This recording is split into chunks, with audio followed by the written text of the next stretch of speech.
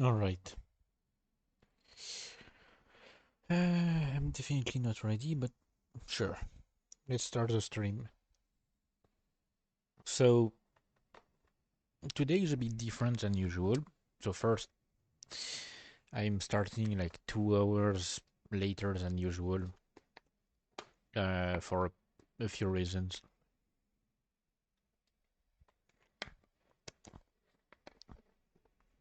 Mostly, like, the fact that I have nothing scheduled for today. So, I have no reason to stop the stream early.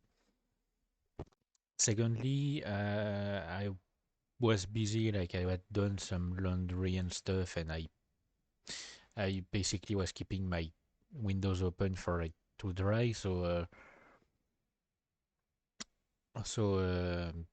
I could not start the stream because I'm definitely never going to stream with my windows open. And also, I was not sure what I wanted to do today, which explains the current title of the stream,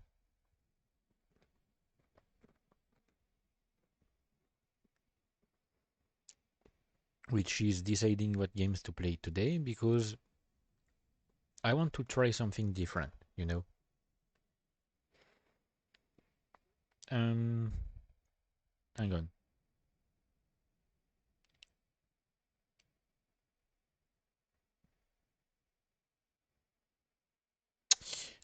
Okay. Uh, Sorry, it was a ping on a Discord server. I for something I don't give a shit about. So the thing is, right? Uh, it's become quite clear if you've seen the VODs of my previous streams that I'm getting bored. Mostly because mostly because I every time I stream there's nobody watching, so I'm essentially talking to myself for a few hours, and so I end up like just talking about random stuff what I play instead of completely focusing on the game. So it's been the case mostly on Tales of Berseria. On Scarlet Nexus, since I started recently, it's still going fine, I guess. But on Tales of Berseria, the thing is, I know the game well. I know the story well because I've played it a bunch. So there's nothing for me to like discover. Most of the things that I tend to have long discussions about are things that I remembered. I had I knew that the subjects would come up, and I knew what I wanted to say about them.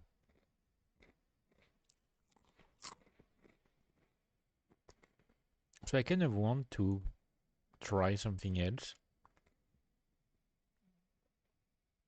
The only issue being, I don't know what. I still plan on streaming Tales of Arise at some point, but currently I honestly don't feel like it. I will continue to stream Scarlet Nexus every other day,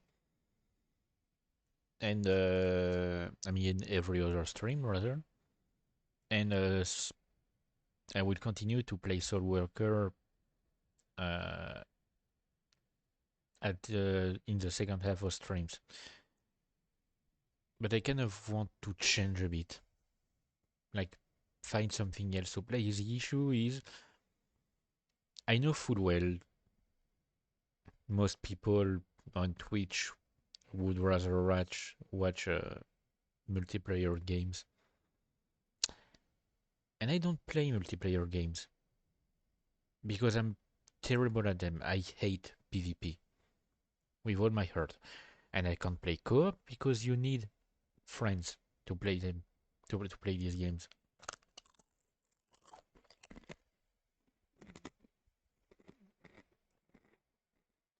I'm kind of stuck, you know.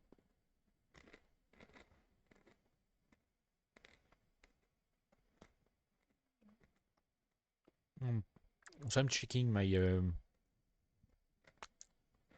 game list to see if there's any game that could be interesting. I've been trying to find an idea for the last 2 hours, but I couldn't decide. So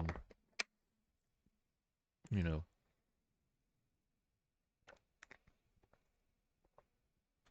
because I love to do something other than playing on stream. Um, but that would necessitate for me to have an audience, to have viewers to interact with me. So for now, all that I can do to hope to bring in more people is stream games.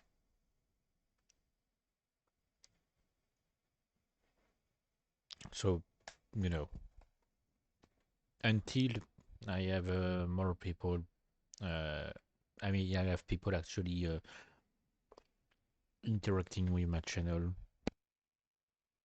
I'm going to continue trying to play games.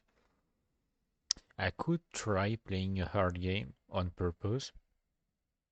Not necessarily a Dark Souls game, because honestly, like I've played them so much. That's another issue. Uh, I've spent a lot of time playing on my own before I decided to stream, so I I know a lot of games. Um, so I can't really say I can't really like try to play a game blind. I mean, there are probably like a lot of games that I own that I've never played, but that's mostly because these are games that I got in bundles. So I wasn't really interested in the games in all of the games in the bundle, just a few. So I have a lot of games that I will probably never play because I'm not really interested in them. Um, Dishonored, I've replayed them recently, so no, and I've played them a lot. The Doom games, no, I don't have the most recent Doom game. I have Doom 2016 and Doom Eternal. Um, oh, I forgot they changed the edition for Dying Light 2. That's that's right. Skyrim, not really. I mean, I've played quite a lot of it. Um, on, I mean, I had some hours on the normal edition, and then I got the special edition, and I got a lot more hours on it. And I haven't played it for 4 years, apparently. Um, but I honestly don't feel like it. It's no longer my type of game. Elite Dangerous? Huh. I haven't played it for 3 years. I was pretty sure I had played it recently. Hmm.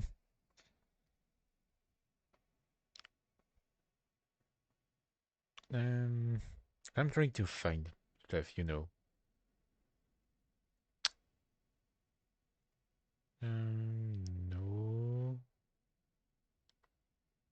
I have a mountain of games.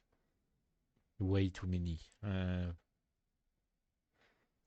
Like, if I could, if I sold my Steam account right now, I'd be set for a few years, probably.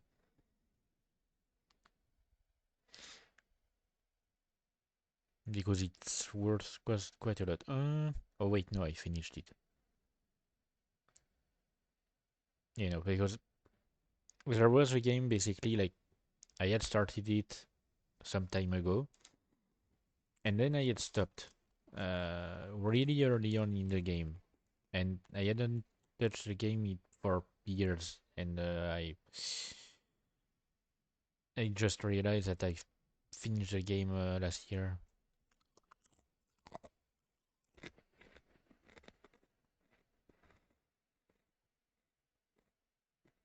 Mm.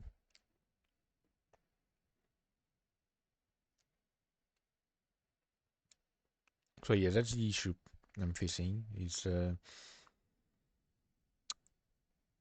I have a lot of games, but mostly games that I've played a lot that I know by heart.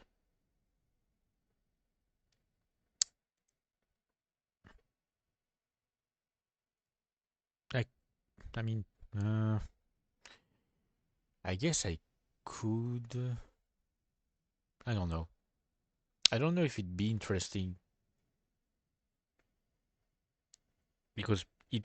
I have a game that like it's meant to be a co-op game, but you can play it solo. It might be interesting. I mean I've played that game to completion. I have finished it. I have like unlocked everything mostly. Uh,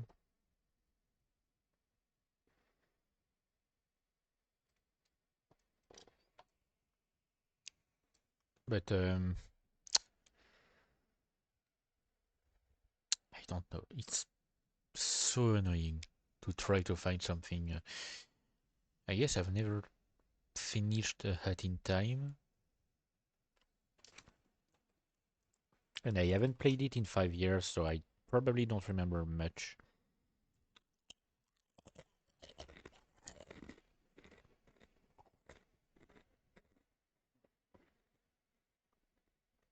Mm,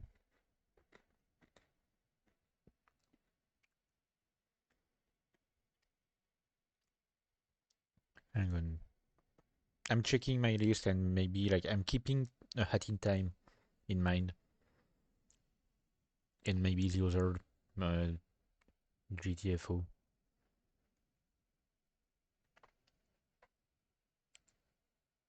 Um, no, not any Just Cause game. Wouldn't really be interesting on stream, I guess. Layers of Fear. I've never finished the game on my own. I have watched a full stream of the game, but apparently I've never finished it on my own.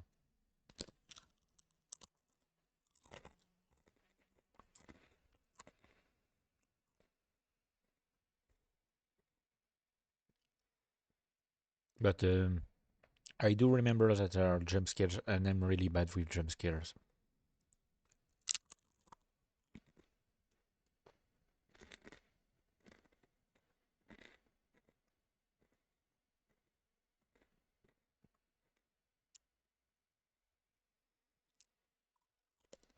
Mm. I have the Lucius games, but I'm pretty sure they wouldn't. I wouldn't be able to stream them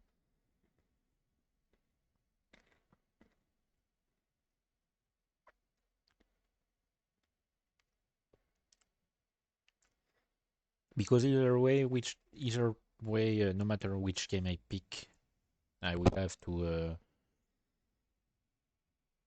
Hang on, I'm reloading my Twitch page quickly to see if there's an issue. No matter which game I pick,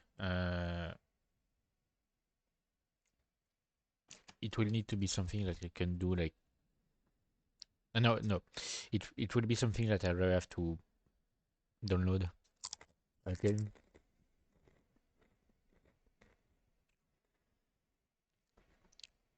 Um,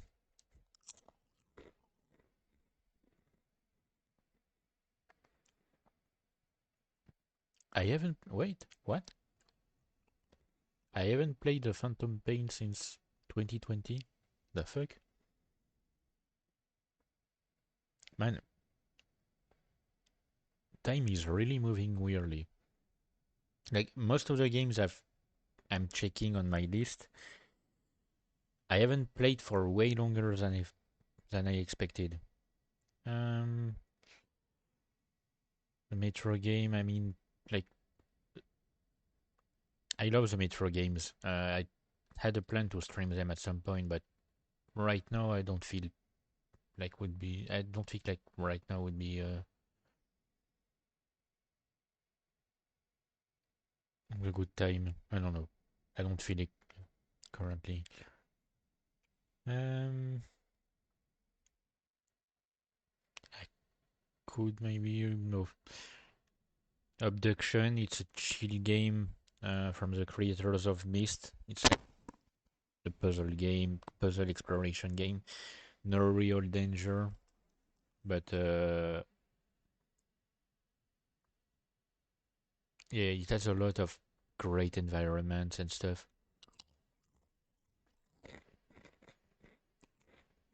And I'm pretty sure there are some puzzles that I've never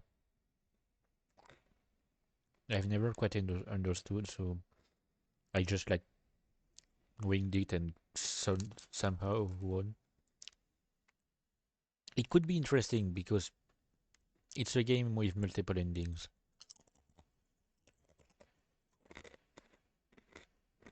I mean, pretty sure technically there are only two endings.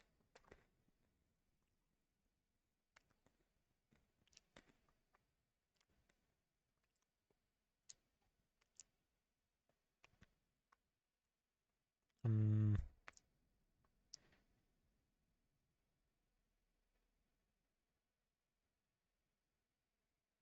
Wait,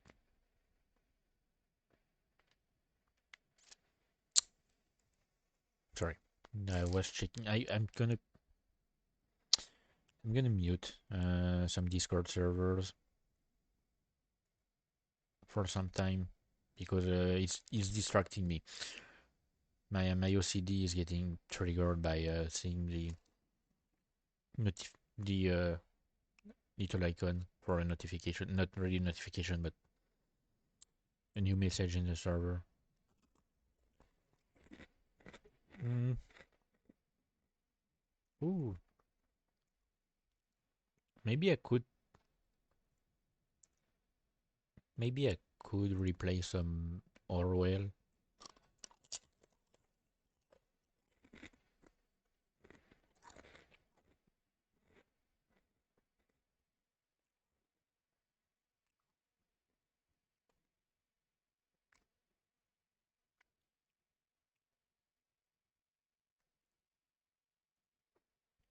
So, for those that don't know, Orwell is basically like based on the novel 1984, and it's a game where you have to essentially collect information about people, which will help you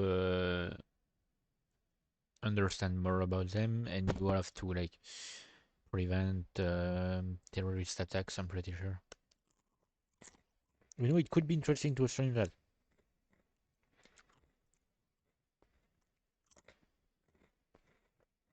You know what? Because I haven't played it in a few years.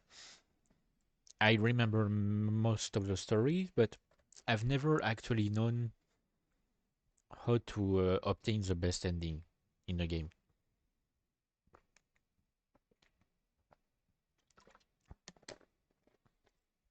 So I could try because there are multiple endings and there are multiple outcomes for different things. And the best way to find it is, I mean, you have to collect the correct informations to find what you need. So I guess I could. You know what? Let me um let me check users category on Twitch.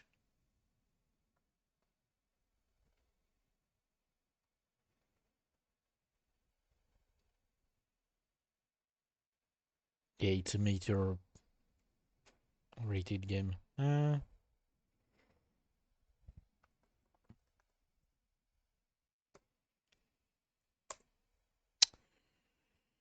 Hang on. I'm gonna find a subtitle. Uh,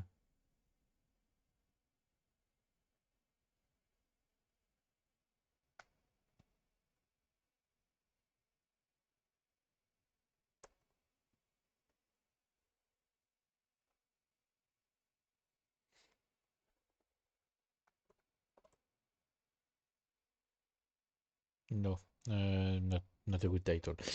Um, Hang on.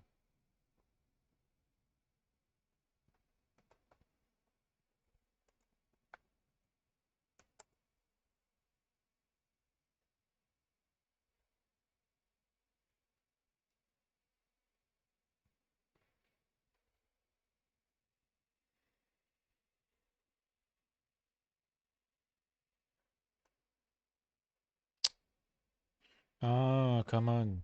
I'm trying to find a subtitle for Orwell. Um,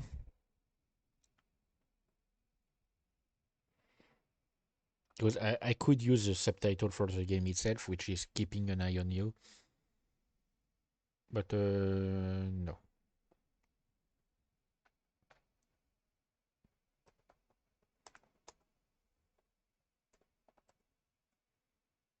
Um,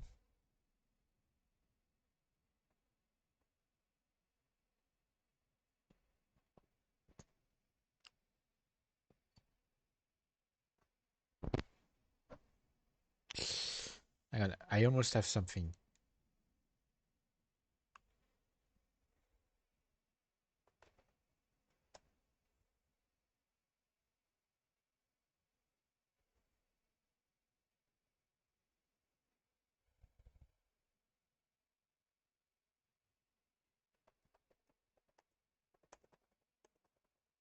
You know what? I'm just going to put working for Big Brother. Um, so manage. Hang on, properties. I got to make sure that the game is set to the correct language because it tends to even though I put Steam in English, it tends to like put it in French. I put games in French.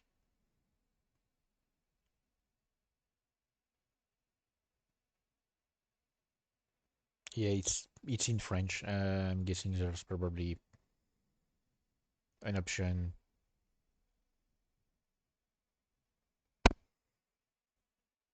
Parameters, language, English. Great.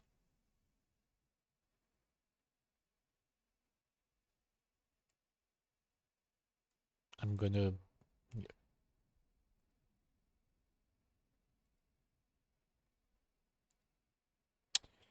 delete my pre-existing profile. Okay, great. Um,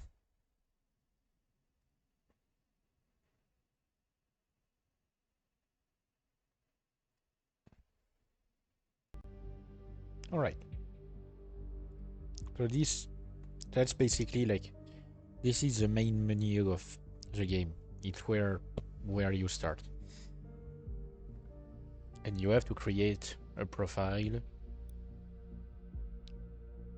Um, okay. Select a profile picture. I'm just gonna go with the first one because why not?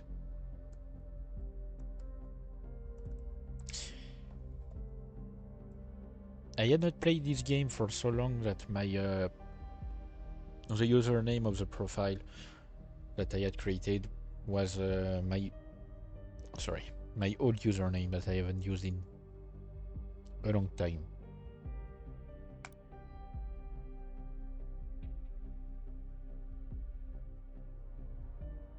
Um, okay, yeah, I'm not entering anything. I am aware that my actions may severely impact the lives of citizens of the nation. I will work thoroughly and judge objectively in the best of my belief. While working, I will adhere to the laws and jurisdiction of the nation. Sure. I wonder if you can. I wonder if you can refuse the term. Nope, you might. Okay. Wanted to check, just, just in case. Your registration is now complete. So the gameplay is really interesting, actually. It's something that I quite enjoy. I mean, I remember quite enjoying. I have tried the second game, but the second game is harder because there's a limit to the amount of information you can collect. And I think there's also a time limit.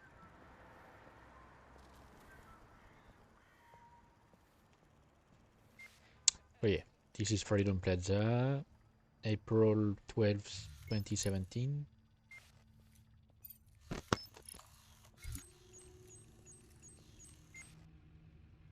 So we see already how the entire system works.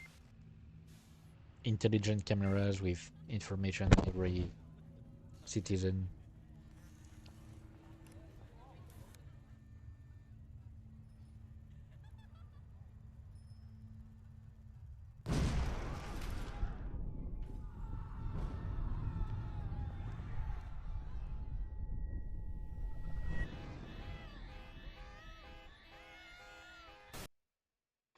So yeah, I I remember now why the game must have.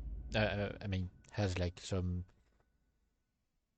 mature rating. It's because of some of the things that happen during the game itself. Okay, and now we meet Symes.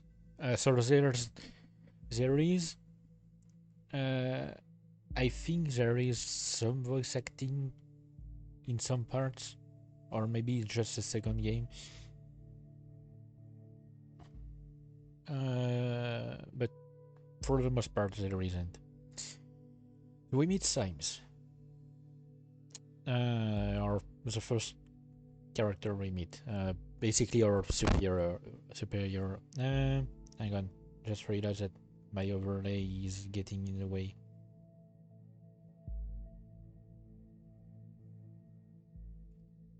Okay. You're online. Good. Call me Symes. I will be your advisor on Orwell. Together we will form both the first and the last line of defense against terrorism. For this test phase, you are one of the first people to try out the Orwell system under real circumstances, selected from thousands of applicants from across the globe.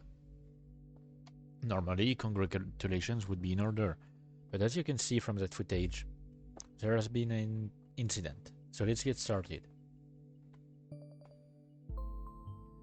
I've activated the reader tool for you. Its purpose is storing bookmarks to online websites and documents for easy access, and to highlight when there is new information to be investigated. First, I want you to be informed of the situation. Our leading newspaper, the National Beholder, will bring you up to speed. So, the reader is where we will access most of the text information.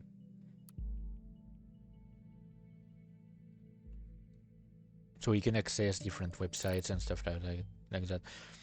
Feel free to browse the National Beholder. I've activated the profiler. Open the unknown person file once you're done. So we have a page about the...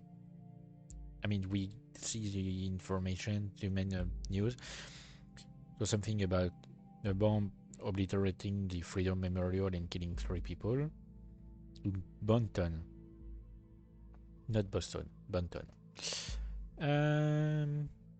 5 severely injured, and the authorities have received a strange letter. Some negotiations in Thrift have failed, with the Parisian president aborting negotiations with opposition, violent riots, blatant encouragement. Yeah, so it's some information about the world itself. And movie shooting completed. Great shadows. Okay, great. So we can read more. We have some ad for stuff. So it's really clear, of course, that it's not a real website, but it's made to resemble a real website as much as possible in the style of the game. So we can read more. Mysterious Literature. I'm not going to like read everything out loud. Like really. Freedom Memorial was nearly completely destroyed. Experts believe the attack was an act of terror. Explosive device was homemade and triggered from short distance away using a cell phone signal.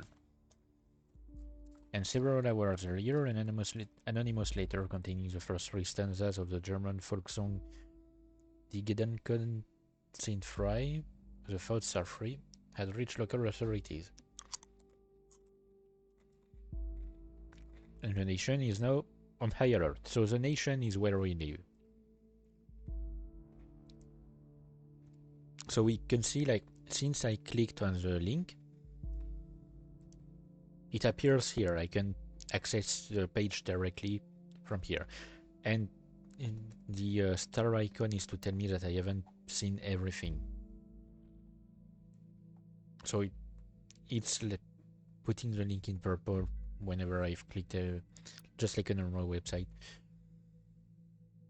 So that's information about the peace negotiations.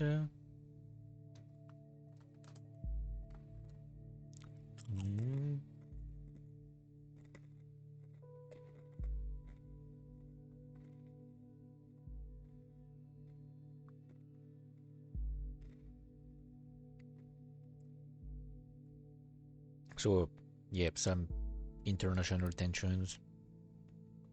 And we don't really care about this, but it's just to remove the star. Okay. So now we have hang on, the profiler. Okay. Which will be our main tool.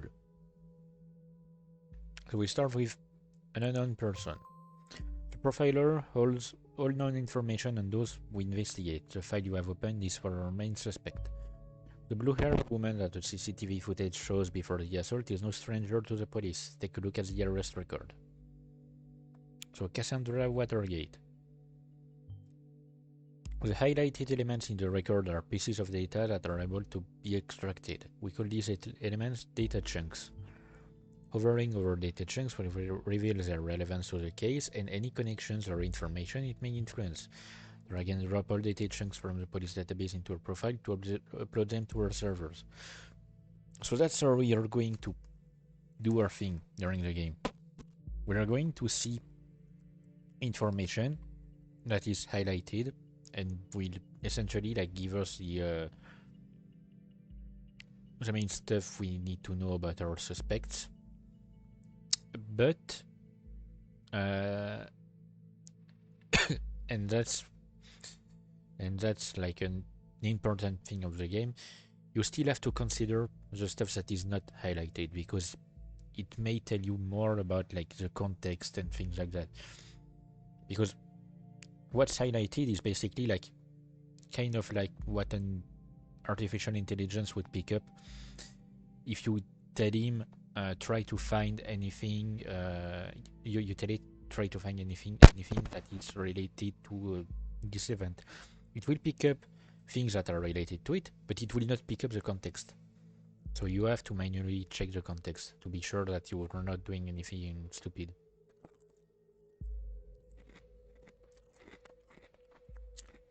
So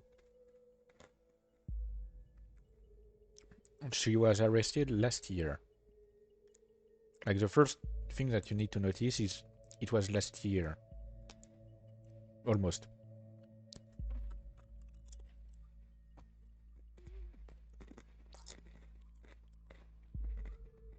For assault on a police officer. Hang on. Sorry, I'm eating some chips. I should try it. I should stop doing that during the stream.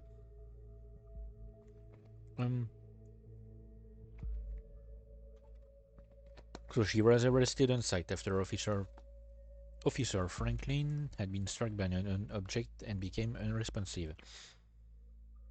The protesters at the origin of the assault were forcibly moved, where the suspect was found kneeling and weeping on the ground. When asked to lay on the ground with her hands behind her back, the suspect cooperated immediately. Yeah, so she was charged with assault on a police officer, but they literally had no actual evidence that she assaulted someone, unless she confessed later on. But it's not said here. So we upload her information still, because she's still our prime suspect.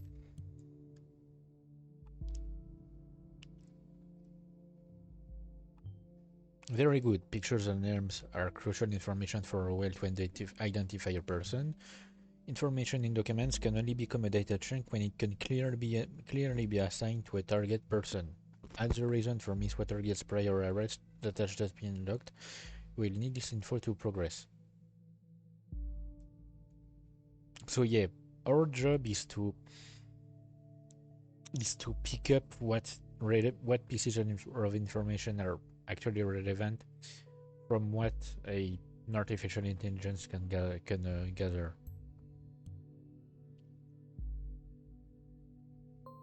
So yeah, when related document found, it said, with the data you extracted from a police record, a new document can now be accessed. Let me ask you a question. Do you believe in coincidence? I do not. Find data revealing where she attacked the police officer, and you will see what I mean. And yeah, I can believe in coincidences, especially when someone is arrested simply for being somewhere at the wrong time. I mean, at the wrong place at the wrong time. Woman allegedly injured a police officer 2 weeks ago, remains in custody, trial scheduled for August. She had allegedly injured a police officer severely. She's accused of having hit the victim's head with a large brick. It occurred during a rampage at the Freedom Plaza as part of a demonstration against the newest amendments to the government's model project, the Safety Bill. Due to the chaotic nature of the scene, police have not yet been able to connect the crime to the accused. See, that's the thing. That's also how that works a lot of the time, which is something that I absolutely hate. First paragraph: she's been arrested. She's accused of this, of doing this and things. Second paragraph is that's where they clearly specify she has not yet been able. Police have not yet been able to connect the crime to the accused. See? She has denied the accusations completely and has asked her fans to show their support. The trial has been scheduled. Like, how can you even have a trial if you don't, if you can't even link the suspect to the crime? And aside from she was near the place where it happened. Catherine Delacroix, Secretary of Security, labels the alleged perpetrator and the rioters as anti-governmental terrorists. See, wrong place, wrong time. Suddenly you're labeled a terrorist.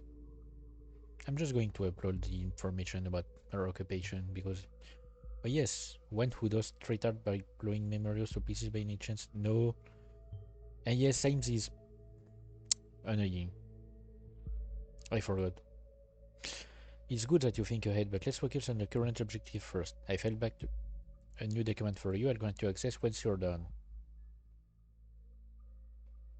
Yeah, but I kind of want to like annoy you a bit more. Okay, sure. I'm still uploading this information. The exact same location as the assault. Then she turns up there right before the explosion. Surely not a coincidence.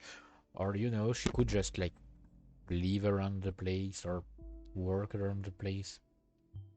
As you know, Miss Watergate is still running around freely. We should find out why. Should also gather more background information on her. I want to know who we are really dealing with. See, like, he's the kind of person to be immediately convinced of someone's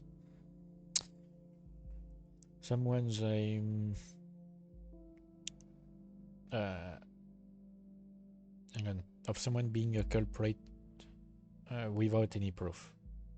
As long as he's told that person is a culprit, he doesn't question it. You found another document. Before we go on, let's clarify your job and how it affects mine. You've extracted all the info I already knew about Miss Watergate. Starting now, I'm going into this case blind. The Orwell Ethical Codex dictates that investigators like yourself are the only ones allowed to access the documents of target persons. Advisors like me only get to see the data provided by the investigators. We will then draw conclusions and request action. Your primary job is to provide information you deem important. Never give away incorrect or misleading data. You may hit disable on a data chunk you do not want to pass on to Orwell. However, some data chunks might be necessary to progress on the case. So yeah, we can still ignore some if we want.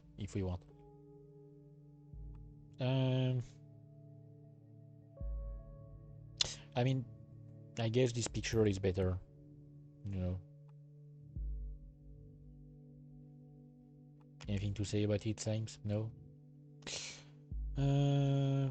Okay, yeah, it's our portfolio now. Colorful inhabitant of Wonderland, right behind the well. Yeah.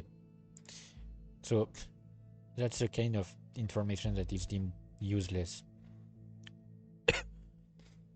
Like, the program has incorrectly deduced that she must live in Wonderland, right behind the rainbow. So that's the kind of information we don't need. I could upload it and we get Symes. Symes would say something about being annoyed and stuff, but you know. Great previous job to focus on art career. If I remember correctly, he sees it as something negative. Handpicked selection of my latest work. You can browse through them. Okay. You know what? Oh yeah, I guess technically it could be helpful. We should find out what the job was. Is something you like? Well, of course you do, because it's freaking awesome. Leave a message on my Utel account. Yeah, Utel is like some sort of social media, I think. I think it's like an equivalent to Snapchat or something. I don't know. I've never used. Wait, no, not Snapchat. WhatsApp.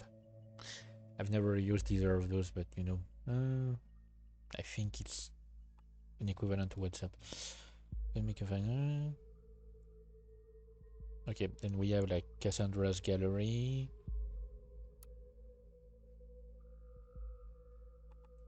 The daughter of entrepreneurs.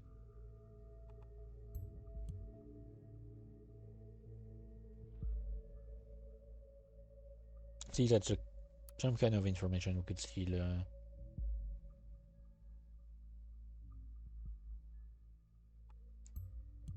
So, in a relationship. Okay. And her Utel account, which will be the most important information here. You found a chat handle that will allow us to overhear any conversation on that account.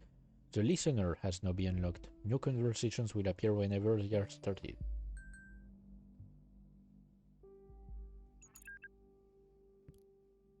So we can see a chatting session.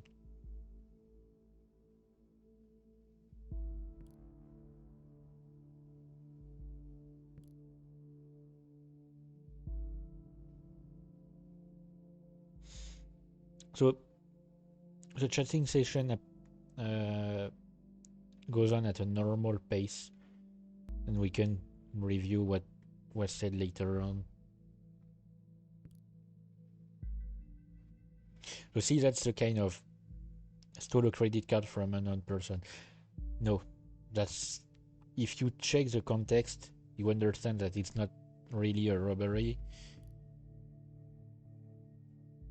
I don't mind you going on a splurge. See.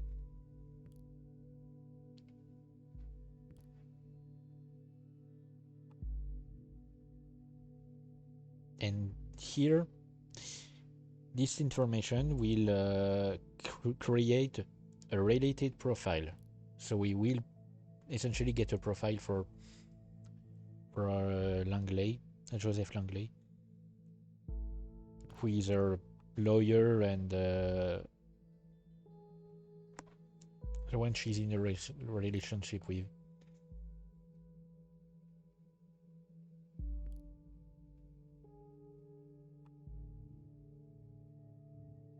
Okay, session closed.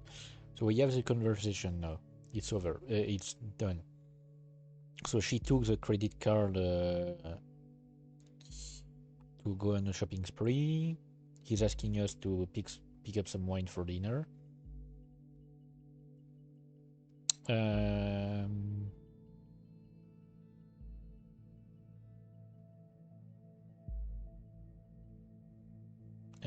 yeah, he wants wine for a very serious business.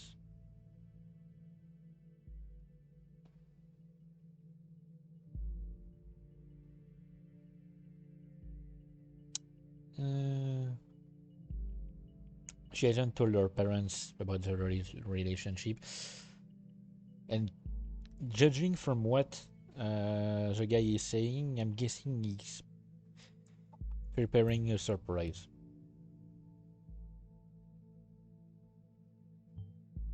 Watergate, pharma entrepreneur, that does ring a bell. Okay, so we've got information on stuff. The Watergate Pharmaceuticals company. So there are products, the company itself. So the Cassandra's parents, the CEO and co-partner as the heads of R&D, and Cassandra, junior CEO.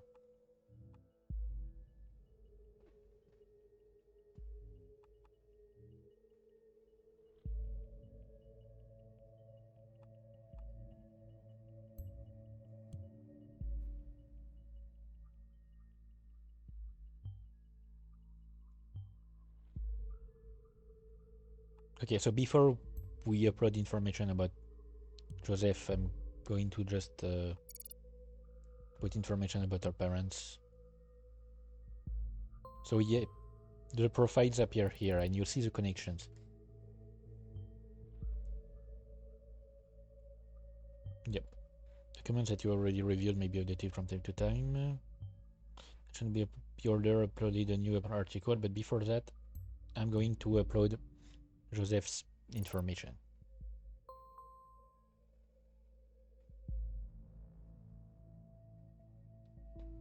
So you can see the connections that are forming. So she's connected to Alice and Bruno, who are connected as well since they are married. And she's connected to Joseph.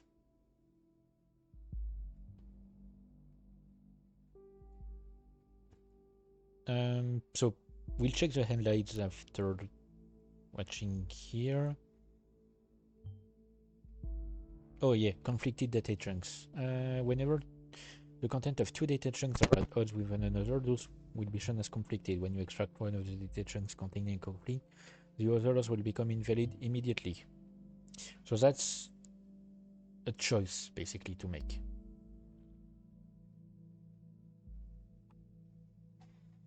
So here we have the case being closed due to lack of evidence, or the wealthy family of the accused may have friends and come in favor. So we'll have to read the entire article to make sure. Hang on, I've missed apparently. Oh yeah, no, I don't need the picture. Oh wait, no, jobs. Okay. Okay, yeah, no. She retired from the company, I forgot.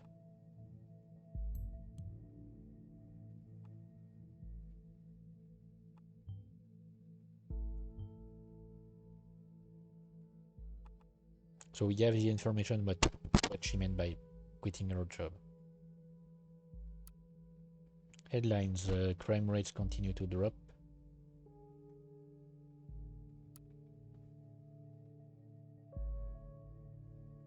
Oh yeah, and we have a link for the safety bill, which will be important later on. Purges peacekeeping mission. It will be important later on, so I will be able to take a bigger look at it later. Positions. I'm just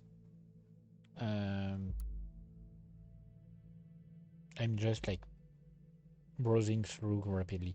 Robert Blaine, the Prime Minister. Arthur Scott Gallagher, Secretary of Economy and Trade. Catherine Delacroix, technically. I guess I can just tell it in French.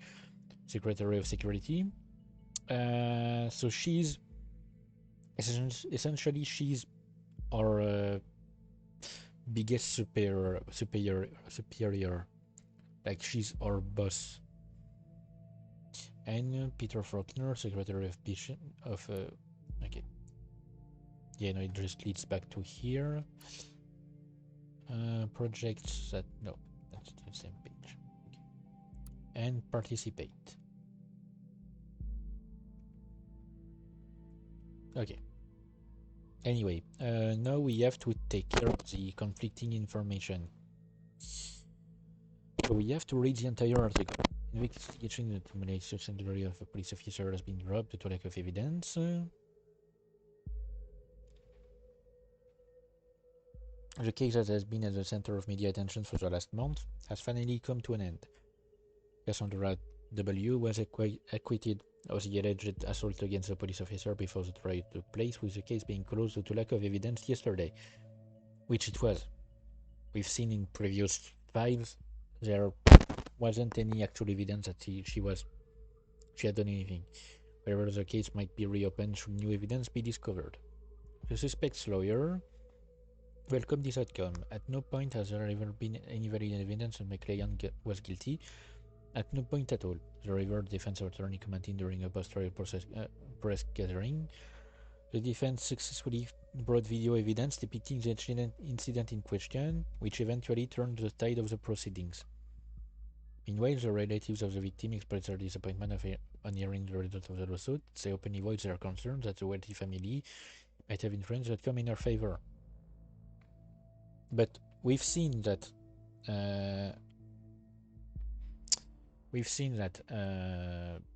she is not necessarily close to her parents because she has not yet talked to them about her relationship, the relationship that she's in, and she has quit the job that they had given her.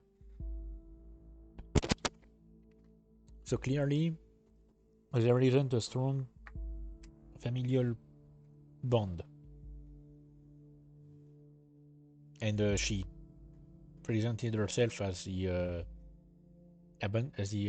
forgotten daughter or something. I don't remember exactly on her portfolio. So, yeah. I don't see her parents as using their influence to help her. in a case like this. Especially since they work for the pharmaceutical industry and probably have a lot of contracts with the government itself. So they wouldn't want to risk getting at odds with the government. But we have seen that the case was indeed lacking a lot of evidence. And the defense successfully brought video evidence depicting the incident in question, which proved that there was no evidence that Cassandra had done anything wrong. So that's what we are uploading. This is what I figured. A pity that the CCTV feed did not actually help. Maybe it will today. Oh wait, sorry I skipped. Let's find out what happened in between those two lives of hers. Yeah, okay, so the change between her job with her parents and other things. Birthday, I guess it can be useful if we need any if we stumble upon any date. Could be interesting. Her interests, I mean, activism could be important, but for now we'll keep it like here for now. Okay, so yeah, this, hang on, what's the timelines? Okay, so it's essentially like the way it's presented is more like Twitter, I guess. Thursday in freedom, far away from the shackles of Watergate Pharma. Who's gonna pay for your stuff now? Mommy and Daddy won't like this. I'm not Daddy's little girl anymore. My heart already got me a lot of money, more than enough to pay all my bills. Don't you worry about me. So she's found a way to live from her heart. Her heart.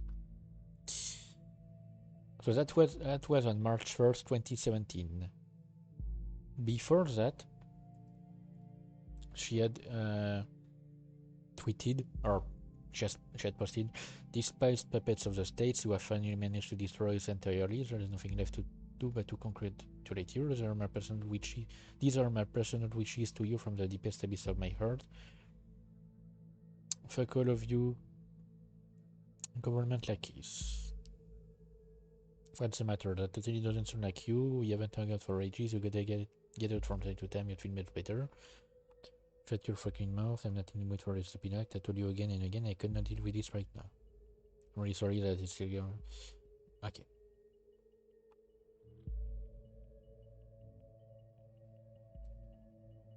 August 22nd, 2016.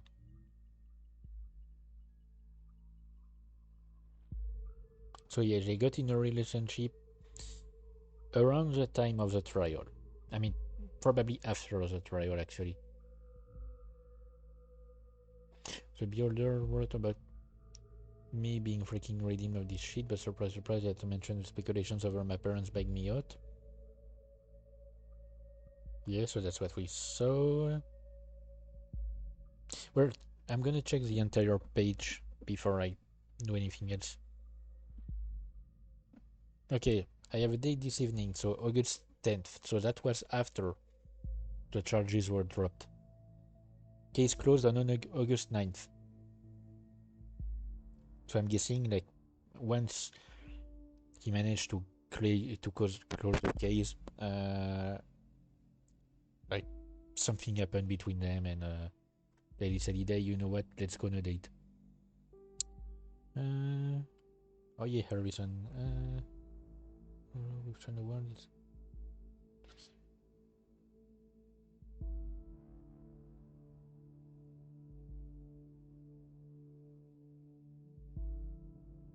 On our blog. So they have a blog. Concert was amazing. That was like July 6th.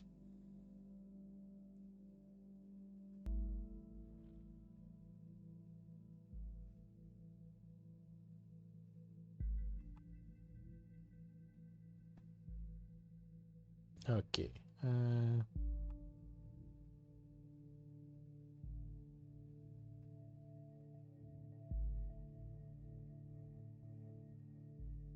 Okay, so that's, yeah.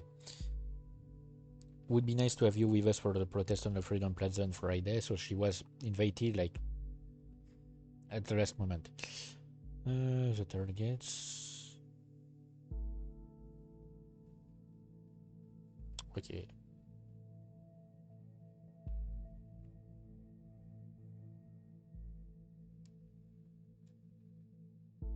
Okay, so that's the conflicting information here is a bit weird.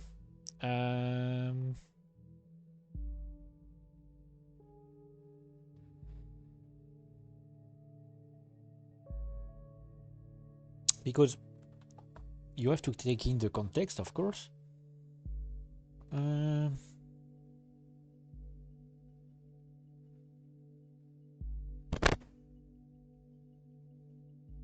So something happened in January 29th. I mean, yeah.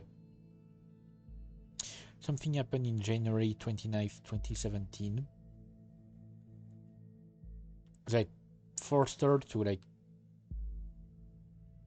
go insult the government.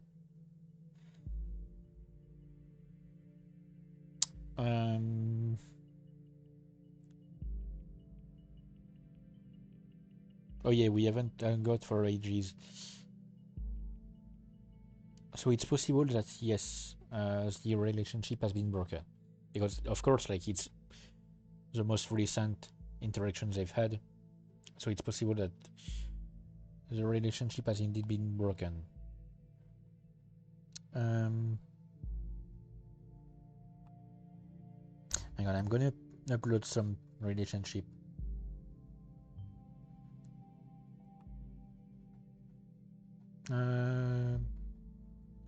Gonna upload some information. There was something else before I take on the conflict.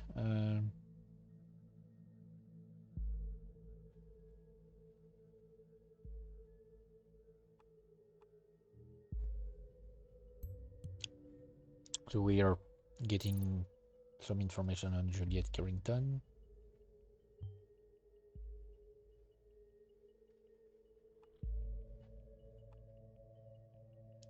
So yeah, we get Juliet here, invited by Harrison.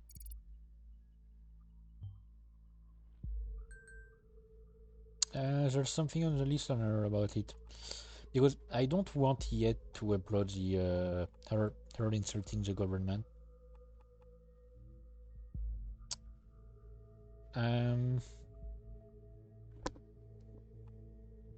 But I guess, you know,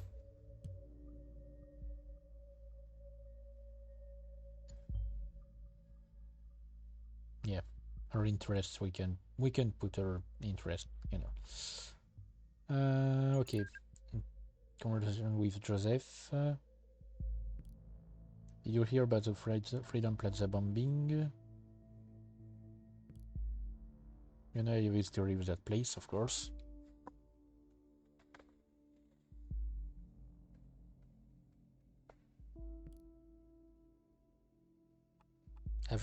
Has to catch the bus every day at the Freedom Plaza. So this is a good information that I will input, but in conversation like this, sometimes you'll get information that appears and is immediately like highlighted, but you need to wait to get more context about it.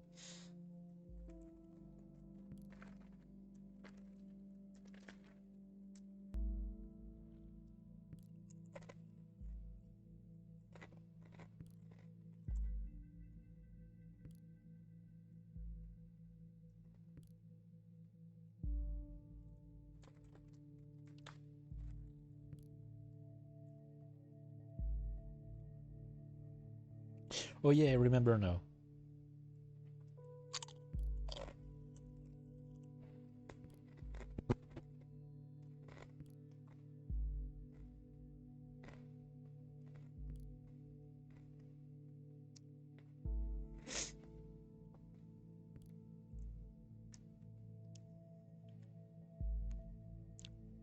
I remember now.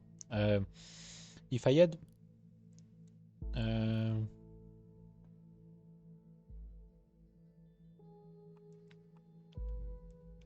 Yeah, it's information that we already have.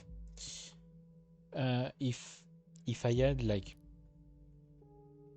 picked the information like stolen credit card, they would have blocked the credit card, and this conversation would not have gone the same way here.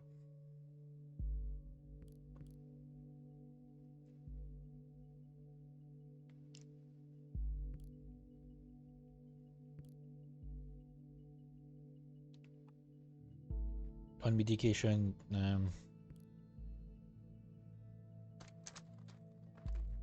yeah, I think it would not help to tell that.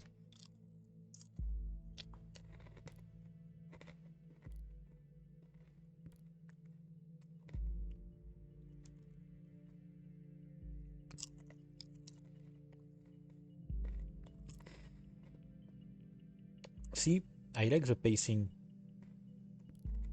It feels really like a normal conversation where when people are arguing over chat messages,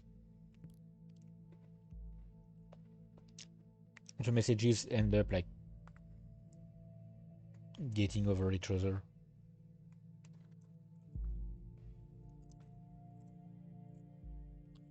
Okay, right.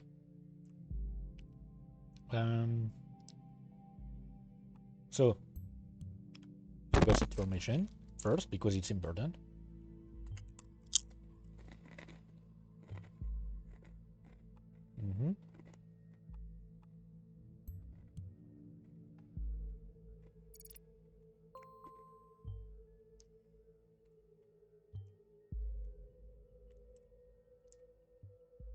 Yep. So now we have information on. Oh wait, we had the. Hang on, I'm gonna disable it because we don't need it. There's still the conflict. I guess you know what. How sad. Thanks.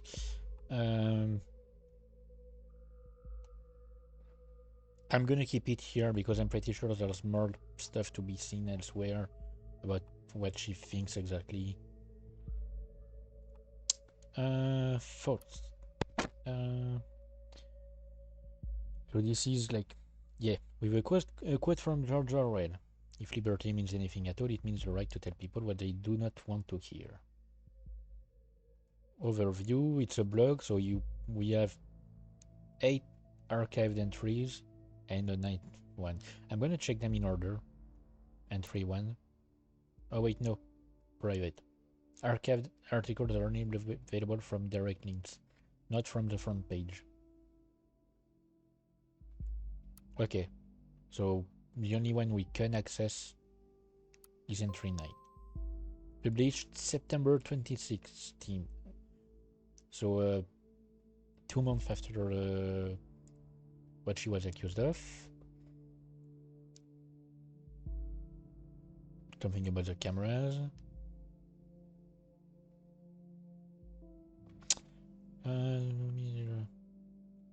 These are something have been called during this criminal investigation. Because in the middle of the chaos, someone believed to have seen me hurt a police officer. It never even occurred to anybody that it wasn't me. We were there because we wanted a peaceful protest.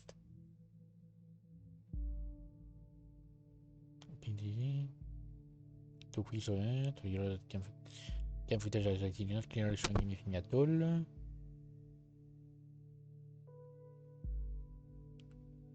So no comments on this one, but there's a link. When funding this blog years ago, Abraham predicted pretty much this for all the web. In 2012. Are thoughts still free? So, German folk song, The Thoughts Are Free, which is what was in the letter sent to the police.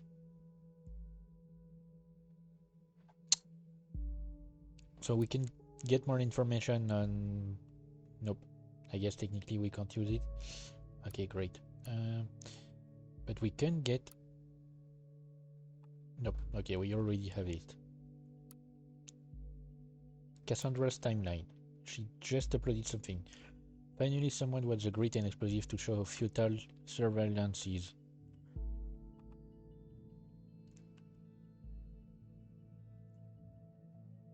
There are thousands of cameras pointing to a target and Big Bang still happens.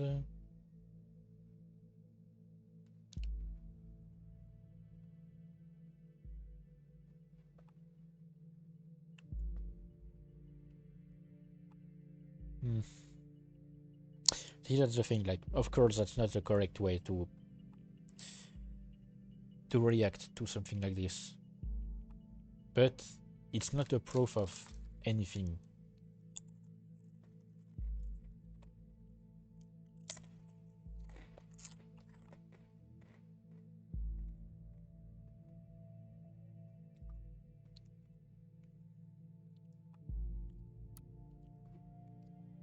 It's not really a proof of anything, in my opinion.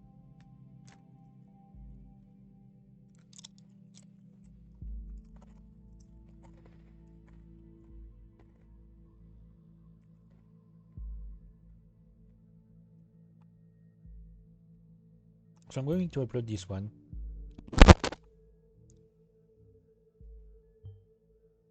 If you think that is her actual attitude, we might be barking up the wrong tree after all.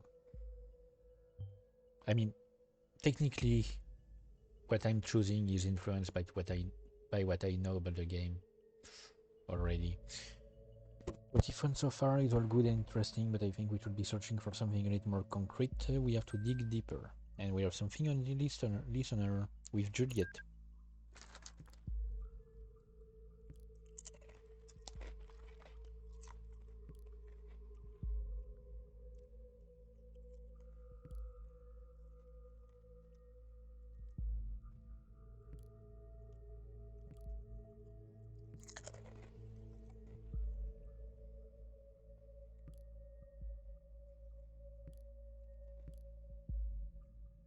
Also, she's kind of pissed off because of the dinner thing.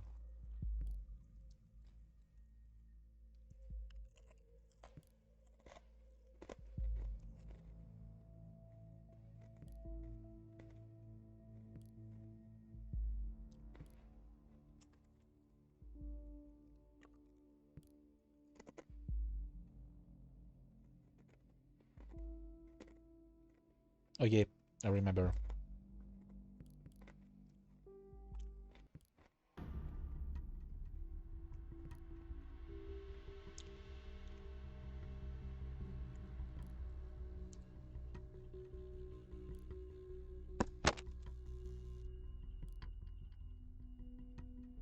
So, in this game, the things you input really have consequences. Like, most of the things you put have consequences.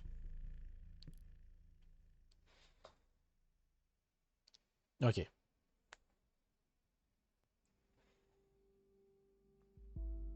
So, yeah, we have some conflicting information. I could either post that she admitted guilt towards Juliet for having injured the police officer in a rage, or injured the police officer to protect Juliet Carrington.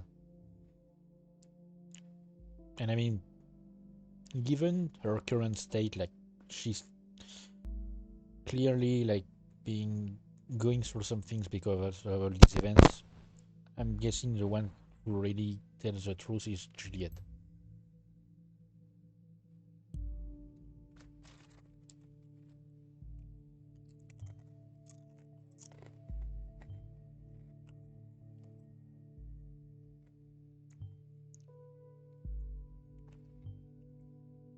Mm.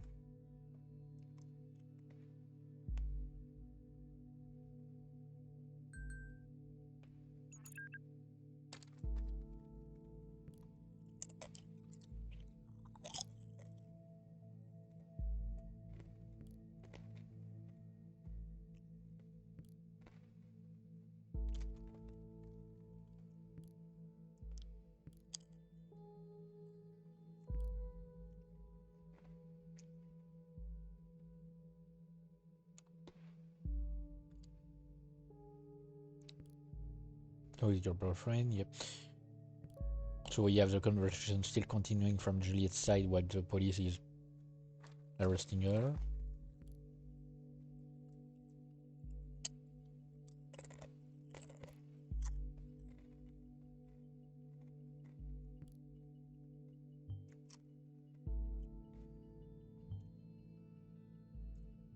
We have no proof she's involved in the bombing. We might be able to question her, but if we don't get clear evidence she was involved in the assault, she will not stay there for long. We don't have enough against her to charge and hold her.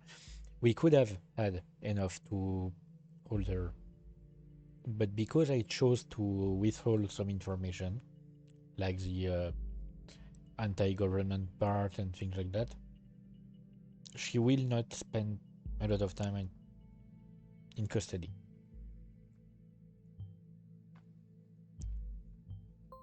Take a look at the news. Second explosion at the university campus, killing 2 students. Half an hour ago.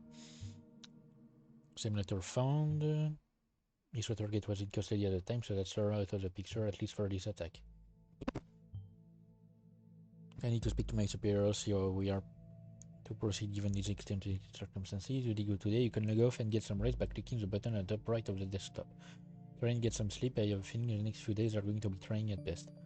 So yeah, this game goes day by day, essentially. You do a certain amount of work during a day.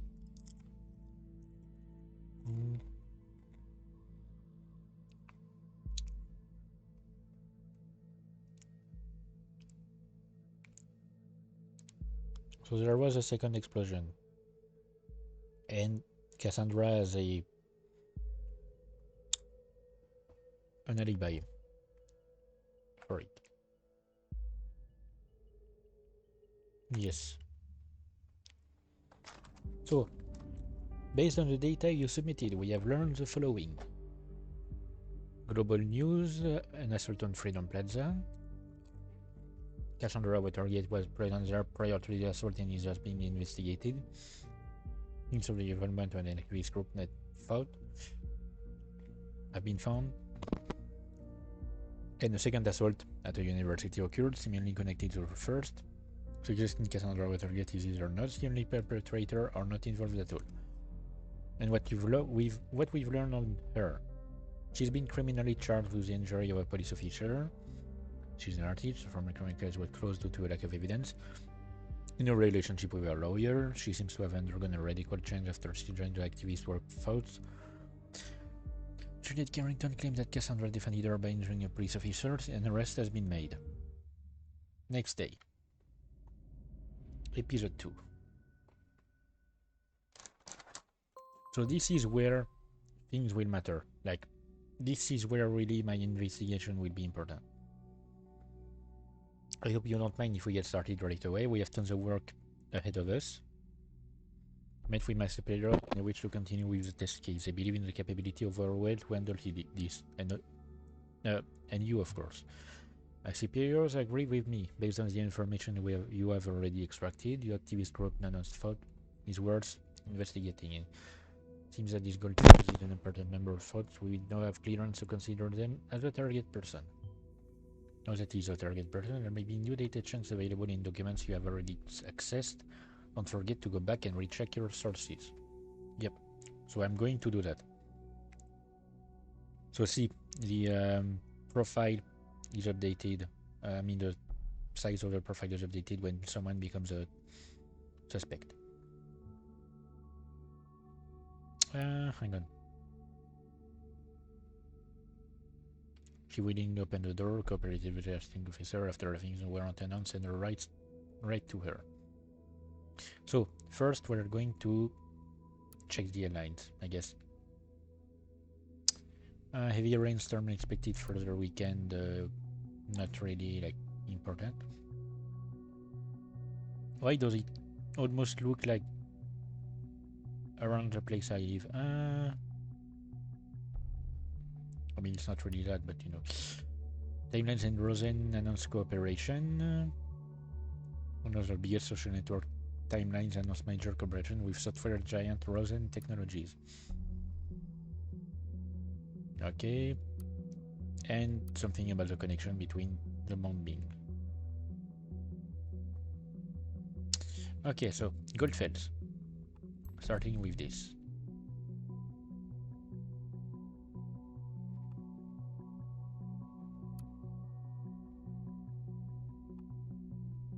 Mentions the full song. So this is important information because, yeah, immigrated to the nation in 1993.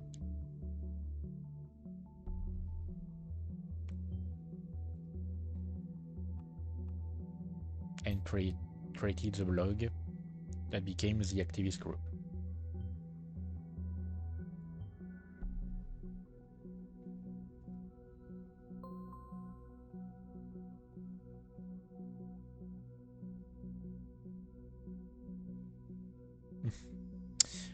So we have something new here, a new entry that we can somehow access directly. The bot can fuck off.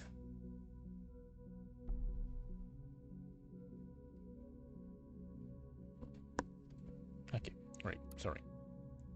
No. Okay. So published in July 2016.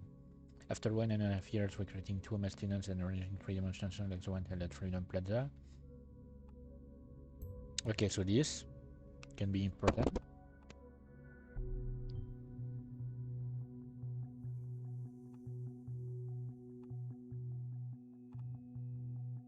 Resigned from active engagement.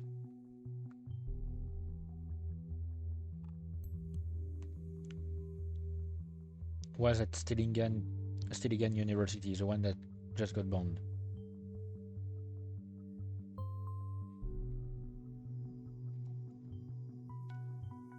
Need to village students. Okay, great.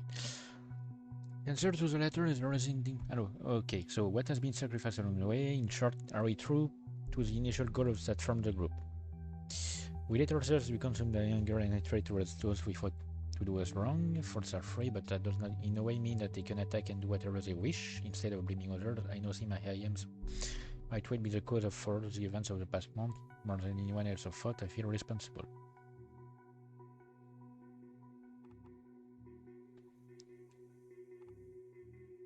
Feels responsible.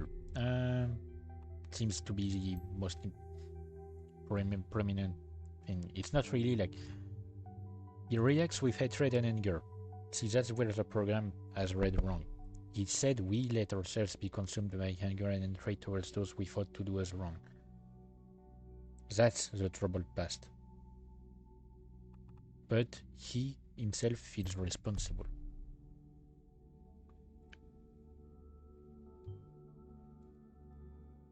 Okay, so we got some messages from Joseph.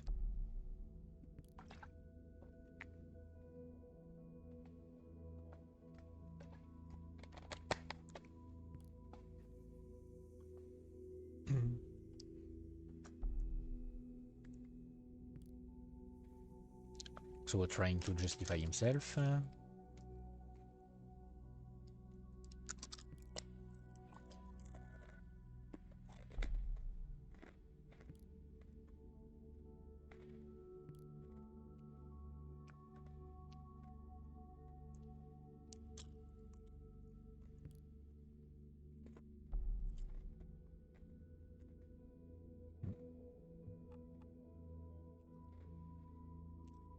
Okay.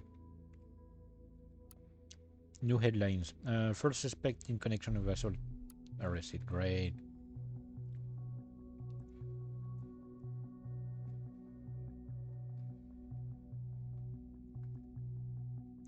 Okay.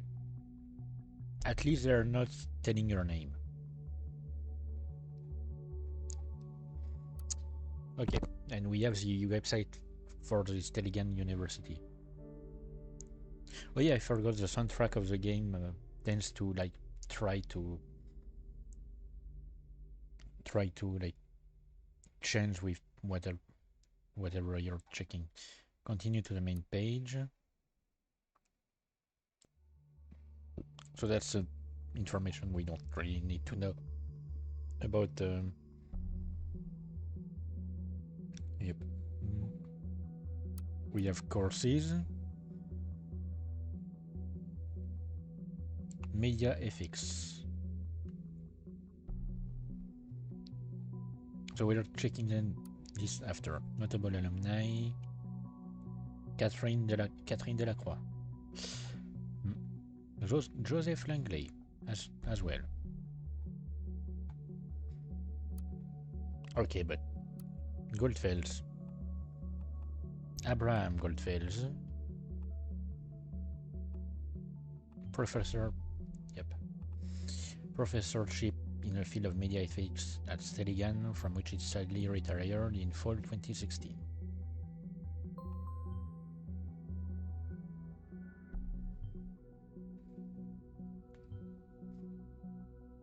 We need to do everything we can to prevent another attack. Yeah, we need to, yeah. That's what I meant by this day is going to matter a lot.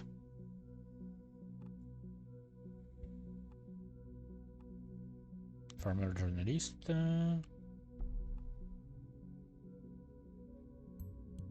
And chairman at the global.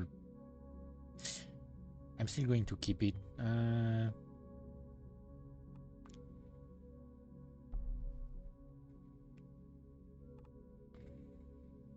Oh, and he's the one who published The Thoughts Are Free.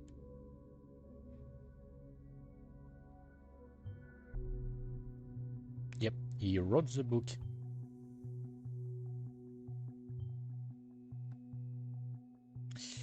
Look for other people of this thought group, like the students he mentioned.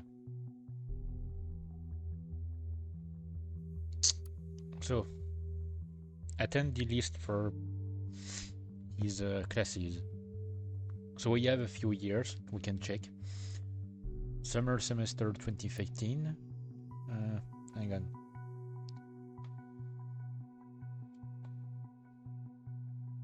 Nope. Okay, great. Not interested. Okay, great. So nothing here because there wasn't any media stuff. Nope.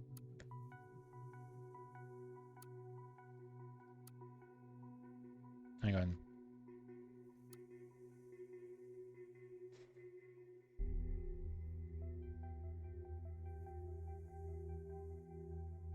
Professor of Media Ethics. Yep. Oh, yeah, no, media is here. Sorry, I'm blind. Lecturer. Nope, he was not here yet. 2015-2016, media.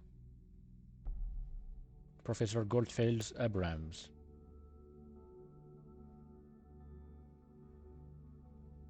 So we have a list of his students.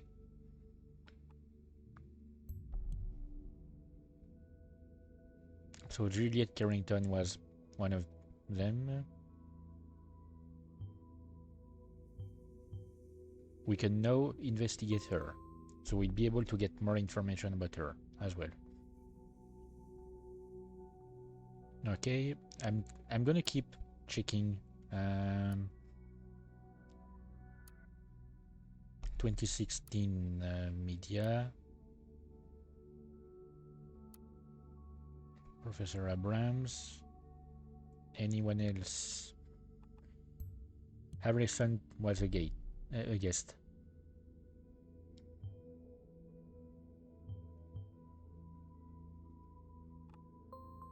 So yeah, even more work. Yep, I'm just going to check. Hang on. 2016, 2017. Did he already leave at that point? Yes, I think so. Okay. So now we can check. So Juliet's timeline, starting with her. PR assistant at Rosentech.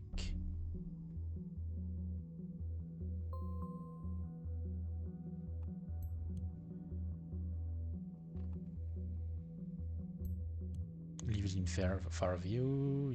You know these things, like her interests are not really important, honestly.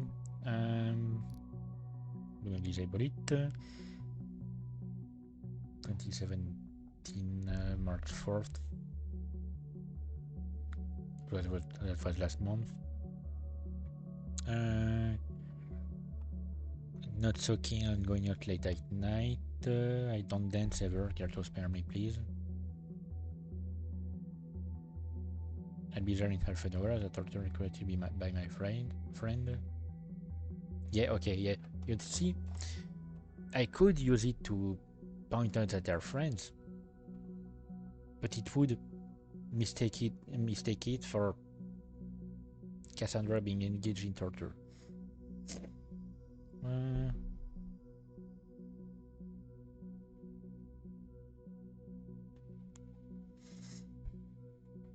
So yeah, this I'm not so keen on going out late night. This I believe is also like it's like satirical. So I'm going to disable it as well. The Currington family.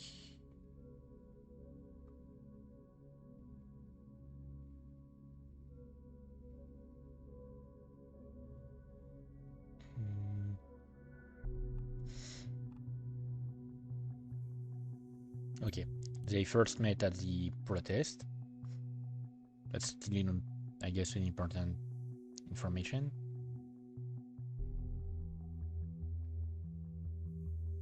People change their mind.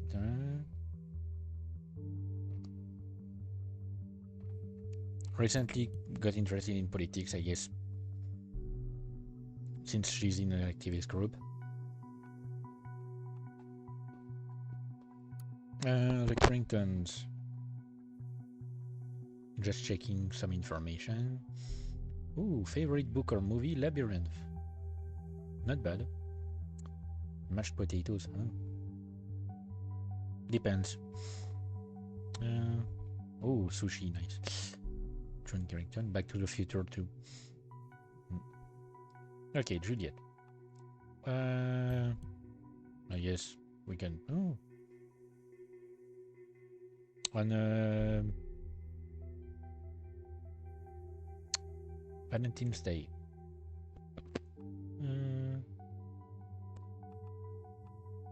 Favorite book or movie? To Kill a Mockingbird. Not a bad choice. So these are all information we don't actually need. I could upload them, but they'd be completely irrelevant.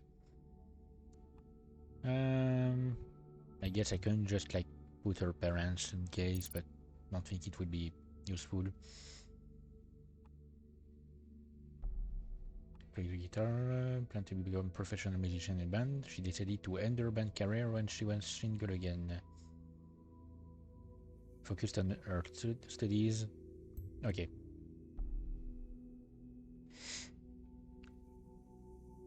So I'm gonna check. We don't yet know the data chunk that is conflicting with it, so it will have to wait. Rosentech, the 10 Commandments. Yes, okay. We know she's working for PR, so obviously she's somewhere here. We don't need her picture. Better work phone. It will have to wait. I guess it can wait. Oh wait, no, you know what? I might get the completing data chunk.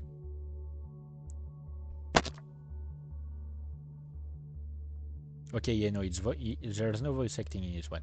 There is voice acting in the next one. I remember, in the second one. I'm pretty sure it starts with a like phone call or something.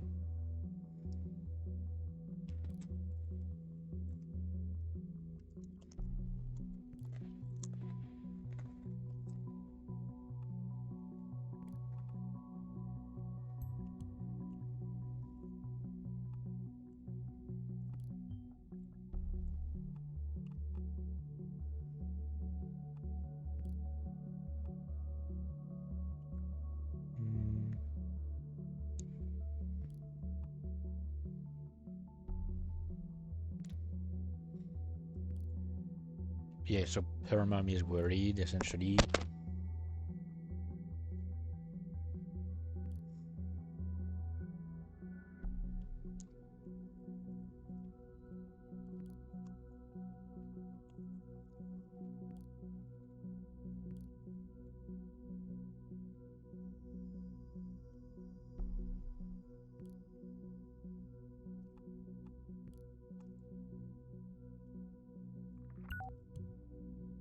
I guess we can put that here. I'm not sure if I want to put that here. I mean, it could be useful. I don't know if it... I don't remember if it leads to any consequence. I don't think so. You know what?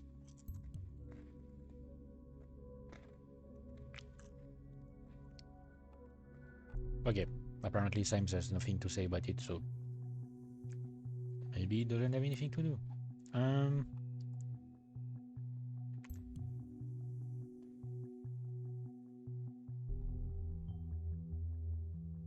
Right around the corner from where I live. Right? Glad to hear. We need to find some more information about her, and I guess we need to get through Harrison for that.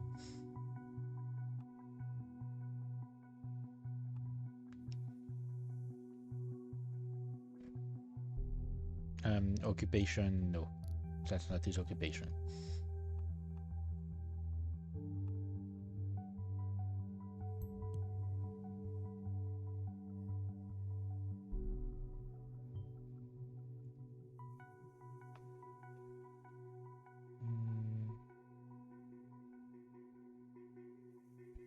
Okay, so that's something about the protest itself.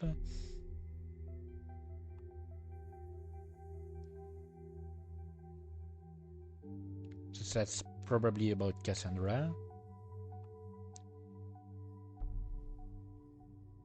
And that's, I think, like, from what we've seen of Juliet's messages, it's about her.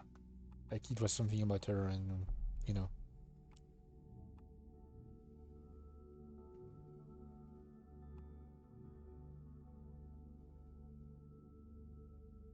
So, July 5th, 2016.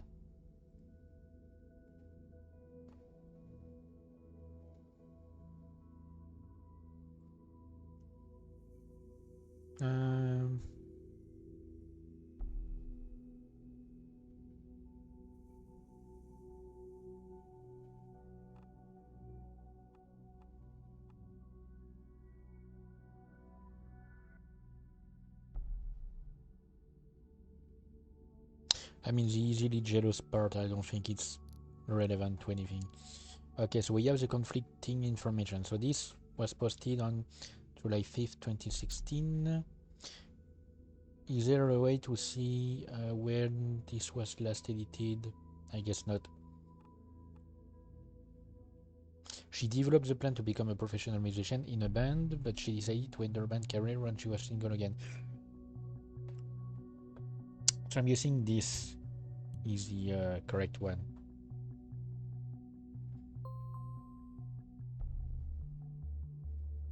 So the band is the targets.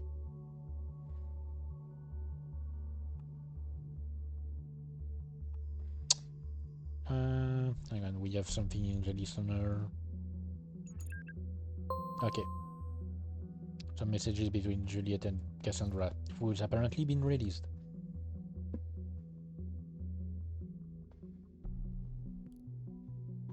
Oh wait, no. This is Joseph.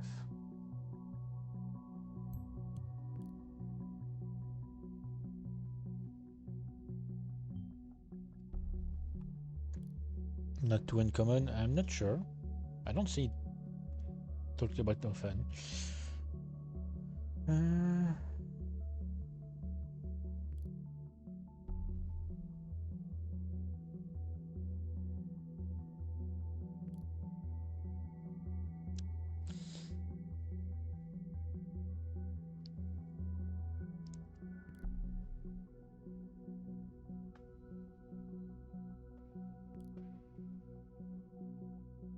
I also like the realism in the message is sent. You can see that Joseph is a lawyer.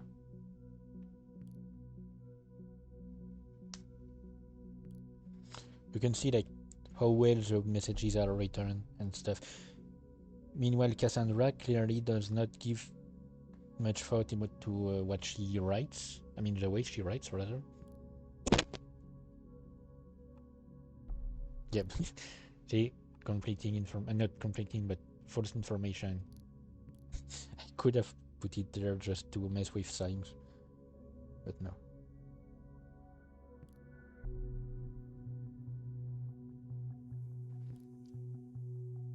So they're discussing Cassandra.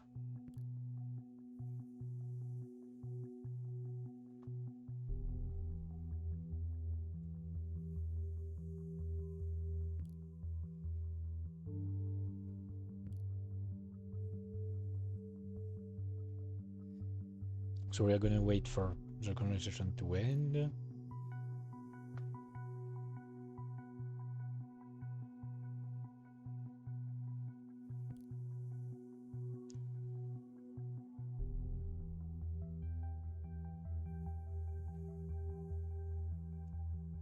So essentially, as soon as she joined the group, her life changed.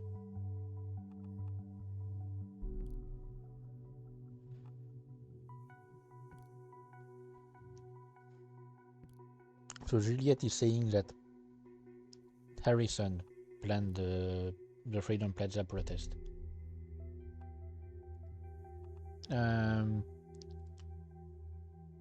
So we don't have the conflicting information yet.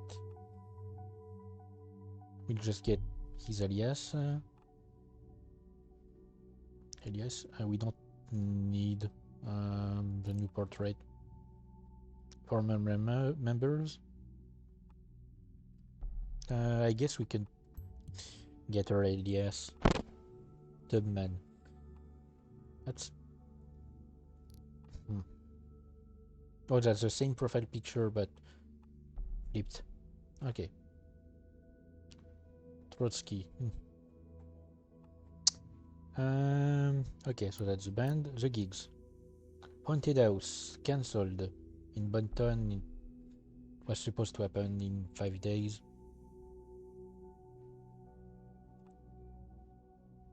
Oh. No, wait, no. A friend of mine claims to have heard that Hancock decided to quit the band. No official statement has been given out. So we're not sure about this. For now, we're keeping it. Tubman left. And apparently again, so might be like... Oh wait, no, Tubman is Juliet. Sorry. We'll definitely come to the firm.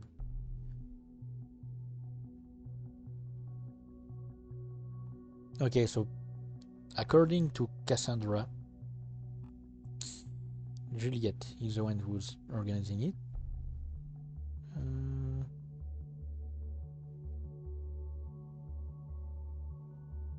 But according to Juliet, Harrison is the one who organized it. So I'm guessing it's possible that she's PR. Okay, that's her job. To public relations are her job. So maybe for the band she did the same thing. And essentially like Harrison planned the things, but she was the one who informed everyone and stuff. Previous Haunted House.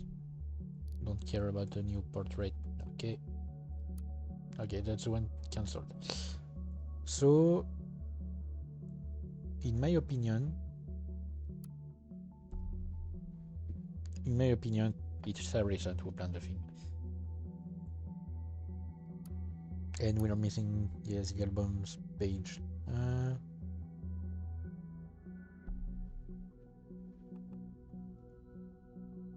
Okay, I'm gonna check this after I check these pages.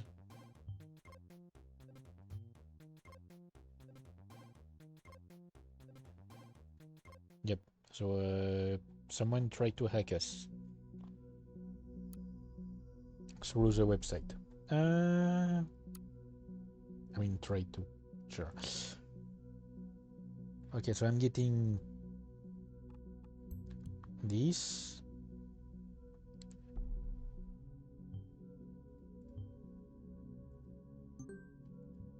And I'm putting this here.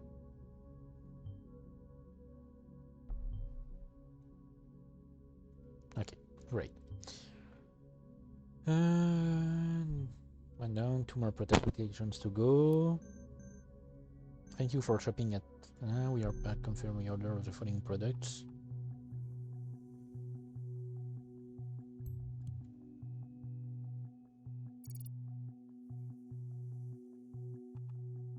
And we have his bank account.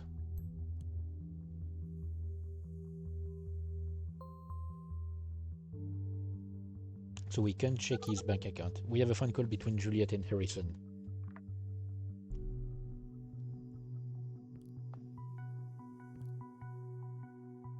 Look who it is. I knew this moment would come one day. You caught me by surprise. Okay, yeah. He's clearly delusional, and I'm pretty sure she's contacting him because of the attacks.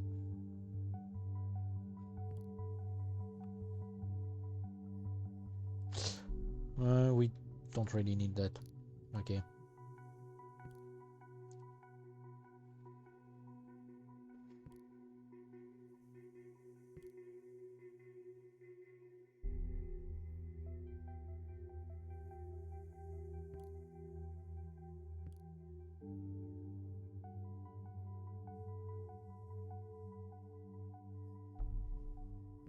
Okay, so he has no idea what happened to the website.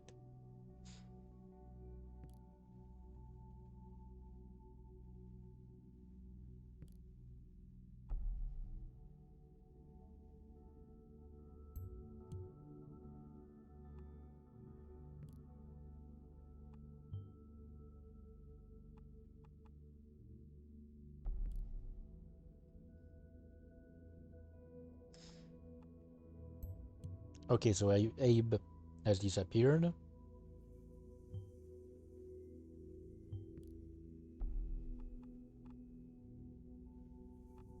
I guess we can put that they were in a relationship. That could help with some things later on.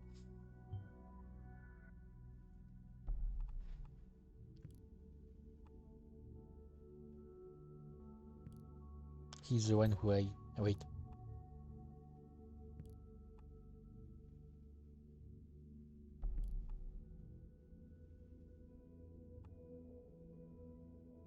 Okay, yeah. We're still having information fed to us, so I'll follow along after that.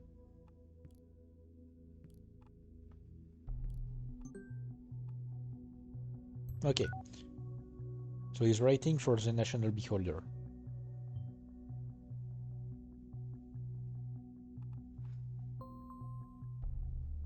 Hit some of the articles, sure, I guess.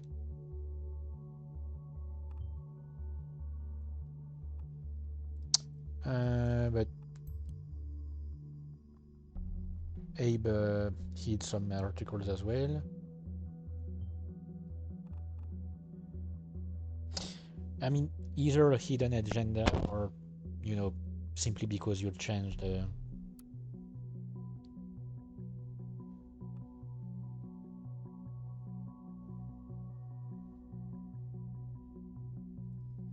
Okay, so we have some blackmailing. Hang on. I'm gonna check first. So that's his most recent opinion stuff, opinion column.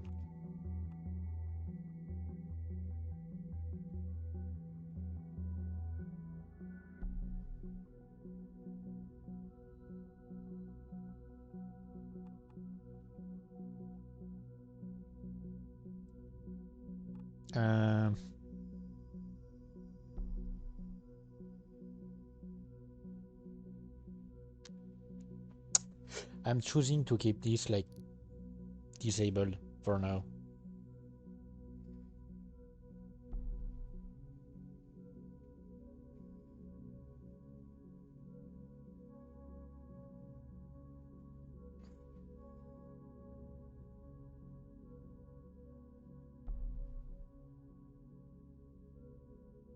Okay, so supports the governmental position. Not necessarily. What it's saying is most like, oh, and there are two conflicting data chunks.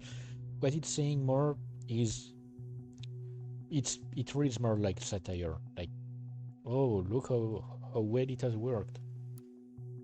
When in fact it hasn't. Ooh.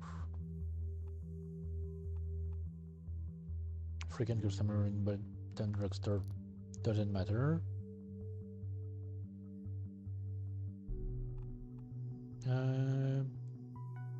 Owns 2 health insurances. I don't think they matter either.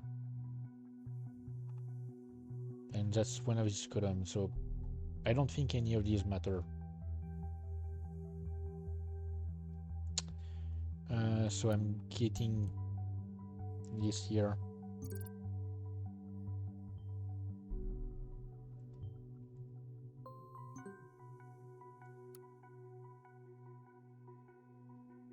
Oh yeah, and because we checked the bank account, he received the mail. I've never tried not opening the mail, I think, because I believe I played the game a few times before.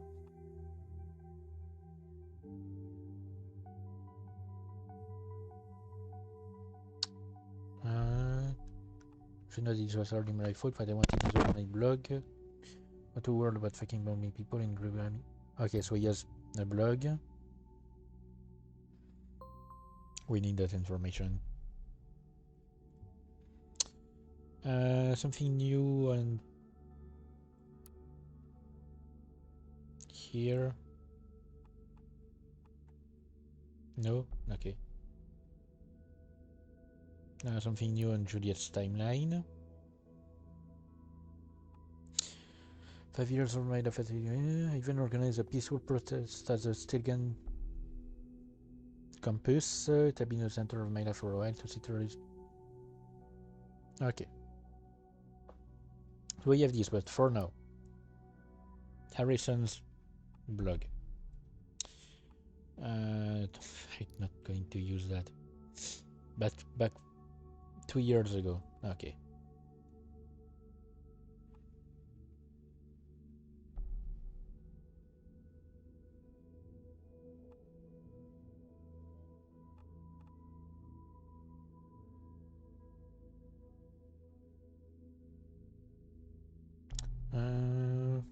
Hang on.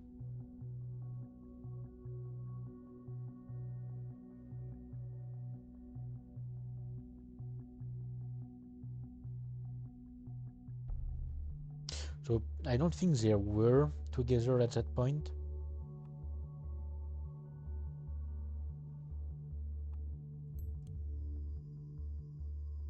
Sure.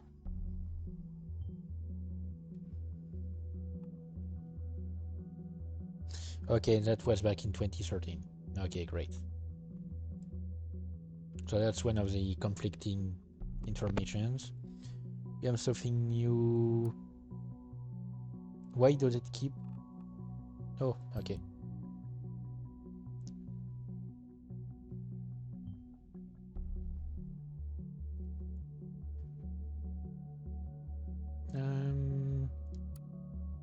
Okay, and here we are missing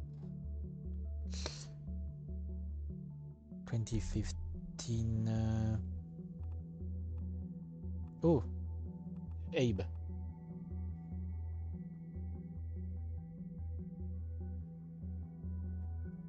Okay, so we got more information on Bullfields. So we're gonna need to do something soon, I feel like.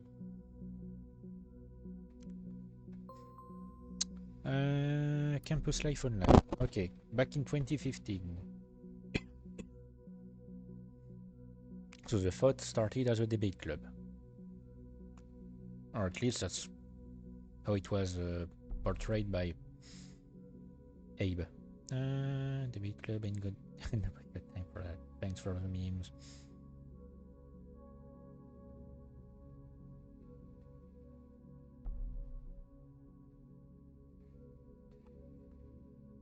Okay. Nina recruited by Hancock. That's the information I was looking for. That's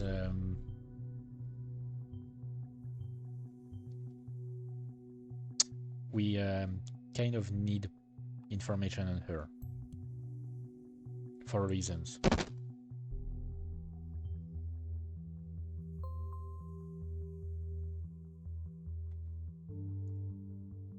So we got more information. Great.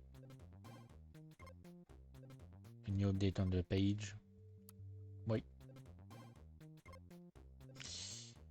Oh yeah, we saw something about concerned one on there, but we can't really check it now because the website is currently going through stuff. Hancock decided to quit the band. You know what? That's hearsay, so I'm not going to use that.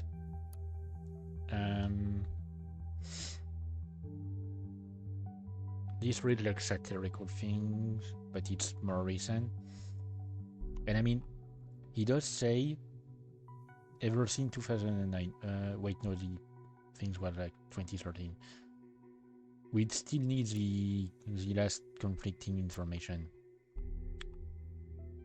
And the whoever planned the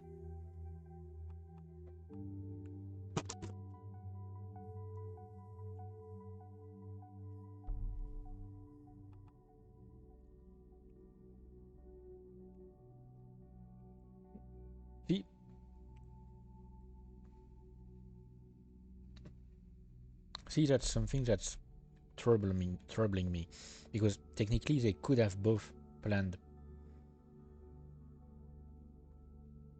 a protest there.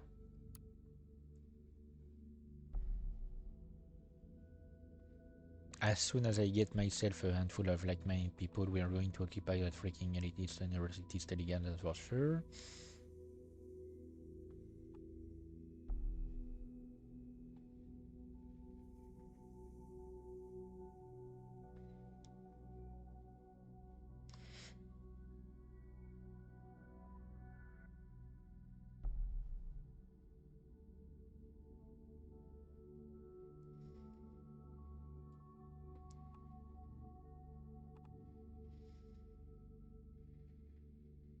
I mean, technically he just talked about a plan, but Juliet is saying clearly that she organized the peaceful protest.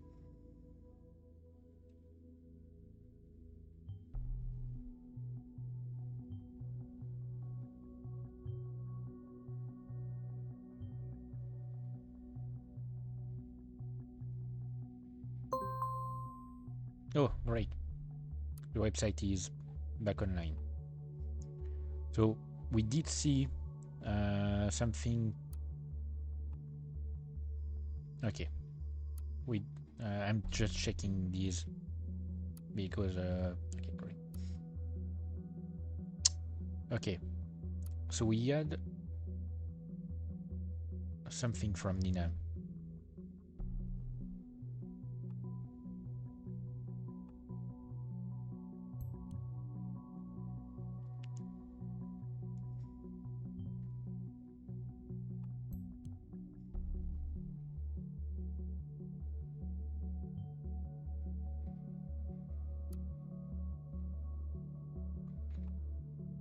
Okay, July 2015.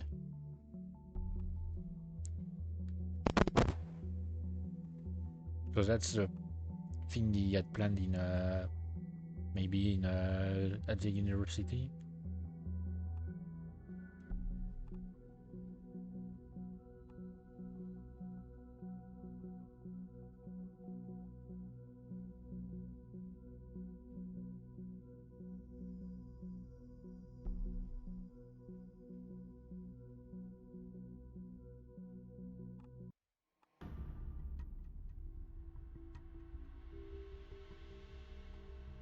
Okay, yeah.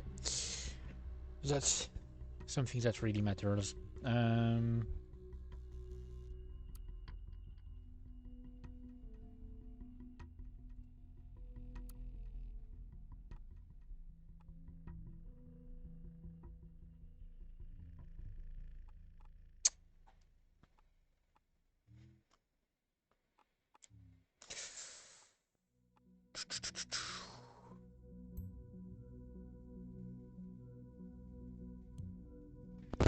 I'm going to put this because I know the answer.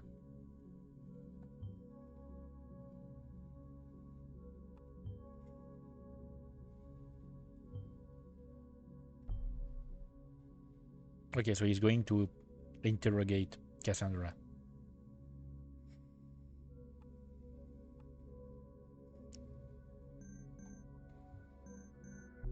Oh yeah, but I'm not sure I found every relevant information. I might have snooped some things that were important.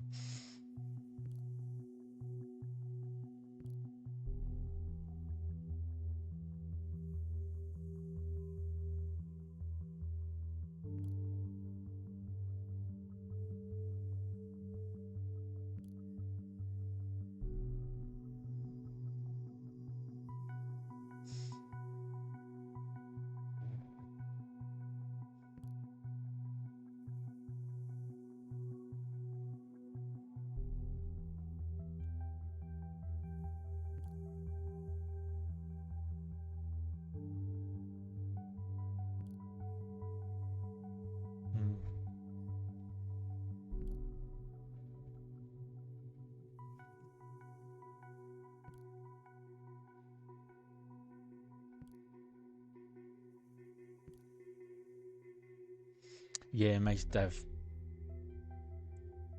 chose to ignore some information that would have been important here. So I might have just like fucked this up.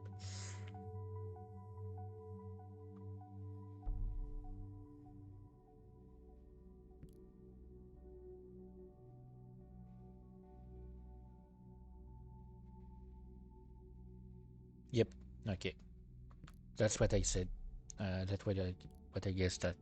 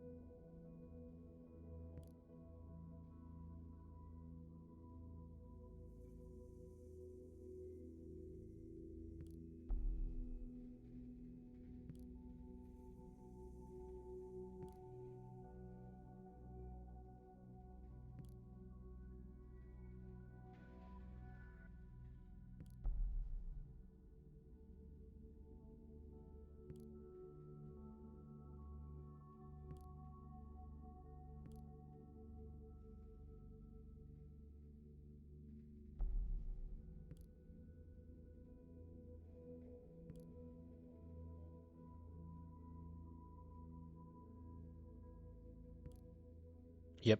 I fucked this up.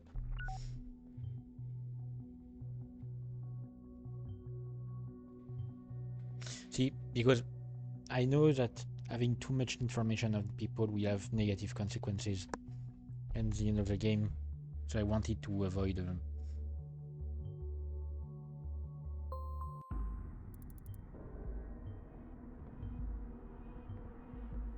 Yep.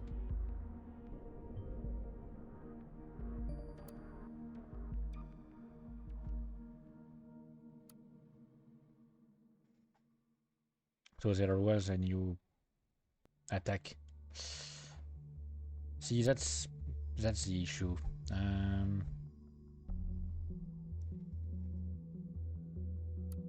Because having too much information on people will have a negative impact on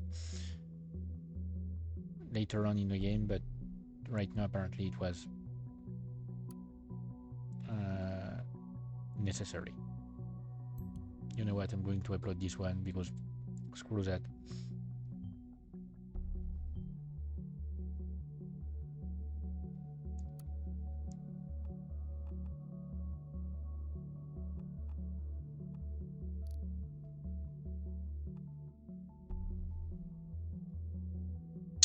Yep. I don't think actually. I'm gonna check. Hang on.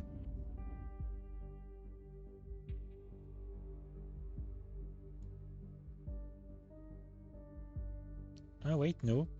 I might have prevented it once.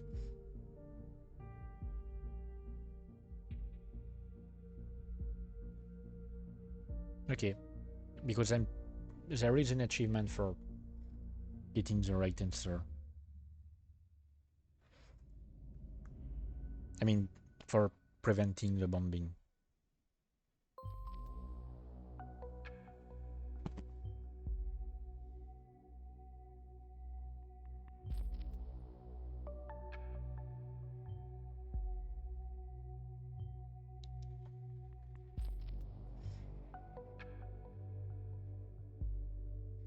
Okay, right. So we have to investigate Mina, and it will have to wait.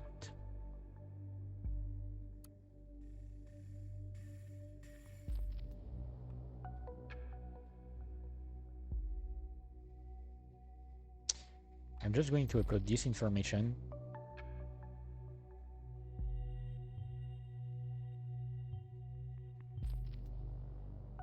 Okay, great. And I'm just going to stop the game now. I don't even know if I will stream it again at some point. But I'm going to move on.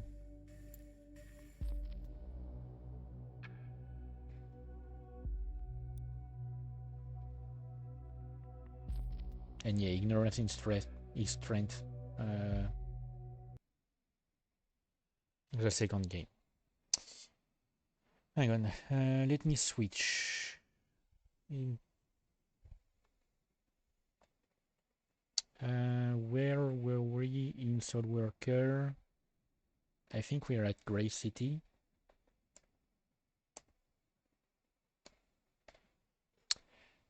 So, of course, I've continued playing on my other account.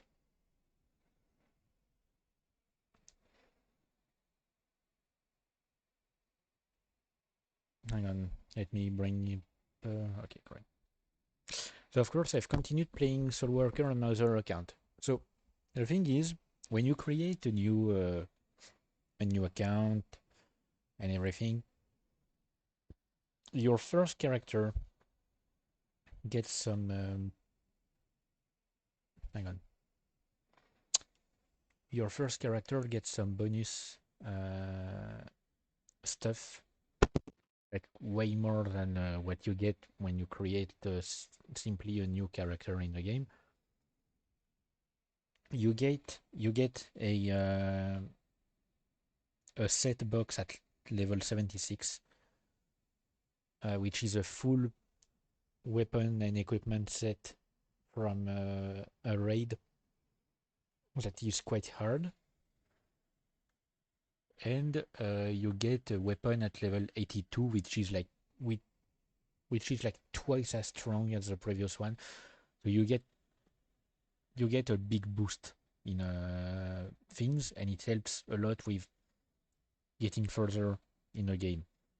So I've managed to go beyond where I was stuck before in the story, on my other account. I've managed to, because I was stuck at essentially I was stuck at the beginning of season 2, because there is at some point a raid that you have to do. It's mandatory. You have to finish the raid at least once, but it's quite a hard raid, so you have to do it with a group if you really want to succeed, and there was never any group available, so I never managed to. They've changed that. They've added a guide difficulty for the raid, essentially making the raid extremely easy, so that you can do it solo. Oh, great.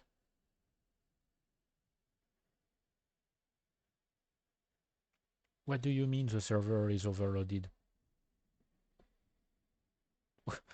How can the server be overloaded when the game has been dead for a month? I'm gonna restart the game, because sometimes it's just an error that occurs when you're launching the game. But yeah, they made the raid way easier. So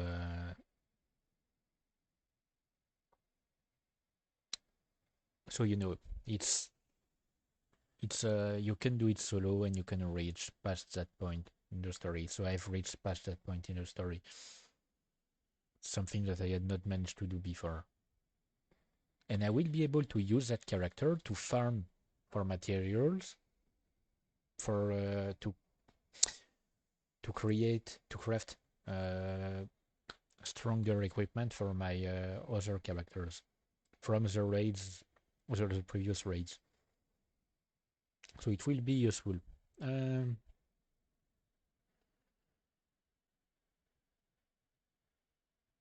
Anyway, so on that other account, I have also created a Haru because I want to check. I want to reach the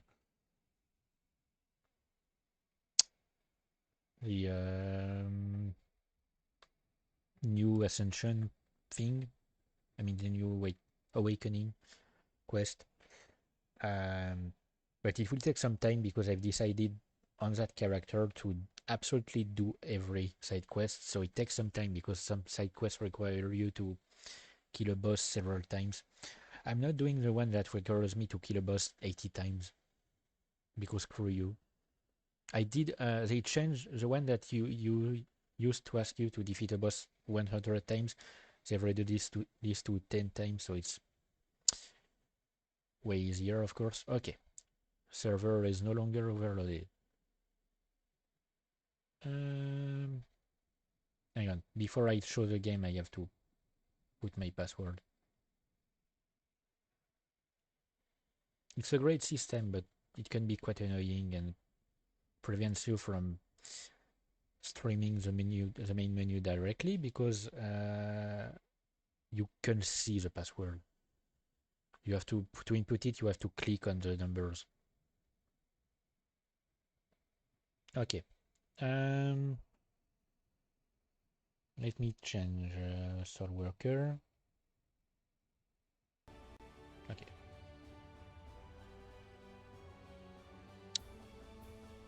Great. So, where were we? Oh yeah, taking on the Rapid Flame. Our objective was the net company building, but before that, we are going to finish some side quests.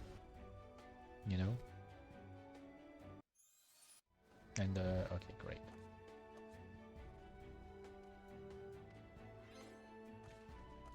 Fragment from Neb. That's okay. What I get from logging in.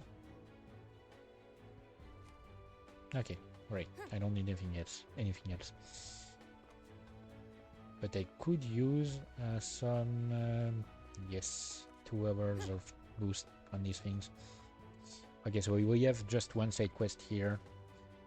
I've noticed that they changed a few side quests that used to require you to defeat an enemy on Maniac, and now they only need you to defeat it, period, so you can do it on normal.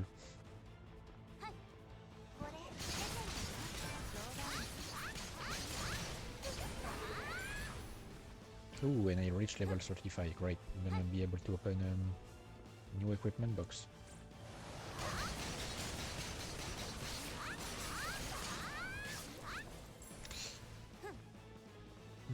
Oh yeah, no, that's not the...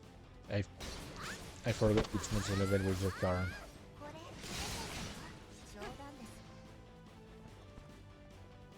So, from what I've seen also about the changes they made in the game, you still have changes in the 5th hub. I don't think they've changed anything in the 6th hub.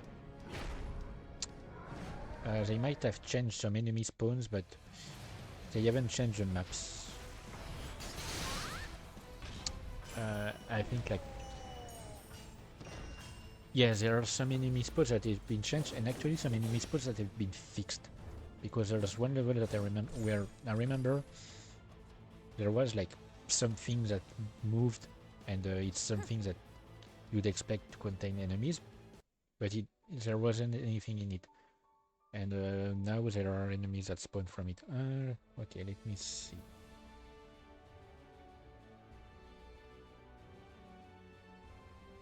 Oh, come on, really?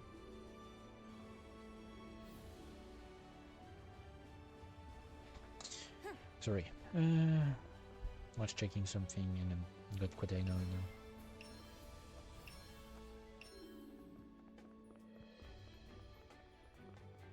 Oof, my head. Okay, so I'm going to see Zait, giving some things. So this time I'm planning on playing a bit more than usual. So as I said last time, we are going to have to investigate the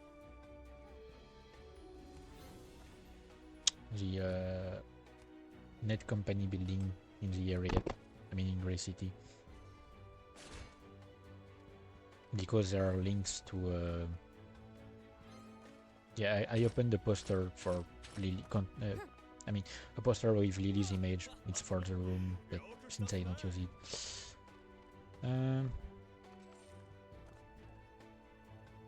okay, great. Oh yeah, I've also created a chi on my other account, but honestly, like, I feel like her gameplay is lacking now. Like, it's almost as if she's not as powerful as before, and she doesn't progress as quickly as before. Might create an FNL. Okay, great. Oh yeah, and since I've been able to get past the raid in Season 2, I finally reached a point where the last character that you can play in the game, I mean the last character that was added as a playable one in the game,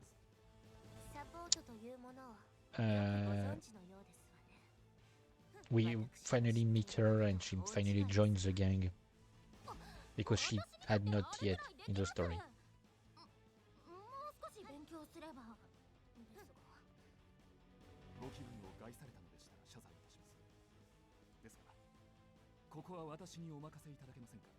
Yeah, so Roper is insisting on being an operator for the operation.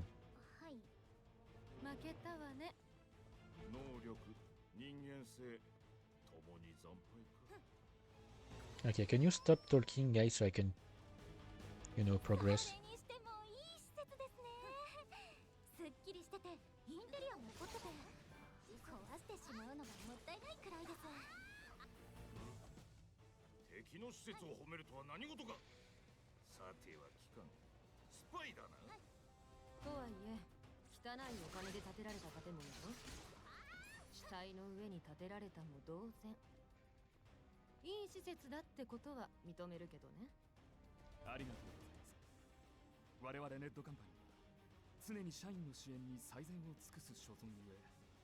That was, yep, that was not a compliment.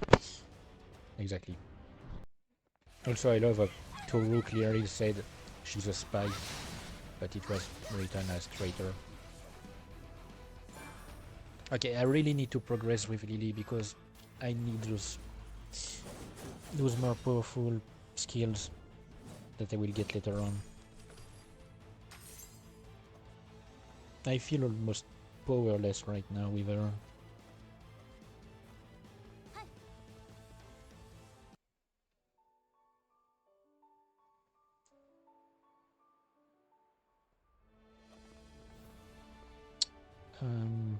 Oh yeah, no, it's 42, great. Yep, I'm gonna need to progress. I mean, I guess I could try to find a guide that I had for Lily, but I'm pretty sure I left the Discord server and I'm too lazy to join it again.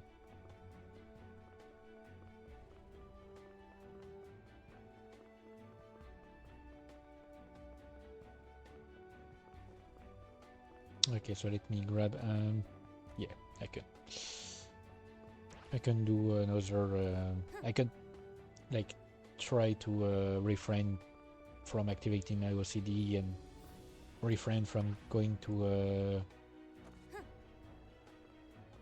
Zeit right now. Okay, so we have some quest like that that requires us to talk to some NPCs, and that's it. I don't remember what the story exactly is with the kids. I think one time I took the time to read it. I mean, to like read the set quest dialogue, but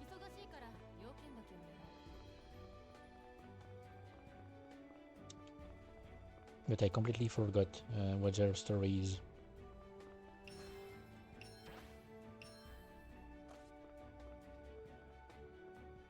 Okay, great.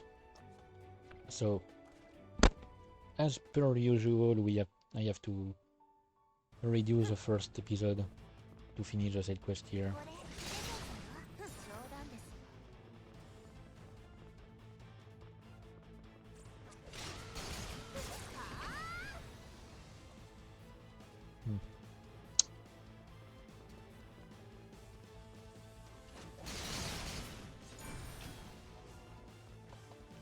Nope. Almost missed one little guy.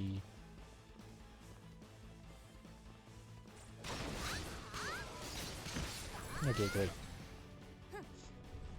2 side quests completed, and the last one is to kill the boss, so...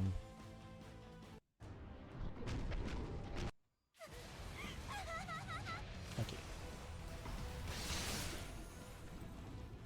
I need to remember to use that skill more often.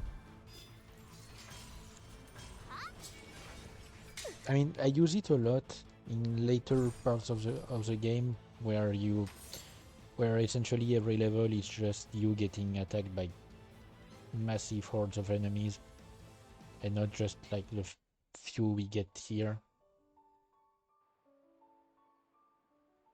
I actually get at some point I get to actually spam my attacks all the time. I mean, spam my skills, spam everything.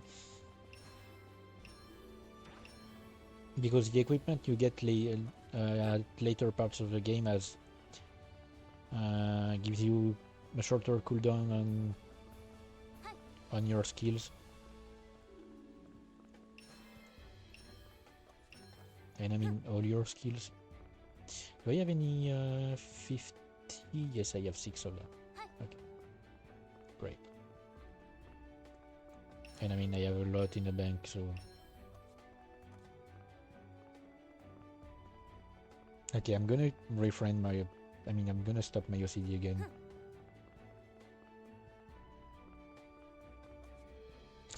I've managed to refrain from launching the other version and playing on my main account for the entire day.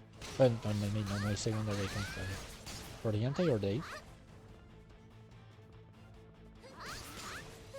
Otherwise, I would have spent my entire day playing nothing but SoulWorker, which is what I did yesterday. I mean, unless you count when I stepped outside to go check a sports event, but it was for like 30 minutes, 40 minutes max.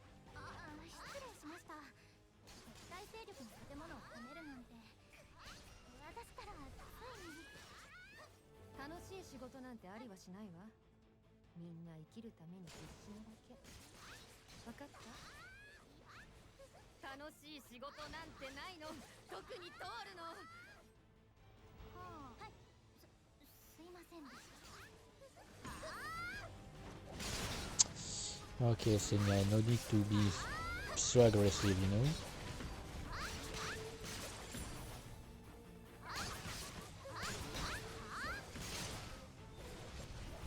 Okay. Yeah, give me... I love how you can just kill it before it has finished the animation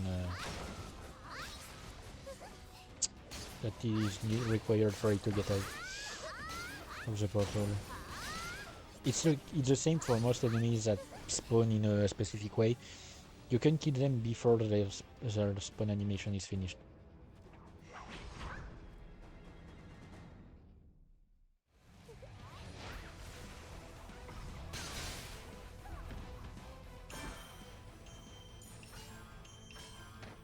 Yep, weakling.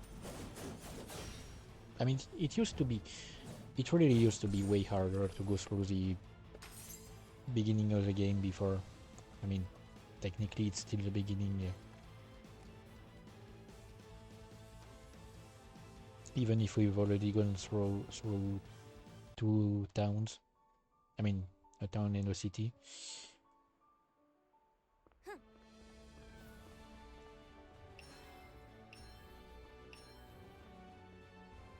But it used to be way harder to do all this. Okay, great. I just have one? Oh, yeah, I forgot. In the next hub we'll get we'll really get like a massive number of side quests.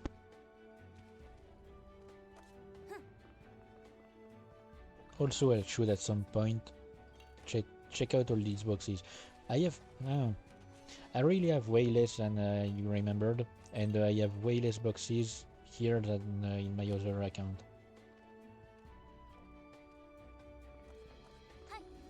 In my other account I have like a few more stacks of them.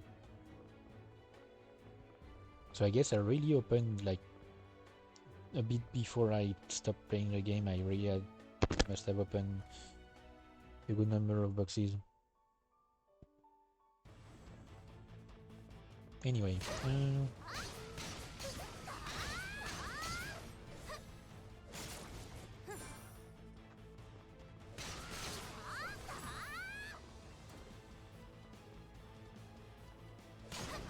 I think, if I remember correctly, the last custom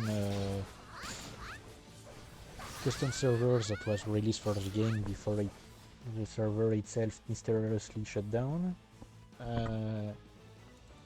they had put something in place where basically you could like for free, like without using any kind of money whatsoever, you could activate the premium subscription for 6 months, but completely for free. So you just do that, and because 6 months is the maximum it can be active for. So you just do that, and you know you'd get the bonus impermanence. That put a lot of useful stuff in this version. One of the versions, I mean one of the custom servers even had a custom NPC with some special quests. I don't remember what these quests did exactly. I think like the rewards were a special currency that had been created for that server, and it allowed you to craft some special item, some really powerful stuff.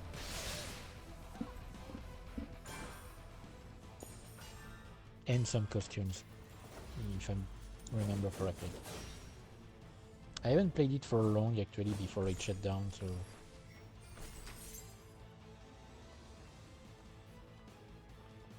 wait, why am I going this way? Okay. So I did not even notice that I completed a useless hidden quest. Damn good thing they disappear after a while. Okay.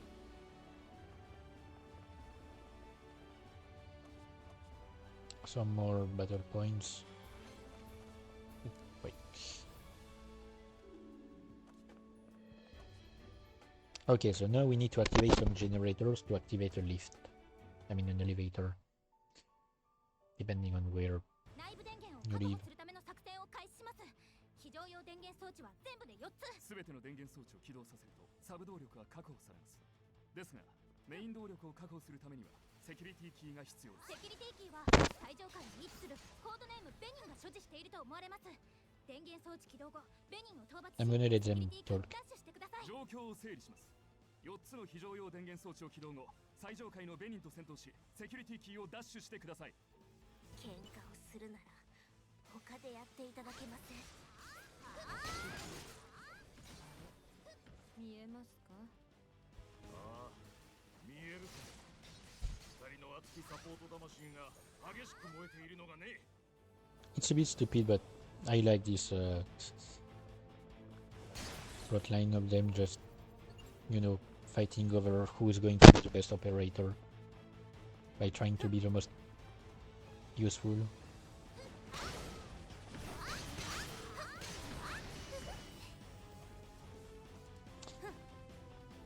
Okay.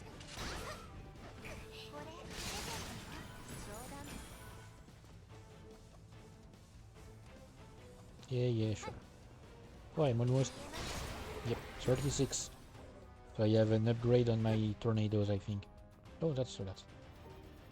非常電源装置の起動によりサブ動力の確保に成功。これはメイン動力の確保に必要なセキュリティキーの入手だけです。セキュリティキーは最上階にいるベニンが所持していると思われます。素直に渡すとは考えられないので交戦は避けられないと思います。喧嘩をするならよそでおやりなさい。指揮官、あれ見えますか？ああ、見えるとも。過度な競争が招いた惨劇がね。Yep. But that's a fun kind of disaster, you know.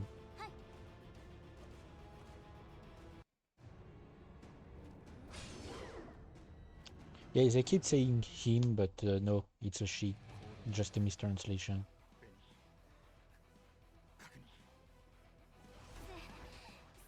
Okay, and here they say she.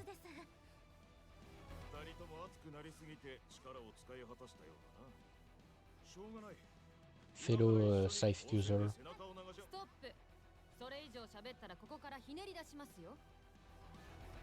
Okay, great. I'm just waiting for them to finish talking. I like this kind of dialogue. I know some people might find them annoying, but not me. Ooh, nice. 3 more.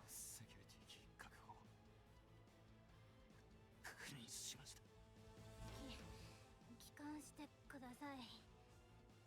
次からはサポートはお一人でお願いしますわ。 Yep.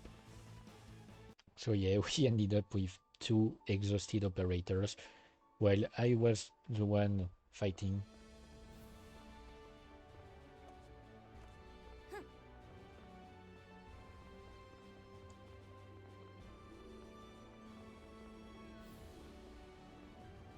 You know, technically, no. I was gonna say something, but no. Yeah, so here security key and stuff, and we need to reach the top floor basically,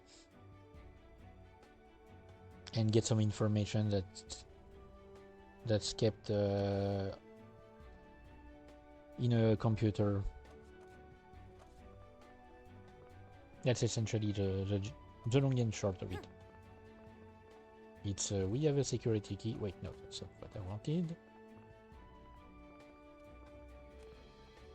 It's we got the security key. We can go to the top floor. Let's find some information that Net Company might have that could be useful to us. Some information that has something to do with Henry. Also,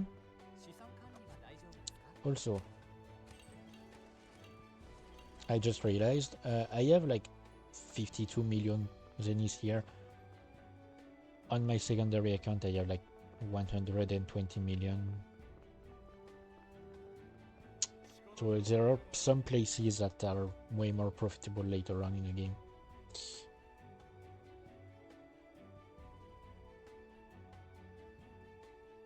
Okay. We have to fight Poison. Poison is one hell of a character. Earth her story changes.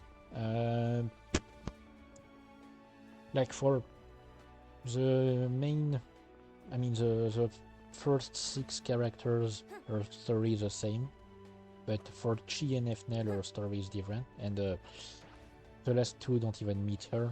I mean, don't even meet her at this point in the game because you don't go through this with these characters. You don't go through these areas and stuff.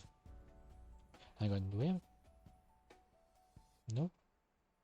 Oh yeah, no, it's okay. Okay. So yeah, Lee and Dana don't meet her. But for the other characters, they all meet her, but she acts in different ways, and her story evolves in a different way.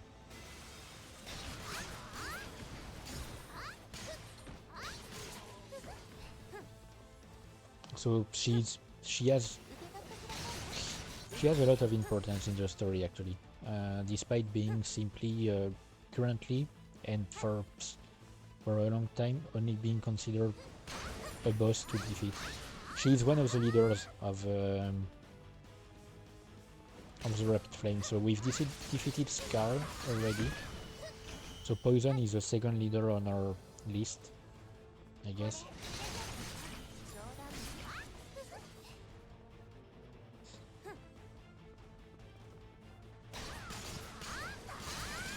I don't remember which is next. Trying to remember.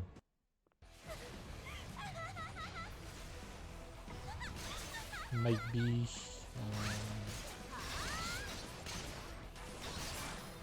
yeah, I don't remember. We'll see once I defeat Poison.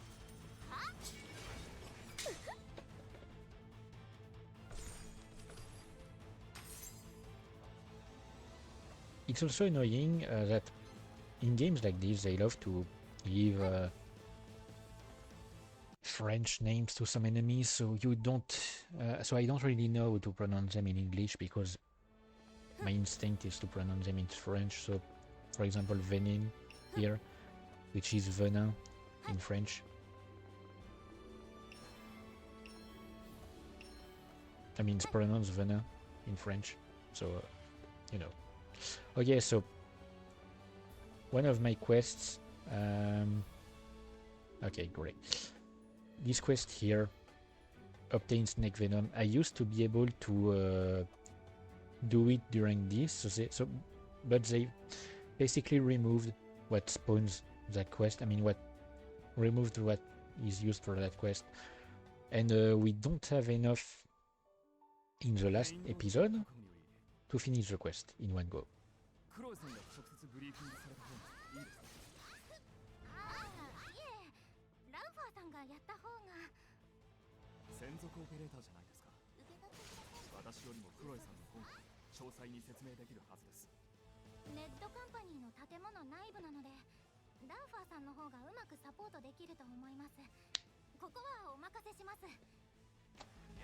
I'm letting them talk.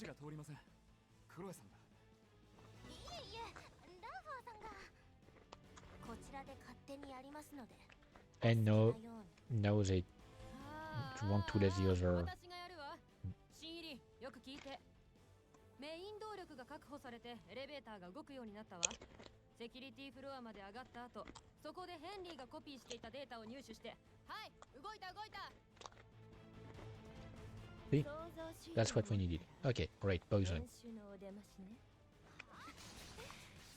少し可愛がってあげようかしら。あら、命が惜しくないようですわね。こちらとしては歓迎ですわ。気をつけてください。どこから現れるかわかりません。NDRF 部隊が到着しました。支援射撃を開始するので、巻き込まれないように注意してください。エンゲージ。Oh yes, the NBRF is like net company security basically. So they send a helicopter and that's it.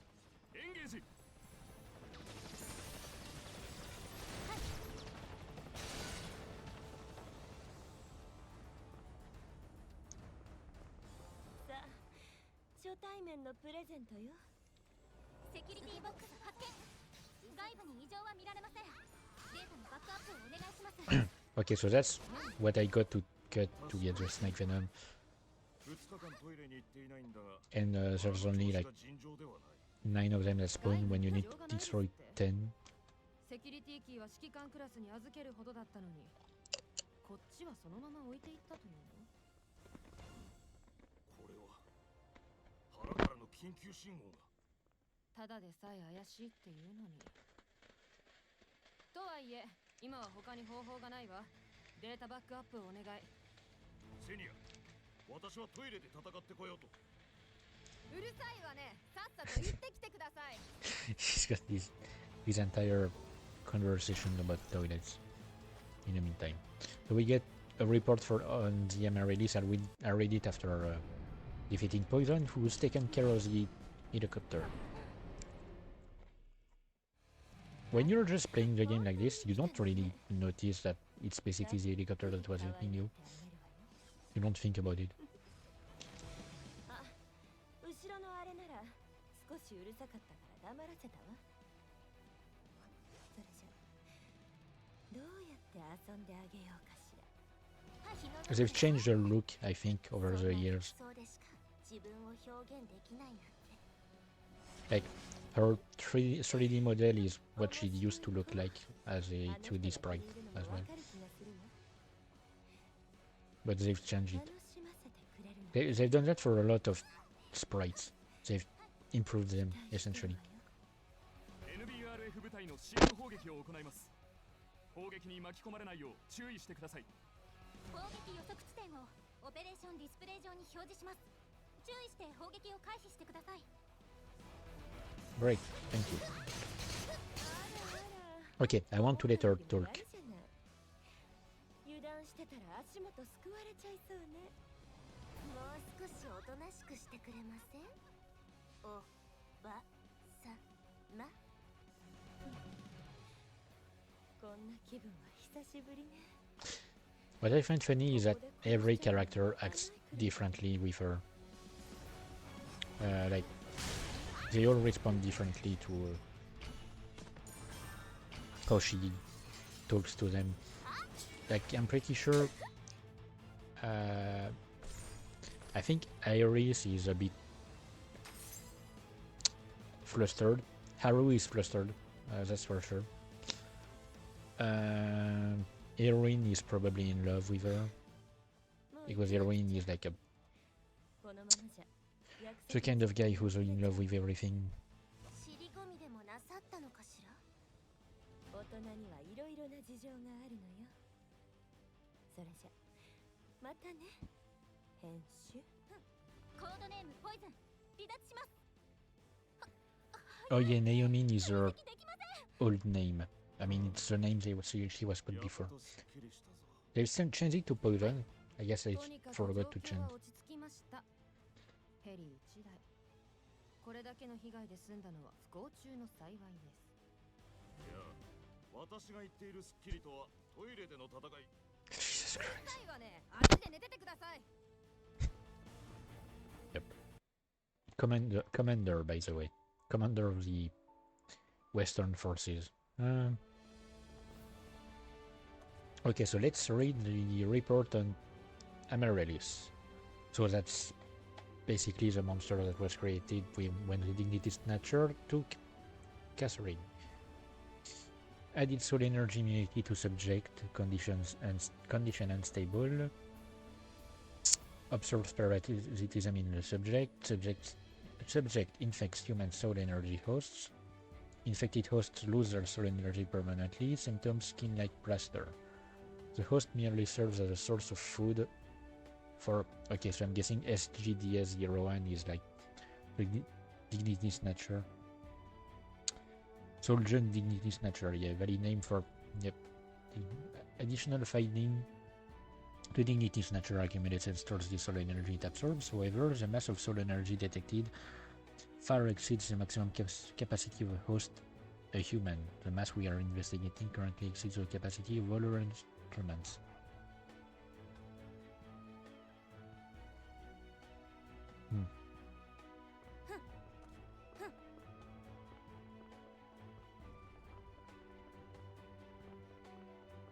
Doesn't tell us much actually, and we can discard the report. It has no impact on the story itself. So I'm guessing the next step is to take care of their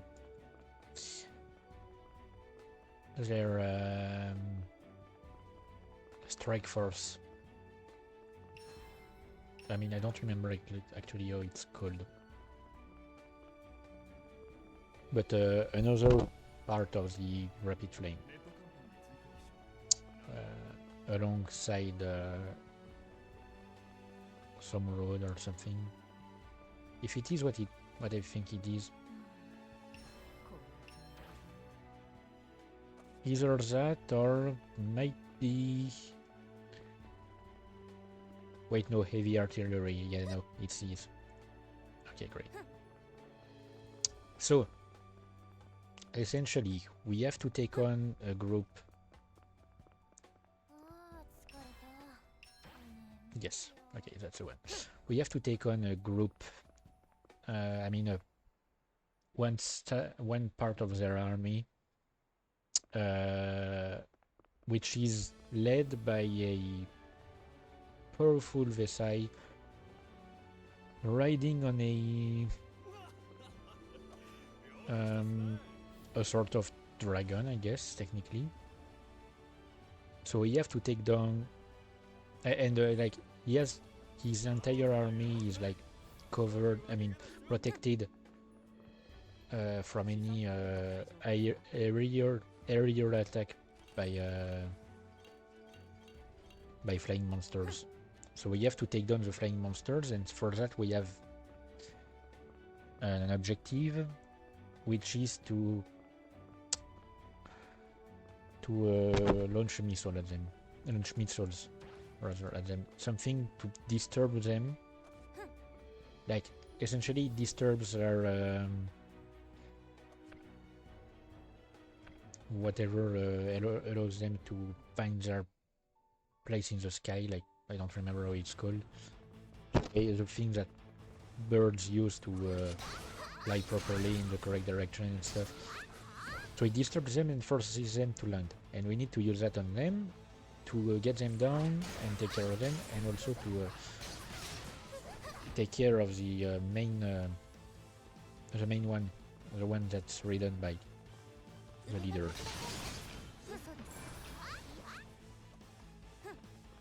And that way we'll be able to take care of the leader as well. So that's essentially what we'll do in the next district.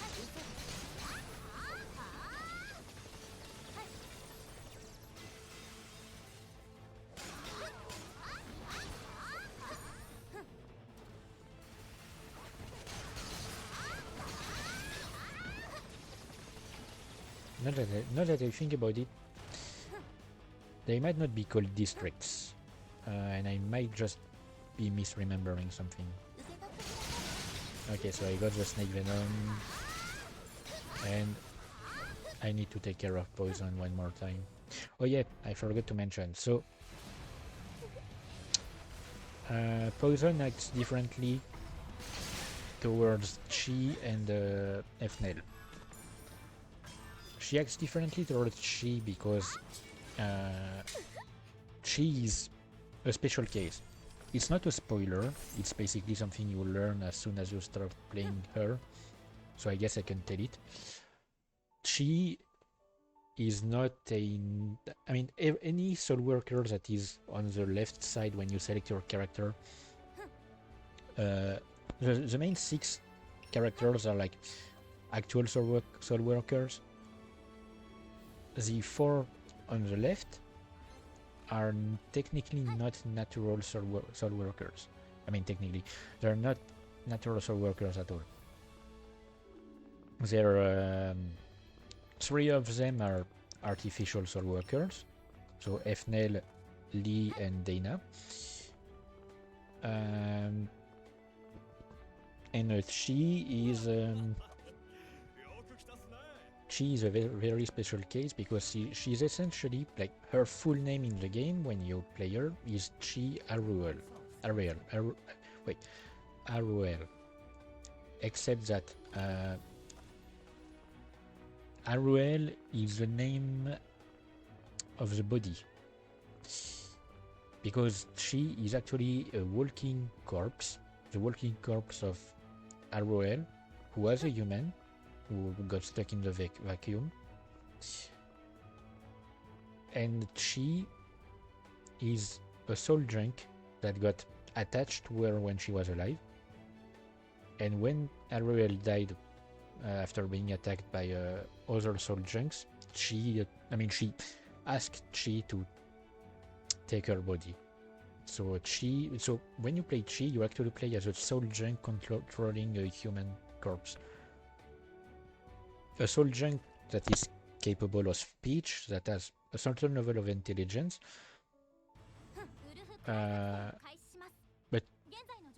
but thinks it is a cat. Like she is convinced she's a cat.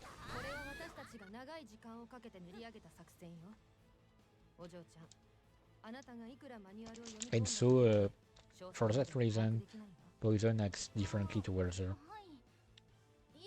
She talks about her nature and stuff.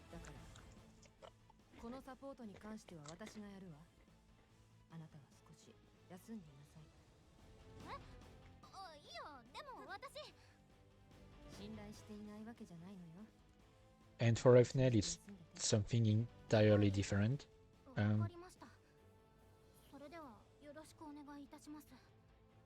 Efnel is... Oh wait. Oh, you know what? I'm just going to ignore the dialogue because it will take too long if I really focus on the dialogue. So I'm just going to continue explaining. So Efnel is another special case because she's an artificially created soul worker that was sent to an artificial alternate reality. Yes, we have a multiverse in this game, and we even have artificial universes. I mean, artificial realities. Okay, so we blew up this wall to let the truck carrying the missiles goes through.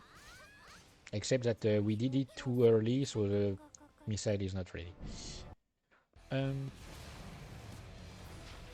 So yeah, so Efnel was created for that, and something happens to start the process to send her there. That causes poison in that alternate reality, because when you're playing through Grey City as Efnel, you are in that artificial reality, and something happens to jumpstart the process to send her in the alternate reality that causes Poison to get really interested in Efnel and talk about it when you fight her in the beginning. And in both cases of Chi and Efnel, Poison, after the fight in the headquarters, appears to you when you go talk to report to Toru. She appears there, saying that she's now interested in helping you, and she essentially joins your side. She doesn't hear; she's escaped. Like for Lily, Poison has escaped.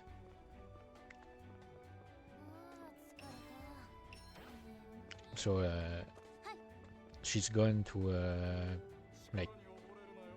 do something else that she has planned, that we'll learn about in the next district, I'm pretty sure. Yeah.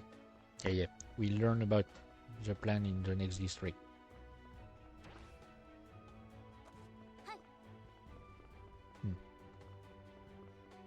But in Chi and Efnel's reality, she's I mean, yeah, in their realities, she joins them to fight against the rest of the Rapid Flame.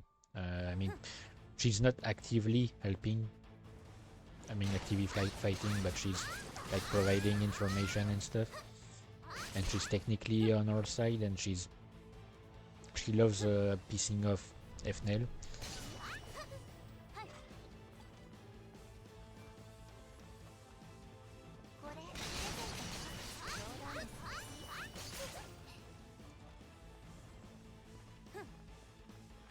But it's really for something that's related to the lore.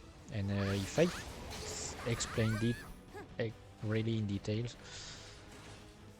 it would spoil some of the things that happen later in the game. That are like a bit mind-blowing, because this game keeps getting weirder, and I mean the story keeps getting weirder and weirder.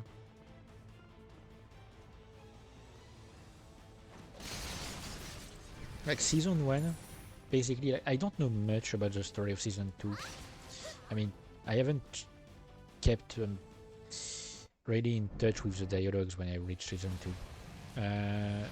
I do understand the long and short of it, but not really the details. But it's completely different. Like the storyline changes almost completely from what you do in the first season. And it doesn't take place in the same part of the country. Season 1 is West Cloud Rim, and season 2 is the East. I'm not sure if we'll ever get the North and the South, because we do know that there are some conflicts in the North and the South, and different groups that act differently. For example, in the south of Cloud Rim, if I remember my lore correctly, Southern Cloud Rim is controlled, I mean not really controlled, but humans are cooperating with a merchant clan of the Vesai. I don't remember their name, but essentially they're like a big corporation of Vesai that holds the market there, and humans coexist with them in some way. I mean, coexist. It's something that you learn when you start to play as Lee Nabi, but she was basically sold to the Vesai for experiments or something. So you know, every character has like some form of tragic backstory. That's the main driving point of a soul worker. It's that they've gone through some dark shit, and they essentially learn to overcome it and not get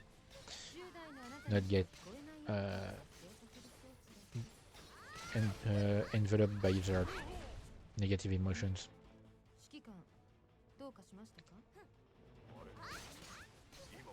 I mean, they eventually learned that, but it took some time.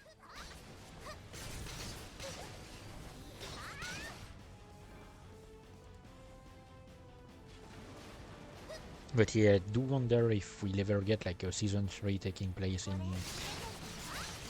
the north or the south. Probably the north, because there are a lot of talks about Northern Cloud Rim in season 2. From the little I've checked. But yeah, the stories are quite different. You don't face the same things at all. You don't have the same issues. Let's say let's call it that.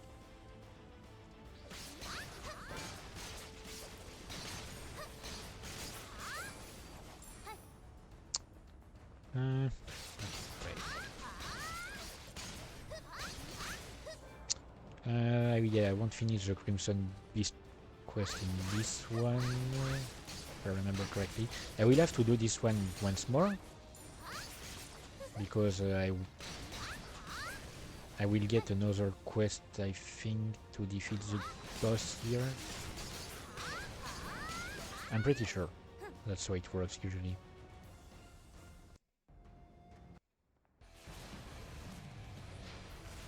Oh yeah, and I didn't talk about it for the previous boss, but he was one of these bosses that you have to wait for him to use his swipe attack, I mean his grab attack,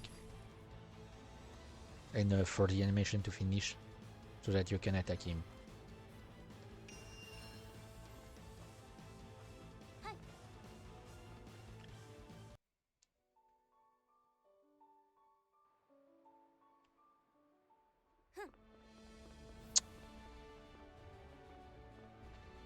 Which is quite annoying, but you can notice actually the correct moment.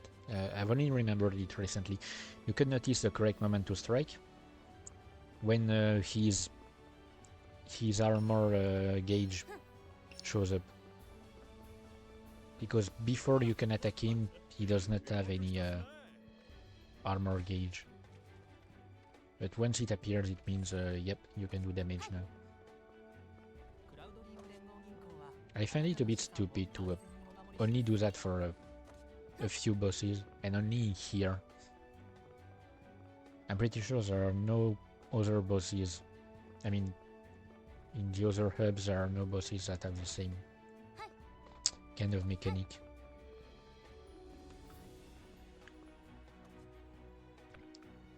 There are bosses with 2 phases in the next hub.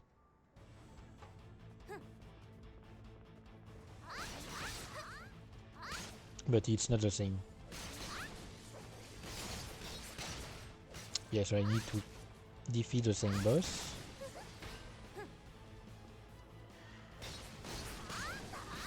So these flying things here that we fight, these are miniature versions of the one we need to take down.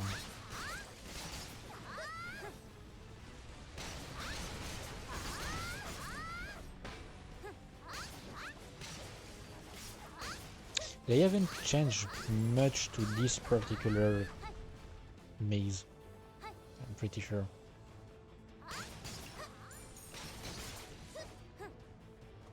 Yeah, no. I was trying to remember a side quest, but it's not for this one, it's for another that looks similar. Another place that looks similar. But yeah, for this one, they haven't changed much about the maps themselves. There is the next maze. They have changed like something important that I will mention when we reach it. And the last one as well. They've basically made the levels faster, I mean quicker. I mean the levels, like the mazes, they've made them quicker to go through.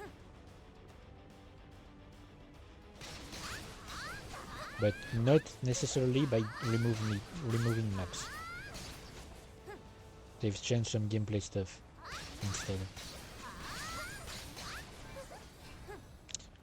Where am I looking here? How am I looking rather? That's the thing I wanted to... You know, I'm gonna boost my attack speed because I need it.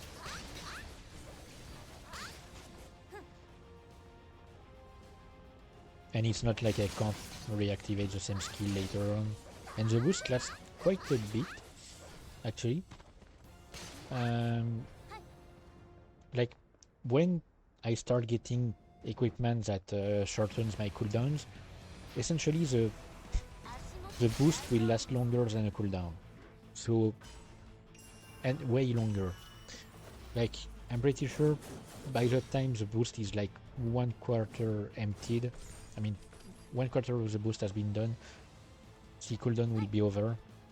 So I will be able to reuse, I can already like reuse, the boost was not over. I could already reuse a skill. So you can keep you can actually have the boost for the entire level if you think, I mean, if you remember to activate it, which is not often my case. Okay, great. Episode 3. So here we have to go with to accompany the truck. I mean the vehicle with the rockets, but we won't be alone to go with it. We have some help. Yep. Cane barrel helps us. But let's be honest, he's not that useful. Like, I mean, he's level 32 when the enemies are level 34, but he doesn't do much. He's mostly here to get himself destroyed.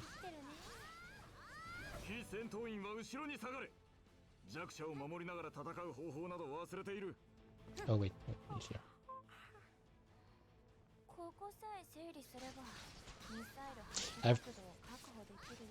Hang on, I'm gonna stick here. I'm gonna stick around here for her to finish speaking, because I'm pretty sure she's gonna say like Cane Barrel's SoulWorker name. Like he has a special name. Or maybe it's... Wait, no, maybe it's in the next map. So here's the track.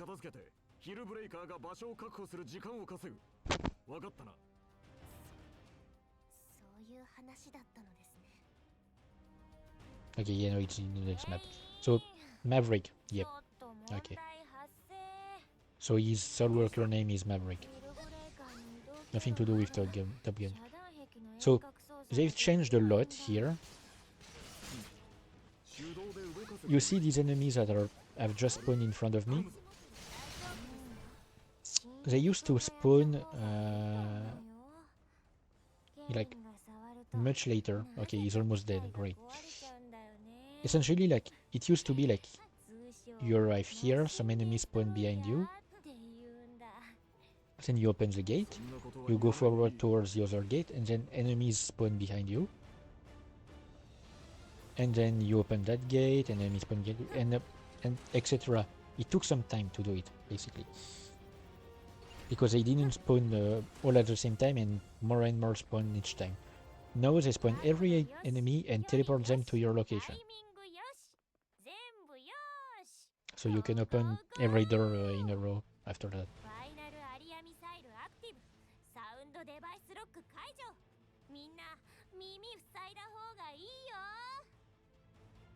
So yeah, she's the one who designed the missiles.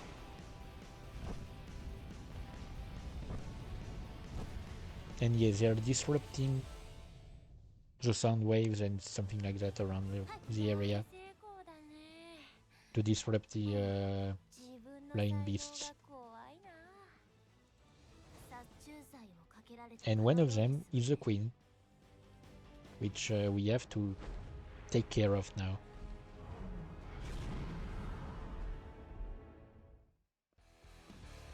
So that's the one that obeys the leader. So we defeat her, she flies away, but she's hurt. So she can't, she can no longer like, she can no longer stay in the air for long. She has to go down more often. And the next time we'll be confronted, I mean in the story, the next time we'll see that flying monster, she will have the leader on top of her. I mean it, technically. If I say she, it sounds weird. So yeah, the next time we see that flying monster, the leader will be there too, and we'll be able to take both of them out.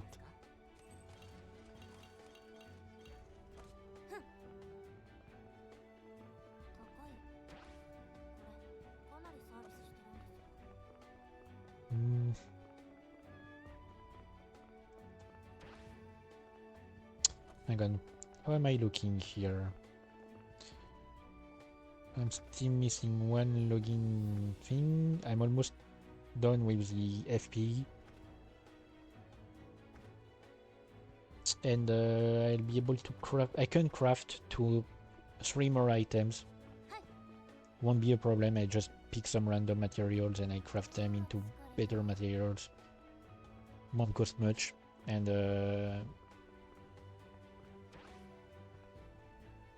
yeah.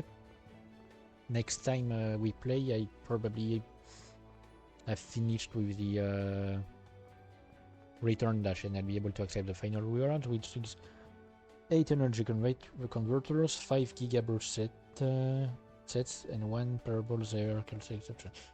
Actually, not that great, but I mean, the brooch is maybe. I kind of need that. So I'm gonna take care of the crafting thing first. I'm gonna grab, like, what's the weakest?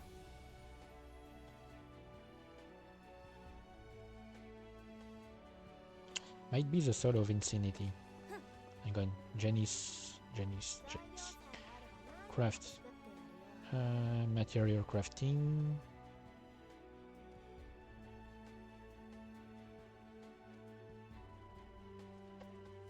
Okay. I'm gonna craft them individually.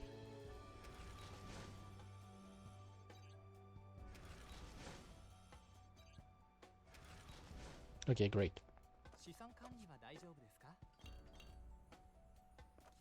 So now that it's done, I can accept the reward. So I have... yeah. I just have to play one more thing and I get the objective done here. Oh, and I get the 1 hour already? I've already been playing for 1 hour? Huh. And I technically have not eaten yet. I haven't prepared anything to eat. Maybe I should. I mean, it can wait.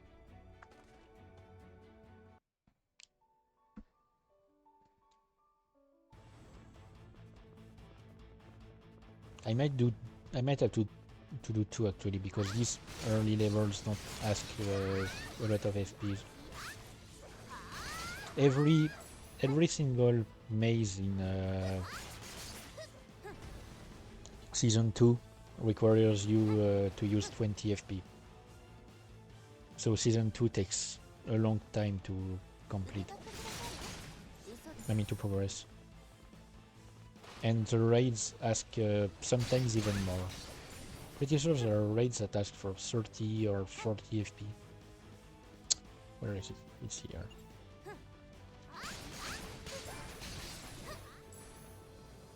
I don't need the memorials, but you know, if I can see if I can see the change of colors, might as well just look around to pick up the thing. Okay, so great. Now spawn.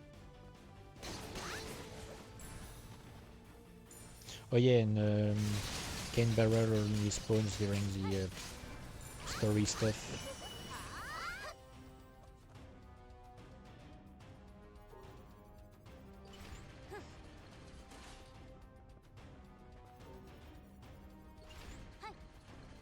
So you know, I don't have to worry about him that much.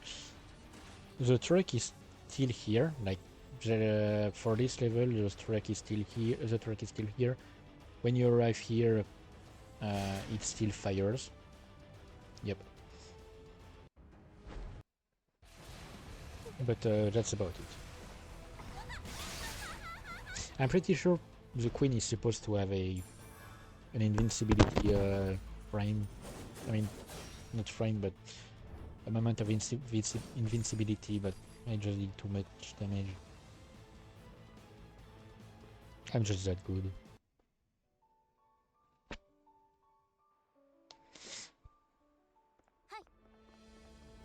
And yeah, now that I remember it, I actually didn't pay for that for that steampunk costume on Lily. I crafted it.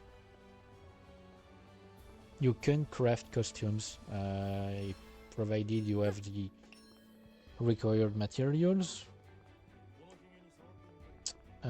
which can only be obtained by either paying for a premium or extracting from costume stuff. But to have costume stuff that you can extract, you need specific types of costumes, like the ones you can buy from the cash shop, but you can buy them from the market if you have enough, and then extract the materials and use those materials to craft new costumes. And not only costumes. On Chi, on this account, or it might have been on one of the custom servers actually, but I remember I had crafted a victory pose, because you can craft them. You can craft costumes, voice wheels, so new voice lines. I don't really need them because I never use them, because you can use voice lines when you're playing with other players, and victory poses. So you only see the victory pose for your character, because you have two victory poses that can activate at random. So either this, see, that's when you're defeated the boss. Either this or this. For Lily, for example, these are the default ones, and this one you can only like either buy or craft.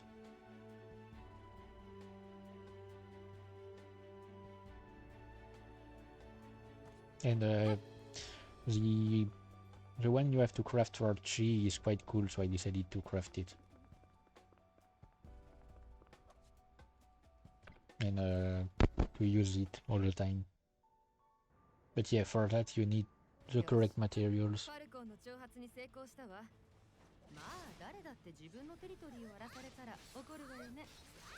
So Falcon is the current target.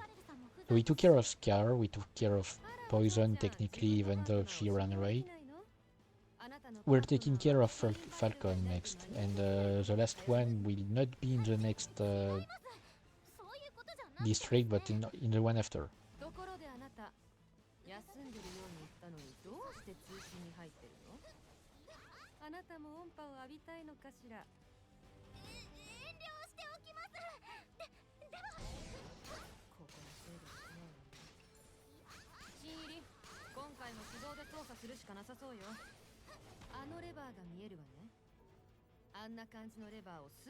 Okay, so they've changed here as well. It used to be like you pull the lever, it opens this door, and then you have a lever to pull to open the one behind, and then at the end you have to pull a lever to open this one here, and a lot of enemies spawned in the way, of course. So I've missed a bunch of history dialogue because I was too fast. I forgot to mention it.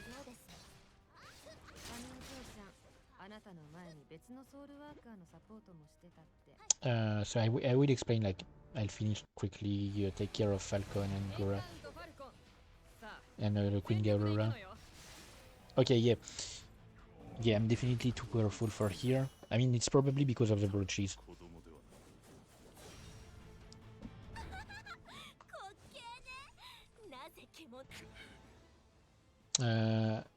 But essentially, I'm not supposed to one-shot him.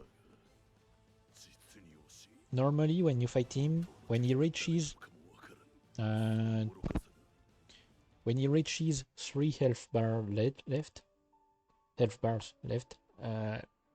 he becomes invincible for a few seconds. Actually, like, more than a few seconds. Like, he flies up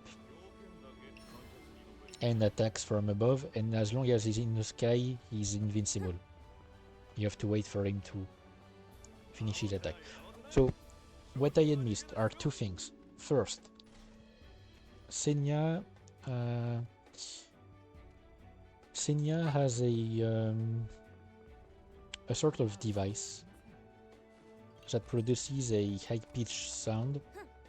I mean, a high frequency sound, a frequency that can only be heard by people under 30 years of age, which does not apparently include her. And it's a horrible song that she uses to like get people to listen to her, essentially. And she uses it on her, on us, and on Chloe if we are not listening to her. Second thing that I missed, I mean, she was talking about it right before I went to fight the boss. Chloe used to be the operator for another SoulWorker who died in battle, because there have been other SoulWorkers in the past. In fact, there was a point in time in the story of the game where they had dozens of SoulWorkers working for the SFL. Something happened which led to most of them dying. I mean, almost all of them dying, since there are only 2 SoulWorkers left. But yeah, there used to be dozens of SoulWorkers before something happened, before the events of the game.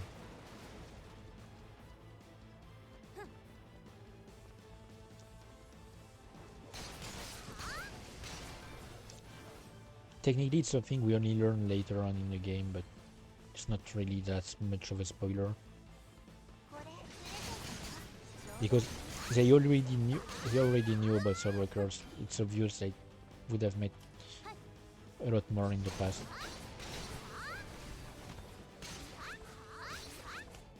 I think there are mentions of like 5 years in the beginning of the game. I think Miriam and Benjamin are talking about it, and they mention like it's been 5 years since the last SoulWorker or something.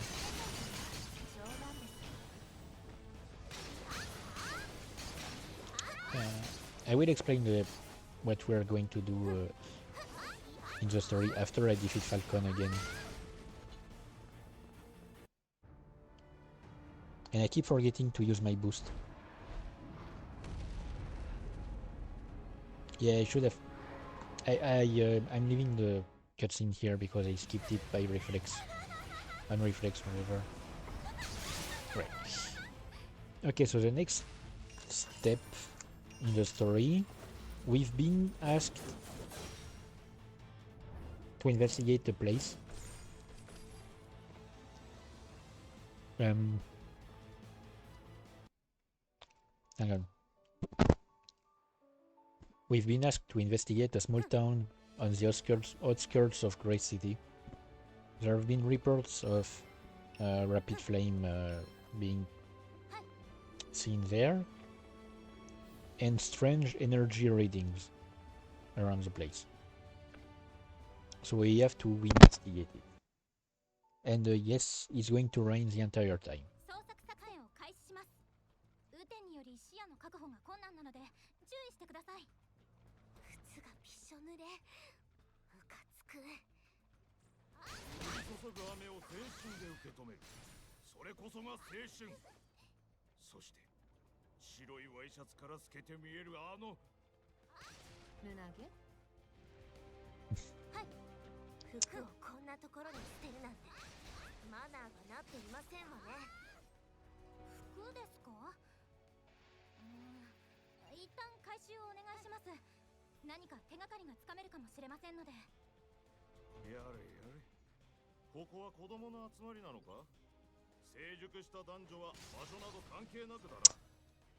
Toru, please, can you stop? I absolutely love Senya's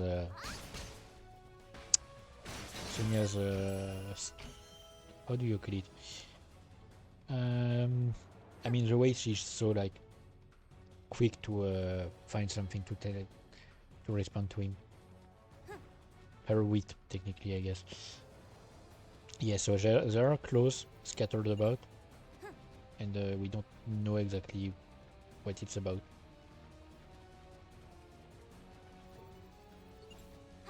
So we are bringing them, we're taking them to be investigated, because all around there are clearly some Rapid Flame members and some weird machines. Single leg. Dude has one hell of a name, like, really? You could have gone for anything and you're being called single leg.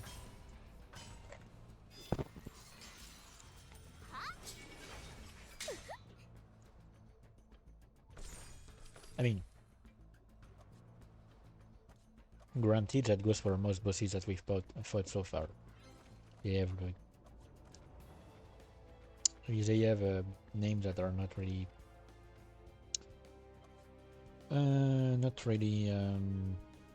subtle.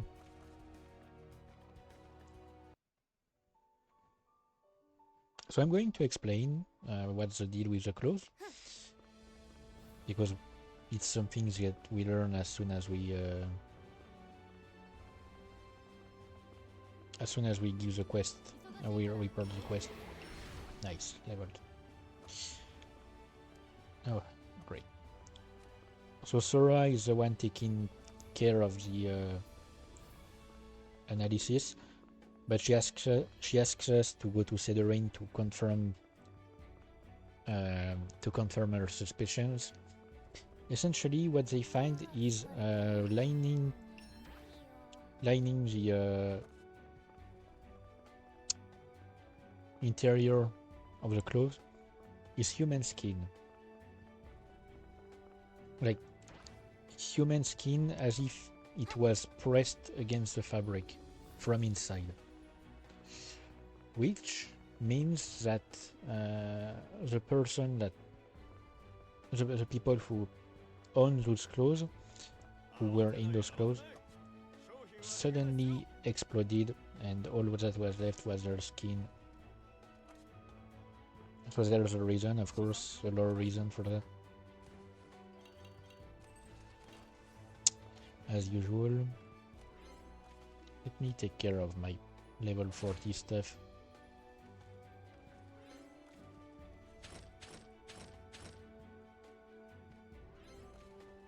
I'm going to consume 2 of these guys. I'm giving you these back, and I'm selling the rest. There's a point where you won't be able to even, I won't be able to even sell the equipment that I get from the boxes. I will have to discard it, which is stupid. Hang on, checking the skills. So we are 4 levels away from my favorite tornadoes. 2 levels away from this. 1 level away from completing the boost. I need to use the boost more frequently. So we are doing this one again, and we learn exactly what. Oh wait, no. Wait, I might have fucked up. I should have. Ah, god damn it. Yeah, I fucked up. I should have done the first one again, because the second one is not relevant right now.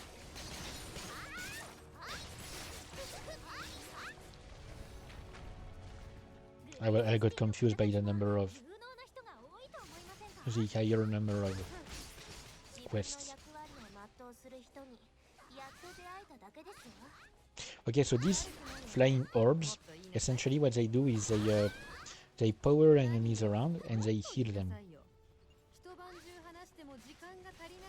So taking care of the orb is essential. Technically you can eliminate every enemy in the area before you take care of the orb. It's not that hard, because the healing is too slow.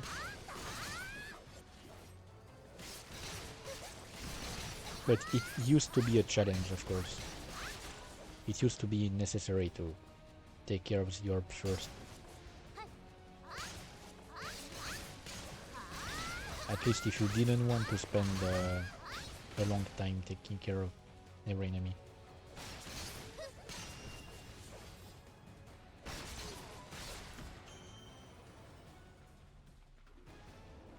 And yeah, we've got this. Okay, yeah. I forgot. This maze has environmental hazards, which are these electric poles falling onto the road.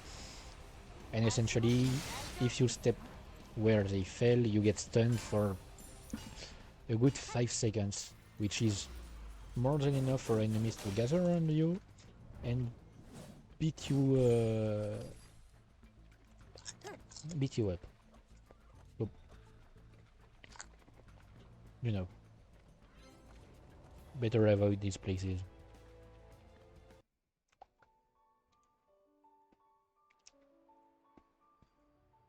It's always the same things that are triggered, the same electric poles. It's not like random poles that get activated. Okay, so I need to redo the first one and then redo the second one again.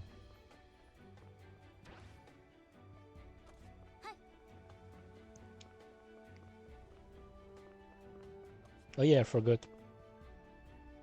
Because I never use them. These are basically equivalent to Zeit, but they don't count towards interacting with Zeit. I mean, it's like a mix of Yomi and Zeit, technically. Oh, what's this?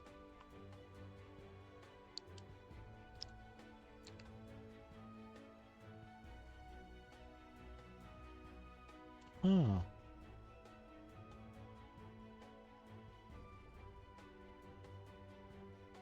Okay, so these are for level up quests. I didn't know you could buy them from.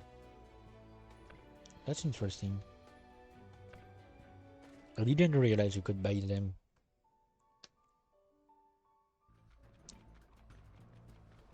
Because these are things you get from during the quests. They basically help you teleport to a place that is relevant to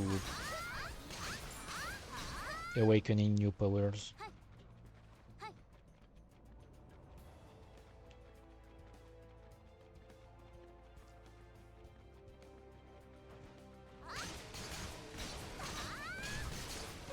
And the way you awaken those powers would be spoilerish. I mean, would be a spoiler, so I mean, you will have to wait for until I reach the 5th hub for me to explain exactly what the deal is with these things.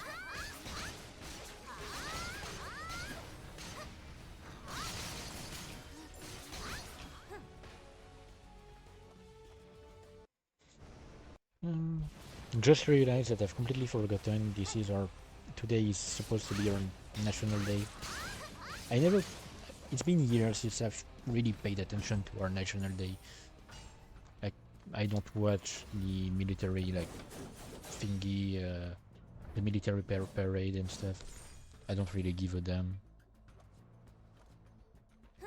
Like, I can understand celebrating important days for your country. For your country's history. I don't understand celebrating it through like a display of military power. I don't need to know that we have a lot of weapons. I don't want to know that we have a lot of weapons.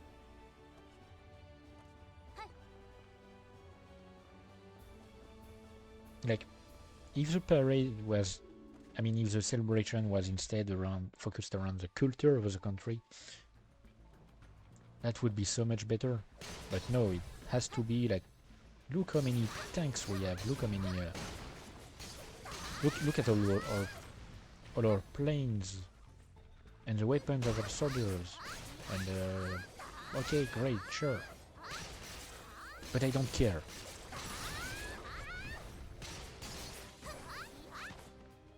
Like, I don't care about your dick measuring contest with other countries.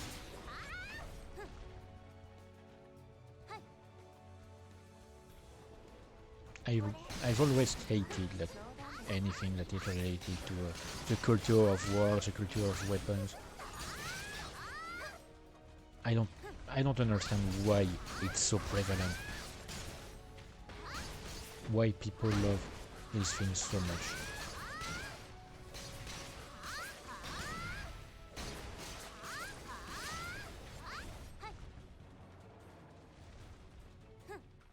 I don't know. I guess it's just that human nature is something that escapes my grasp.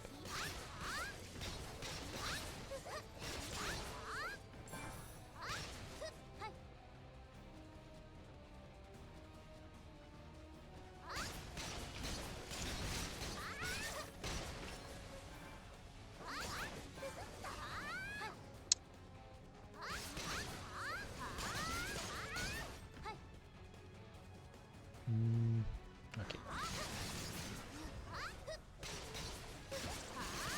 As long as I don't touch the actual center of the thing, there's no danger. I know that's not how it's supposed to work realistically, but I mean, it doesn't have to be realistic. It's another thing that has bothered me for a long time. I see so many people complain about like games or movies set in a science fiction setup or something. Oh, hang on. I'm gonna try to remember what I wanted to talk about before, but I just gained my first useful titles. Elite Ranker. So titles can give your character some boosts, and Elite Ranker I found that they're the first useful ones. So more attack, more accuracy, and HP recovery, and more defense, accuracy, and HP recovery when you kill enemies. So yeah. So anyway, what I wanted to say. Yeah. You know what? When you see people complain that a game or a story or a movie or a series, I mean a TV show, set in a science fiction setting or a fantasy setting is not realistic enough. Like, I've always thought that completely stupid. Like, that's the entire point. It's fiction. It's meant to make us imagine a place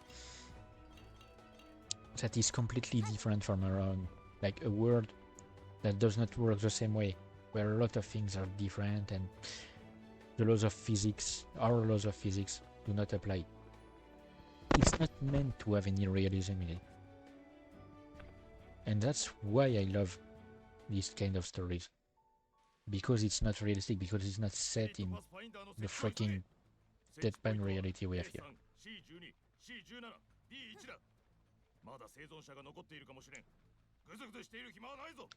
Okay, yeah. So I talked about it last time. Toru can have a really serious side, like incredibly serious side, compared to his usual demeanor.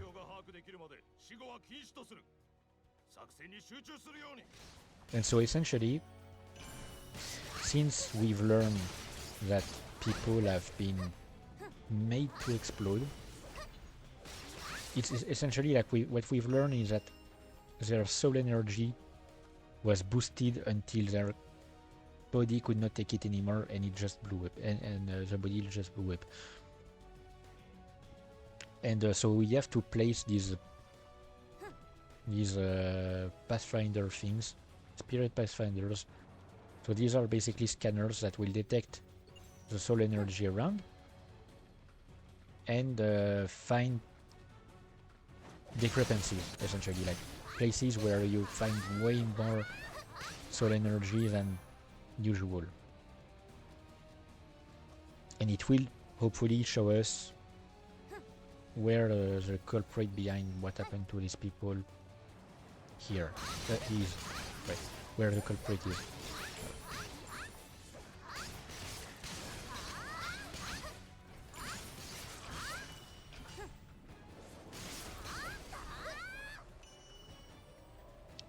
Hang on. Before I put the last one, great. Oh yeah, I'm pretty sure there's a place here with a cat simply chilling on a wall. Might be mistaking.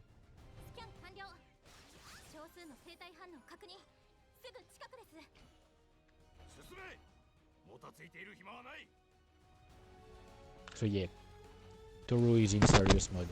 People's lives are at stake. He's no longer joking around.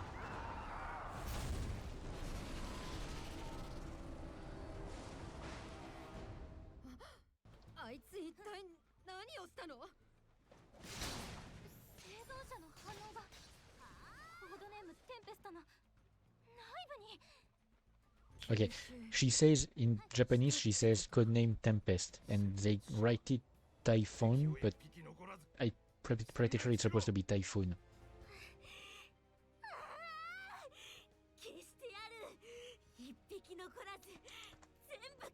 And yeah, she's going mad. She's going crazy again. Okay, the sound is gone for this. I don't know why. So I'm not activating my... Oh wait, actually I could.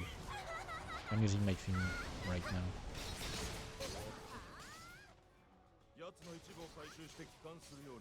Hang on. Okay, so that's the first instance of second bosses.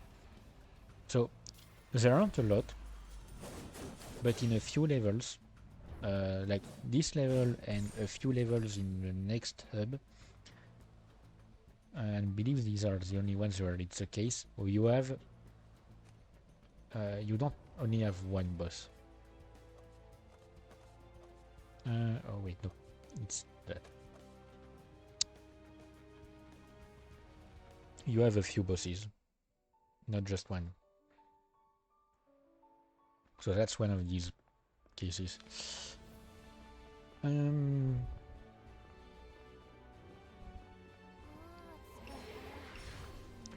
So yeah, we destroyed the machine that was doing it. So it was basically infusing the... Let me read the report.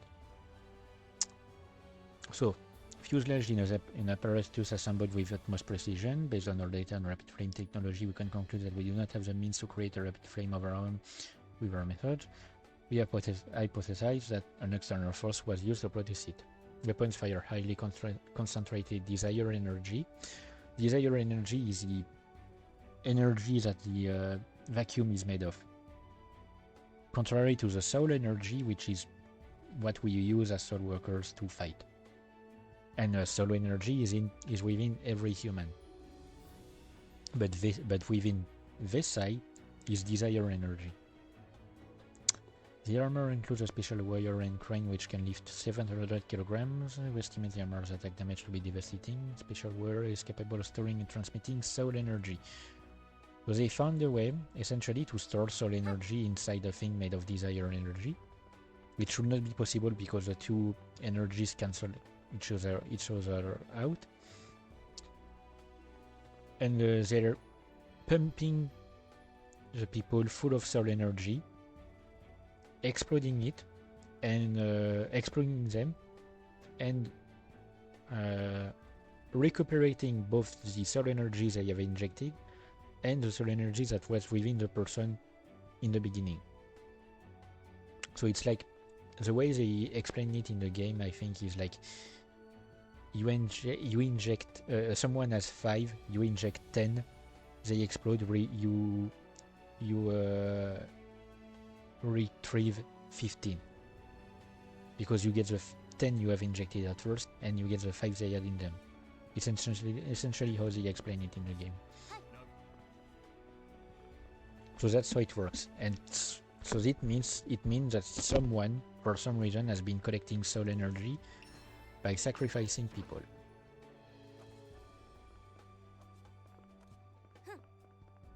Of course, I know who that someone is, but we'll see in the last maze of the district.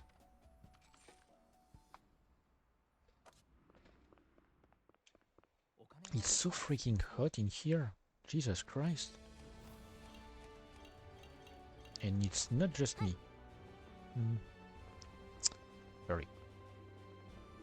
Sorry, I don't really have that kind of confidence. I don't know why I said it.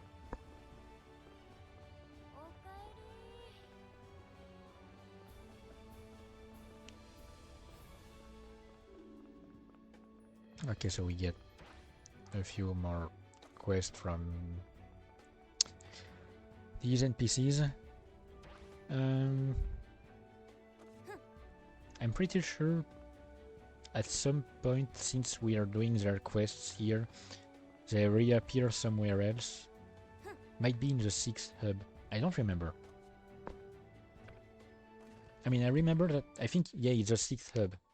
Basically, if you do all their quests in Grey City, they reappear in the D+ Horizon, which is the 6th hub.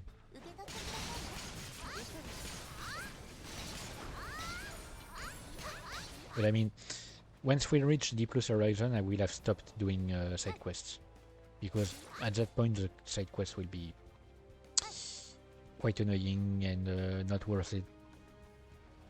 I mean, technically the XP could still be useful, but given the amount of time and FP it requires, at that point in the game I won't need to do the side quests.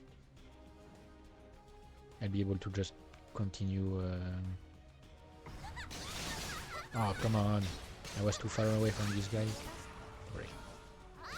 I wanted to get both of them with one attack. I guess I missed.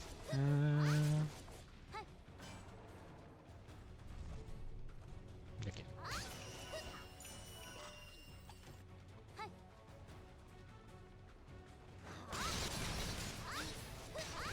I need to find a way to stop my OCD that requires me to check every time there's a notification icon next to my inventory. It's quite annoying.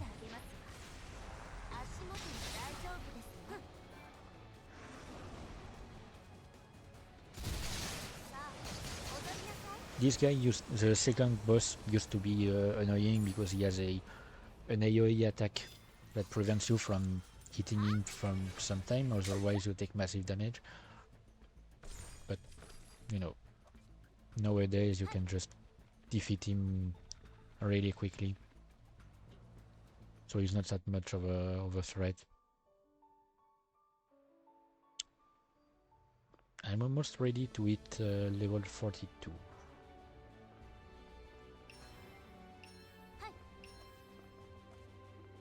Which, as we all know, is the answer to life.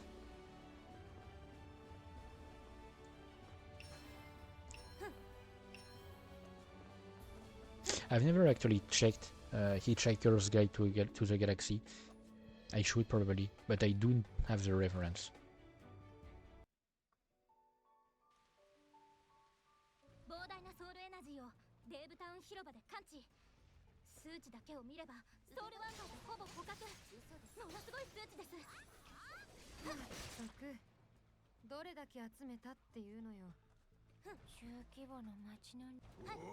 Oh wait, sorry. Skip the dialogue, too bad.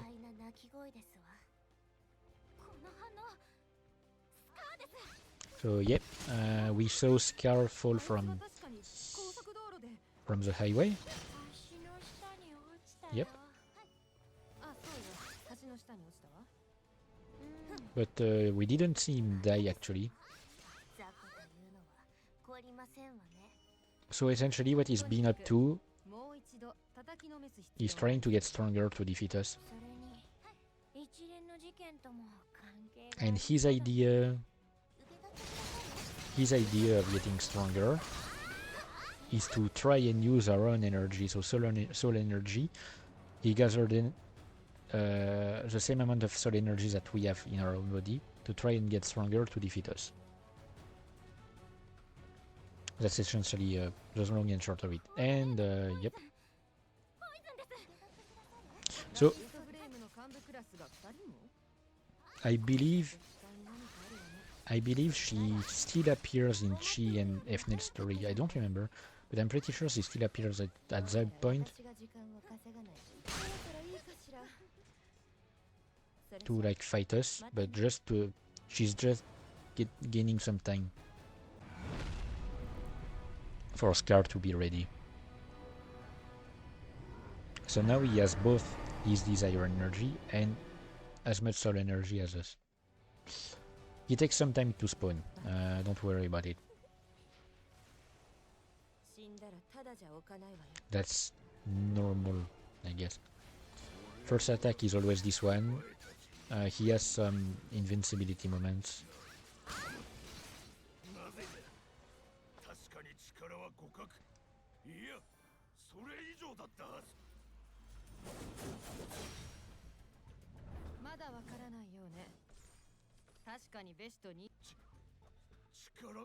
And yep, his power ends up leaving him because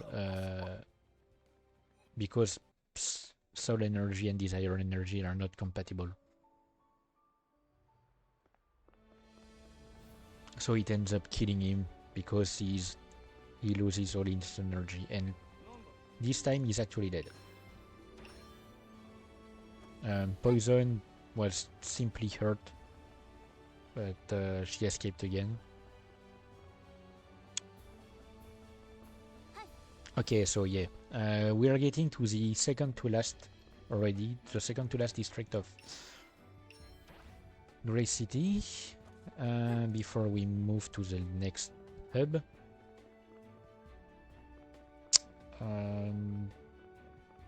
So the story here, if I remember correctly, there are reports of a large rapid flame group trying to surround us, or rather trying to invade Grey City through an abandoned area that was not as guarded as the rest. Wait, no, that's not it. No, wait, no. We found the... We found the, rather the main camp of... we found the main camp of one of the Rapid Flame armies. And we want to throw an assault there. So we are going to ask both Benjamin and Aaron for help. So I'm gonna go to Rocco Town and Kansas City, one after the other, to try and get help to attack the main camp. Except that it won't really work that way, of course. Basically, they will tell me that they still have a lot of problems to deal with. Well, Rocco Town has to deal with the aftermath of Edgar's plans. And Kansas City is still dealing with the massive waves of soul junks that have come from the bunker. And Aaron and Victor are basically in a not so great mood. let's just say that they might have lost it. Hang on. I could equip that, you know? I'm gonna use it on this guy. Okay, yeah, no, it's not powerful enough. I mean, I guess technically I'm on Maniac, so makes sense that it's not powerful enough. But yeah, Aaron and... let's just say that Aaron and Victor, after Catherine died, went a bit berserk. And they're full on... I mean, they're straight on focused on vengeance. I mean, on revenge. And the way they take care of it is by killing as many soul junks as possible.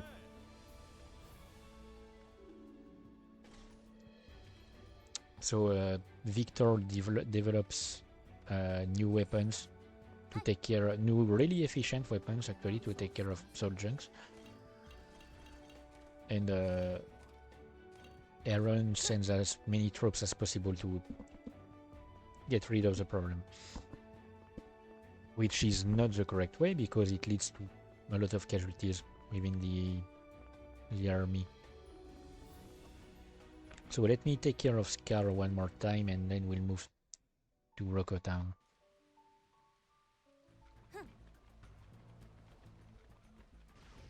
So yeah, essentially Kansas City, no, Great City will have to fight alone in that battle. No help from any other city.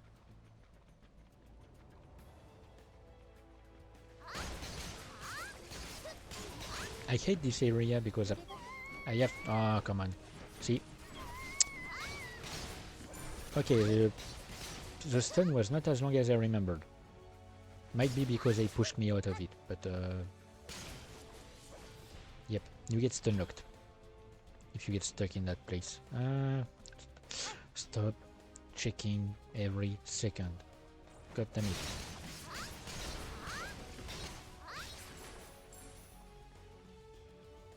Okay. Poison spawns again here. She just does, you know. If you kill poison before you take care of these guys, you can't hit them until Scar has spawned. I mean, until you get the...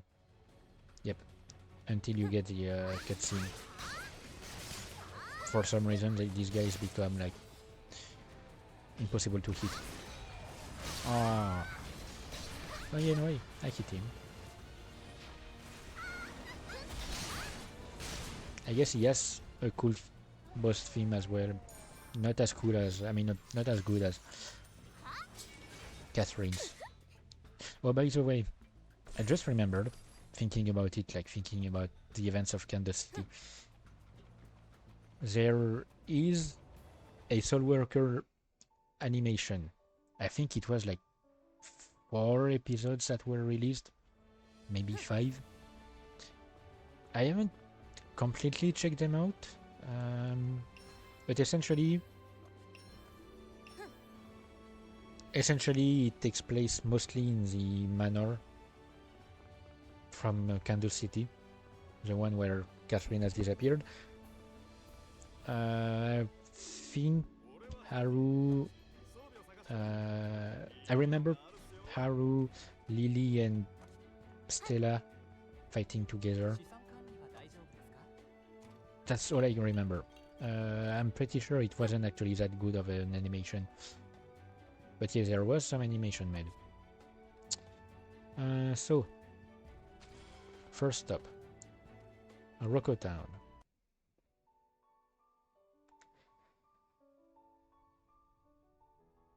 And I got an achievement. Okay. So Benjamin's gonna tell us that, nope, sorry, can't do. So we are going to check with Aaron.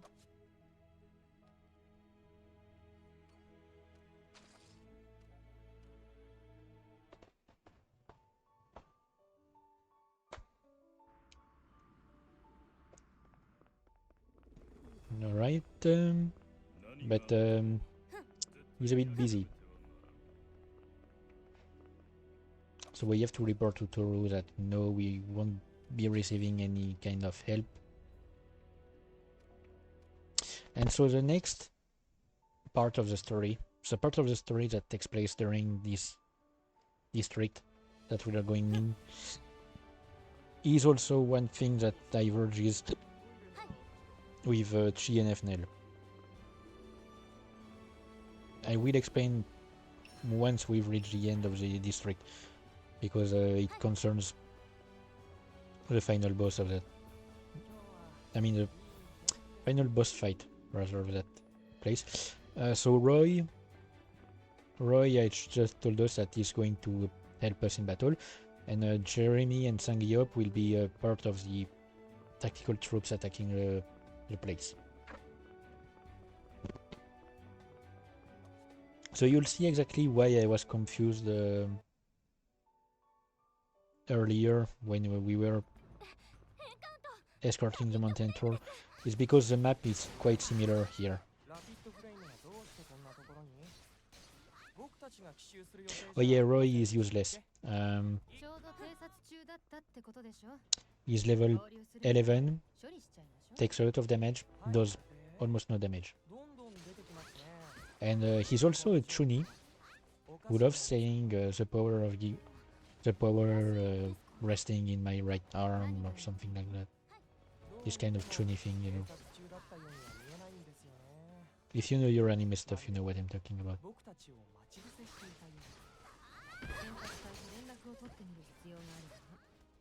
So yeah, our work is to clear the way after the vanguard.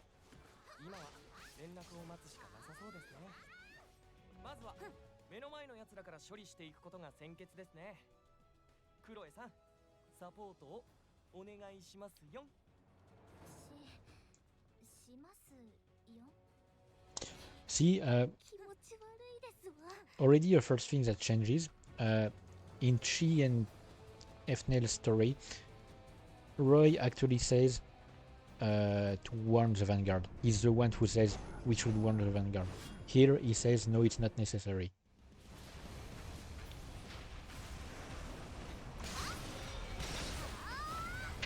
But in Chi and Fnel's story, he says let's warn the vanguard right now. Like he orders Chloe to do it, essentially.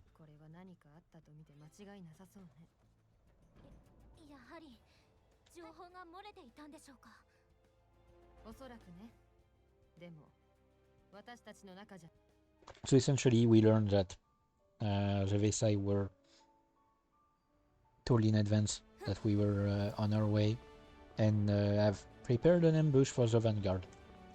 So it turns from an assault mission to a rescue mission. Okay, sorry. Sometimes there's a bit of lag with the server, but it's not that much. Yeah, Roy is no longer here because he's currently in the mission stuff.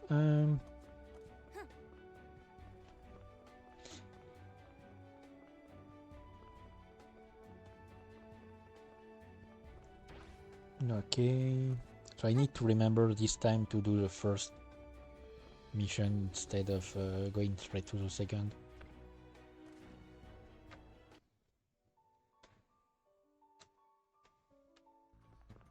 And one of the side quests I got for the second mission is actually like quite different from the usual side quest you get at that point, because it's a fetch quest. I'll have to like find some items around the place.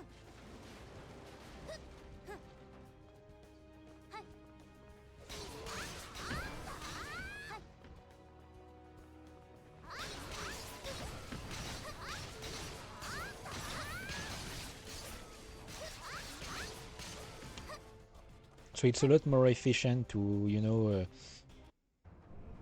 go report your quests every time you've done one, you've completed one during a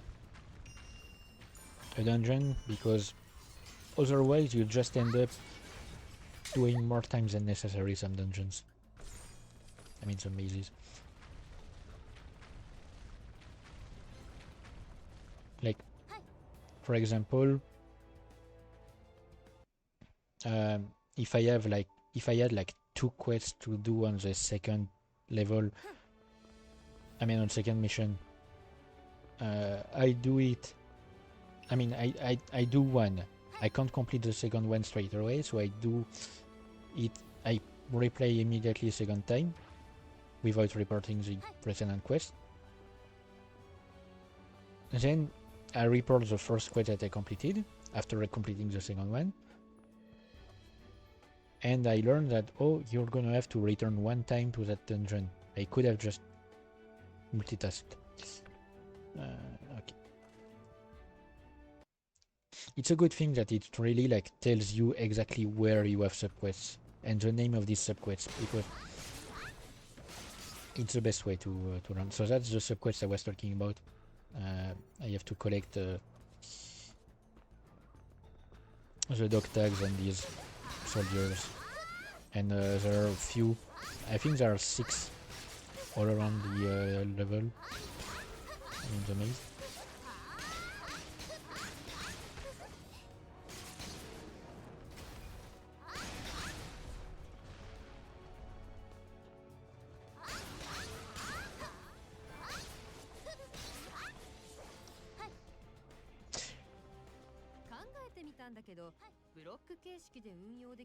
Thinking about it, you know, it's a secondary like dialogue. It's not a main story one. I was thinking about it, about like the story and stuff of the game. You know, it's a bit like, oh come on, it's a bit of a bad design that the only way to get the full picture of the story is to play every character in the game. You can't just say, I want to play that type of character, so I want to pick this one. Oh wait, I can't progress as long as I haven't picked up.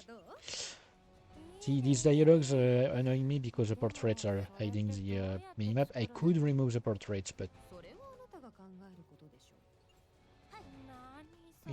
no, I like them as it is. So yeah, you can't just say, oh, I want to be like, for example, I want to be a support, so I want to play Stella for the entire game. If you were interested in the story, at least, you're gonna have to choose to play with every other character, so you can check the story from their side and get the full picture. Otherwise, you'll just be left with a number of questions and mysteries that will remain unanswered.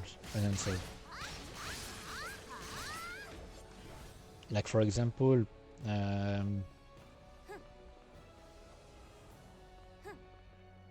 trying to find an example. I can find it actually. For example, some of the stuff that happens when you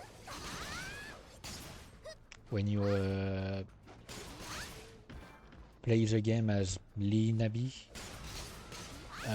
Lee and Dana basically start in a completely unique area of the game.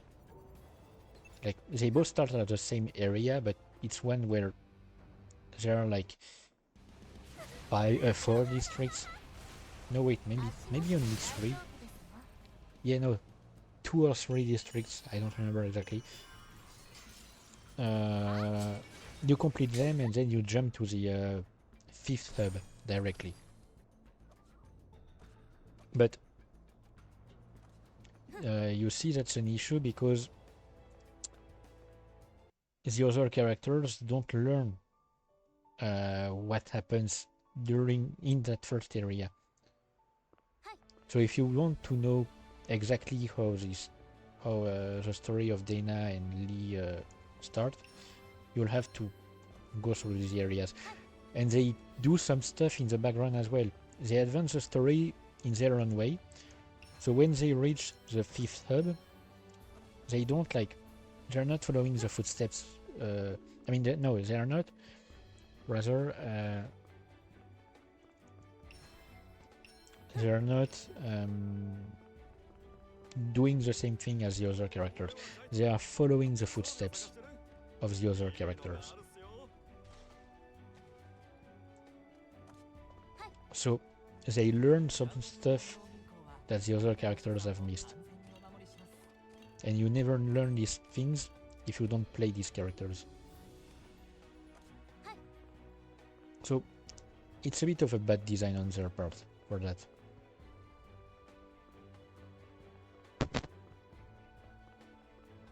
Otherwise, it's great. Like, the story is quite interesting, you know. It's just that you have to check everyone to learn all of it. And there's a thing in the 5th hub where you learn a lot of backstory. It's completely optional. I haven't tried it out on my second account yet, but back when they released it, it was a pain to go through because the fights are extremely hard, and the number of times I died was just astronomical. I swear, I remember the first time I tried it, I had around like 140 resurrectors, so things to come back to life. I finished the first mission, because there are several. I finished the first mission of that thing. I had less than 50 resurrectors. I died more than 100 times just to do some optional stuff, optional story stuff. It's quite useful if you're interested in the lore, but it was such a pain to go through. I'm guessing they probably made it easier now, especially with all the gear all the equipment you get that makes you stronger. But yeah, back in the days,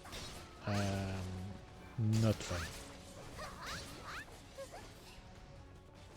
But you learn a lot about what went on in the past of the game. Like, in the 15 years between the vacuum appearing and your character getting out from it, you learn essentially all that happened during that time. Like, all that happened to your character. Because they have lived for 15 years in the vacuum. They simply don't remember it.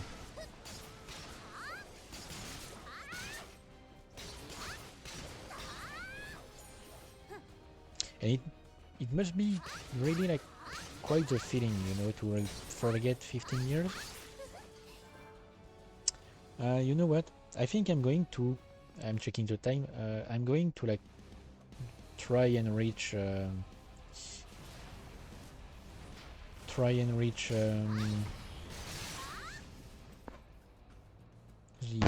4th hub, just so I can explain a bit about it.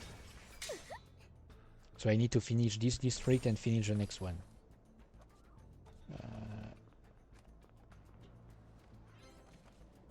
And then I'm going to finish the stream. So it will probably I'll probably have to use some 100 FP vitamin thing. It's okay, I have a lot, and it's not like I'm using them anyway.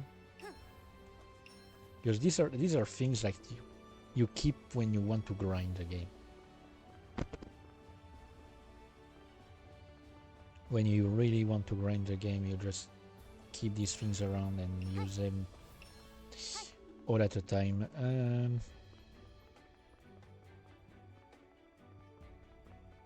I guess technically I could buy one right now. Because I think you can buy one each day for your entire account, so you can't just switch character and buy another.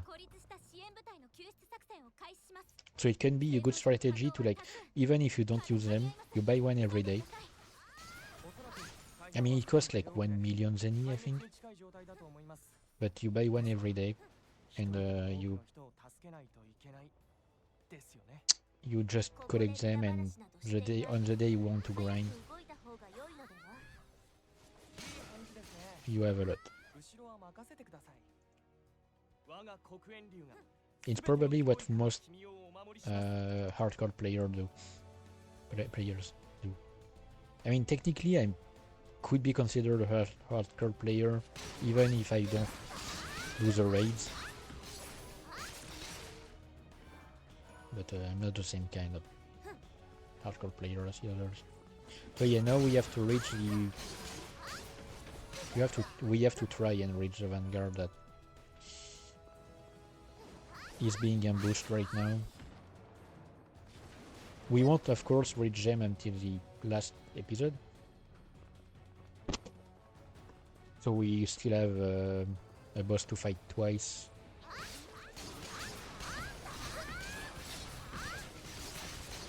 It would be so much simpler if you could accept the side quest to kill the boss before you do the episode once. It would use far less fatigue and far less time. Okay. The Hell Collector. I hate this guy.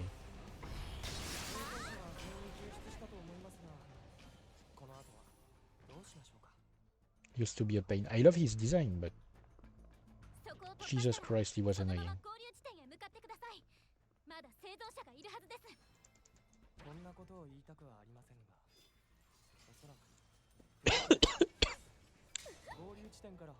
So the dialogue we had with like Roy, he essentially just said, "I'm not going with you.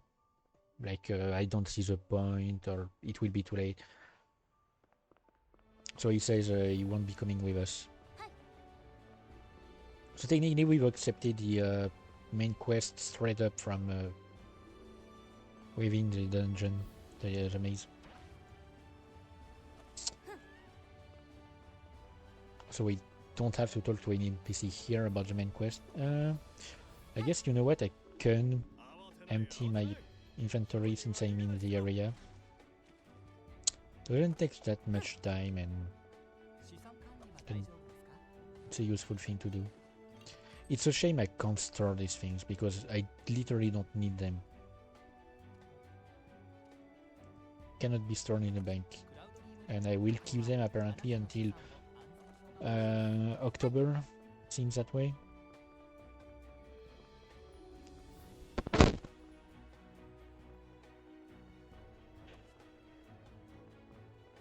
And it's for the Golden Labyrinth. Oh wait, no.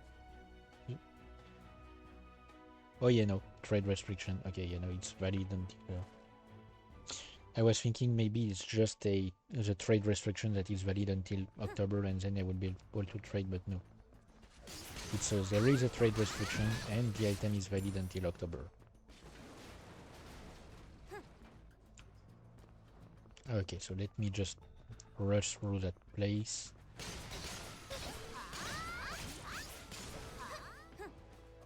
And then we'll get...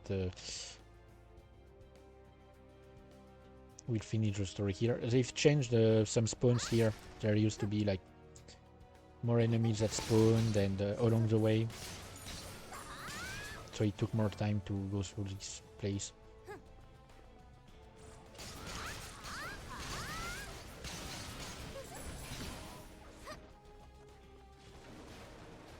Big butcher. I've seen bigger. And no, that was not that kind of joke.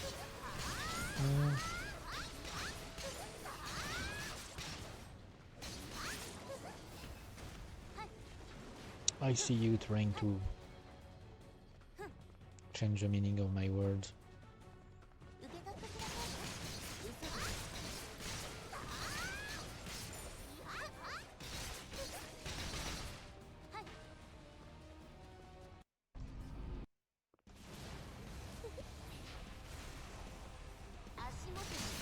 Okay, great.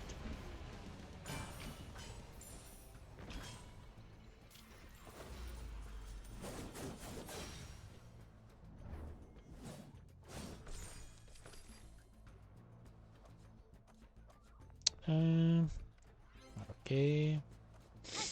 Great. Yeah, Roy is still here since he was the quest giver. He stays in his place, but he will teleport once we are done with the quest here. Oh, hang on. Almost did an OPSI and exactly what I said not to do earlier, which is to not report your quest as soon as it's done. I mean, I didn't necessarily need to report it right now, but you never know. Always play the same way, that way there won't be a problem. So yeah, we lost the reason we have to reach the Vanguard also is because we've lost all communications with them. We know they're on the move, we can track them, but we can't contact them.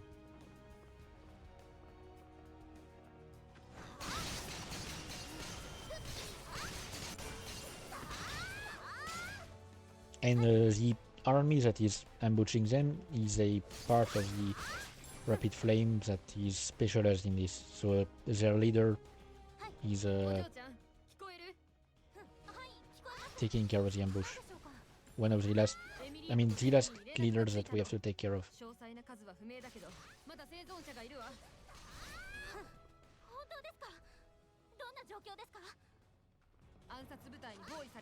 Yeah, the killer squad.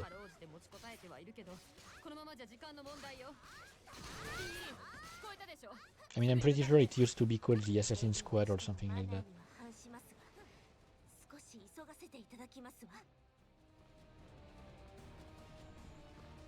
So yeah, Jeremy and Sangiop have contacted us, so they've found a way to contact us. So they're still alive.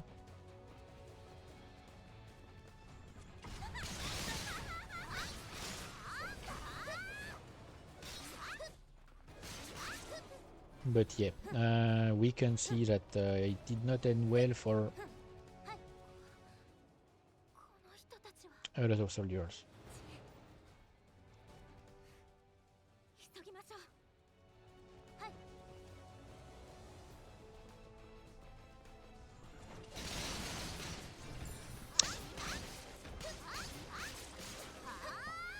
I was gonna say something, but no, it's not needed. We reached the boss. So Phantom, who is the final leader that we need to take care of.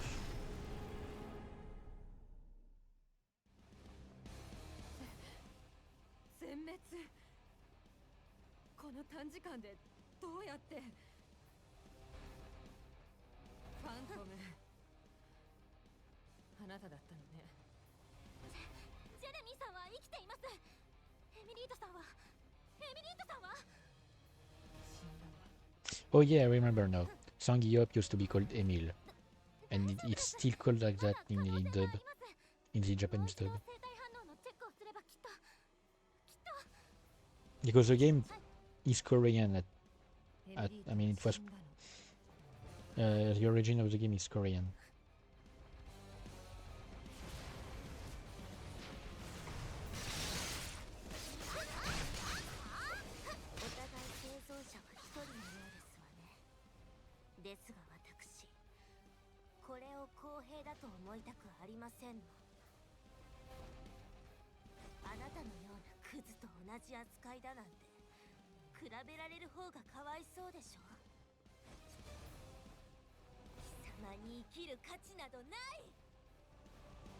Okay.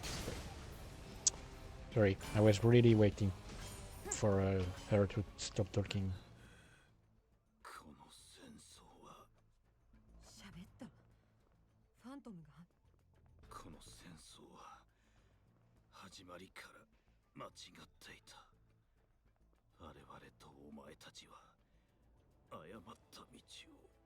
Yeah, well, it's a bit too late for that. Oh, I've never noticed the way you get out from here. So what happens here is, so Sangyop is dead, and Jeremy, he was Jeremy's best friend, essentially. Jeremy starts to blame us for what happened. And essentially, Jeremy will eventually keep that negativity. I mean, he will like stay in this mindset that we are to blame for what happened because we were not quick enough. Like we did not protect them as we should have. So he will stay in that mindset and eventually join the wrong people.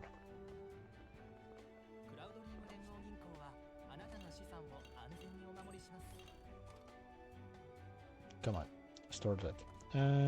Okay, so now I can accept all of these things. Oh wait, I missed two actually. Yes, I missed two. Ooh, it came with. Yeah, I don't have to buy.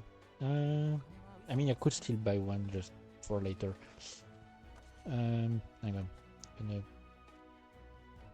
open these, accept these, and store the rest.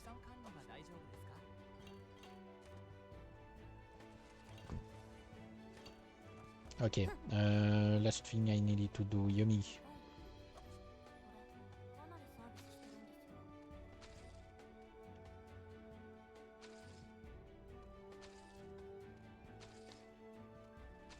Okay, that's it for the... Oh, come on, the client level. Okay, apparently the game does not like it when I buy so many things. So, I'm taking these nuts. No, sorry. Oh, I forgot to open these. Oh, right. And now, wait. I haven't actually. Great. Already have something else? Yummy.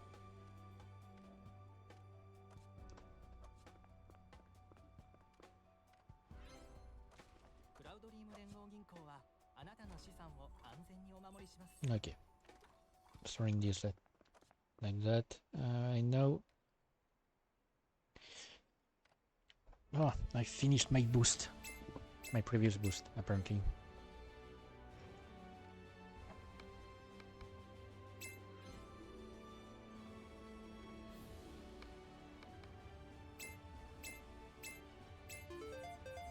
Okay, we finished a second time. So we get the second time reward second time completion reward.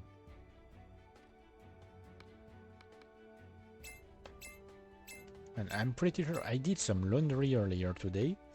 I had to hang my clothes around for them to dry because I don't have a dryer. I'm pretty sure they haven't dried yet. Oh, really? Really? No, that's painful to see. I'm really like unlucky here compared to my main account, my second. I mean, at some point it might become my main account, honestly, since I've gotten so far in the story. Okay, I'm gonna like move these things around, move these nuts. Ha! Got him. Anyway, level 43. Come on.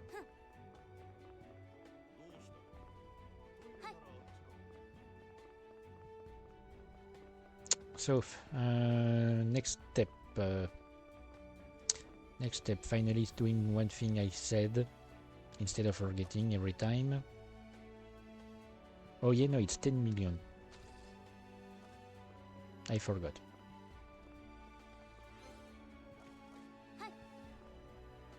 It's not 1 million, it's 10 million. I mean, I'll make this back at some point.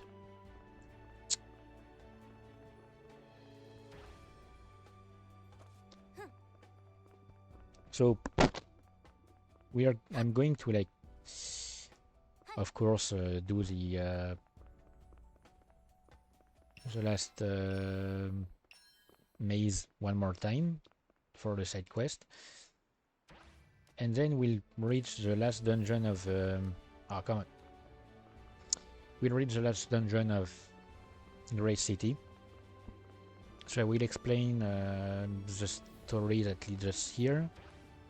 Essentially, we finally found some... I mean, thanks to Roper and other people, we finally found a lead on Henry's location. So we are going there. He's found his way to a secret Ned company lab hidden underneath a highway, which might explain why his car was in the middle of one in the first place. Because now we don't have to deal with the rapid flame. Like, the rapid flame forces have been weakened because they've lost all their commanders. Poison is still around. I mean, she's still alive, but she's escaped. She's escaped, and secretly she's working with Toru.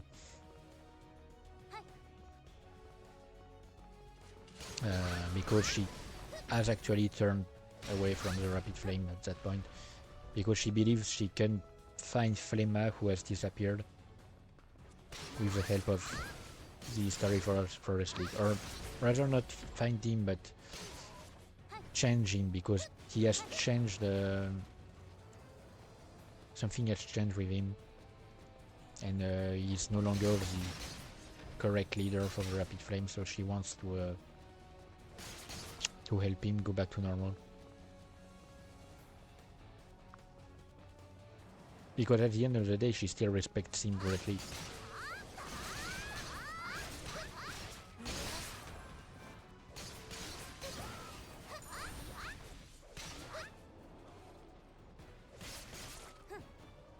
But yep.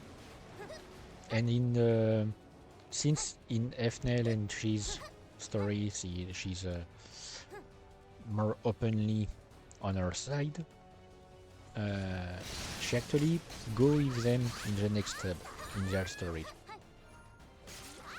And I'm pretty sure you can see her and talk to her in some of the districts.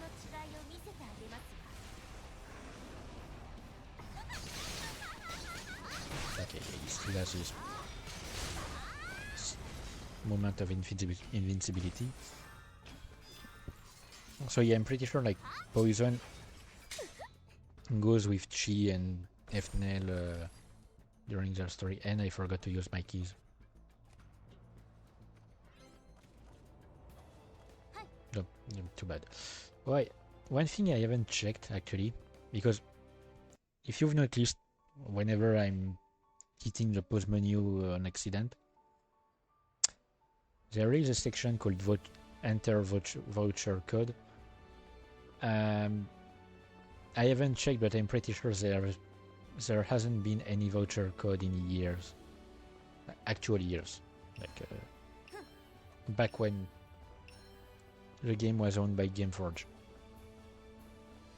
There were voucher codes in the custom servers when they were released. They had put some voucher codes that actually gave you quite a boost.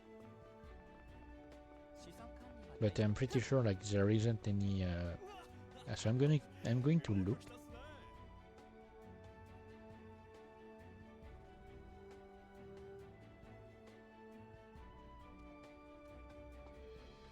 If there's any.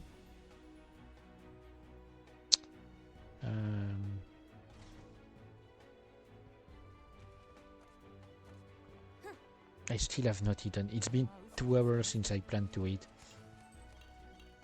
See, that's the danger of never get too involved in a game, kids. Otherwise, we'll just get stuck.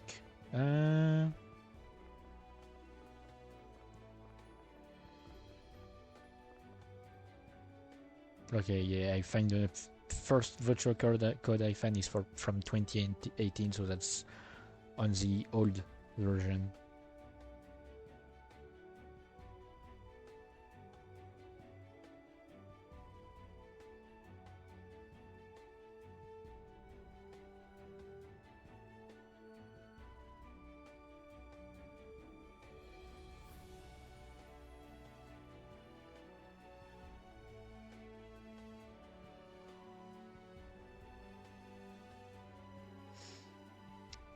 Nope. There are some things about SoulWorker Academia, which is a mobile game that takes place in the same universe with the same characters, but is widely different. Not necessarily in the story, but like the gameplay and stuff. It's like the mazes are like 3 rooms long. There isn't much to do actually.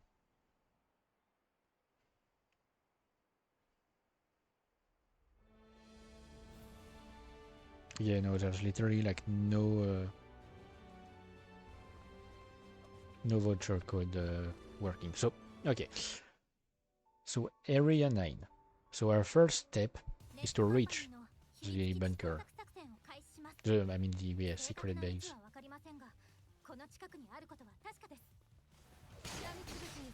So that's why I was surprised when I saw you exit through a highway in the previous one.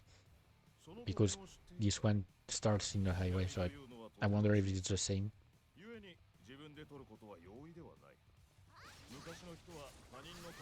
So now we have to actually fight net company soldiers.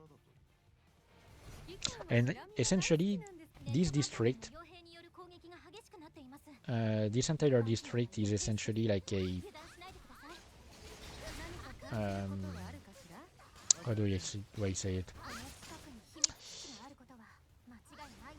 It's like a preview of the next hub, of the kind of enemies you will find in the next hub, because it will be vastly different. We won't be fighting any soul junk,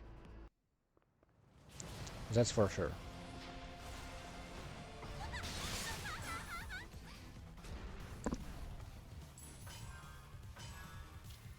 So we've entered the robotic phase of the robotic arc of the game, I guess.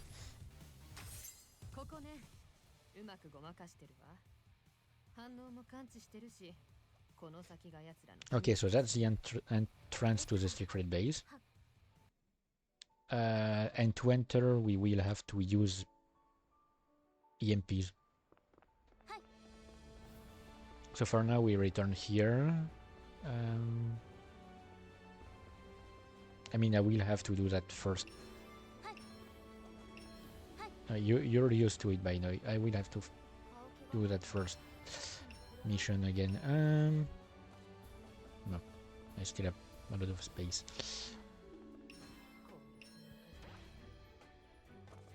So yeah, Cedrine is going to go give us some EMP stuff.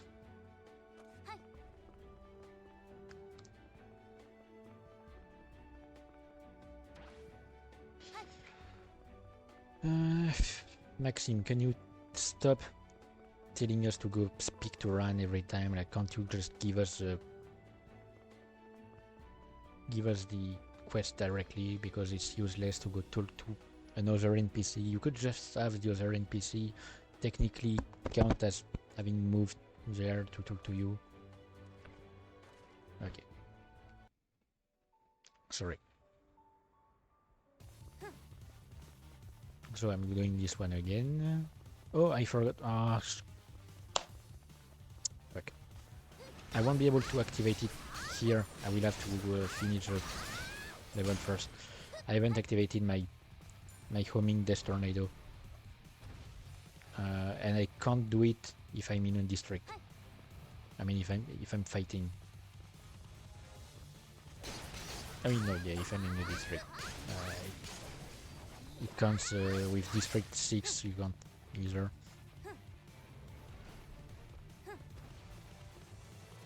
So I will have to do it from Grey City. So it will be the first level of Homing Tornado.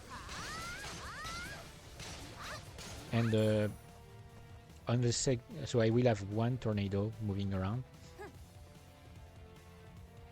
And then once it gets upgraded, so once I reach the correct level, which might be 46 or 48,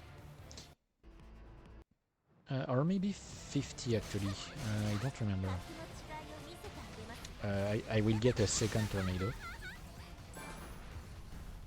and once I reach the final level, I get a third tornado.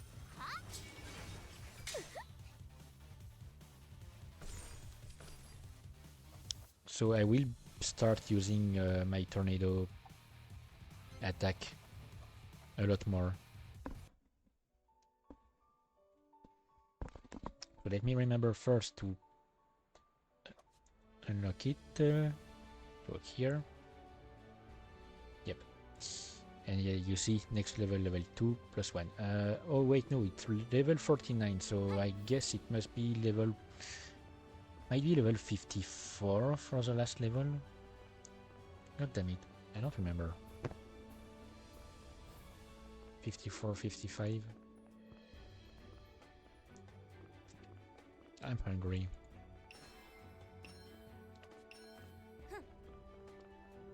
Okay, we get another quest from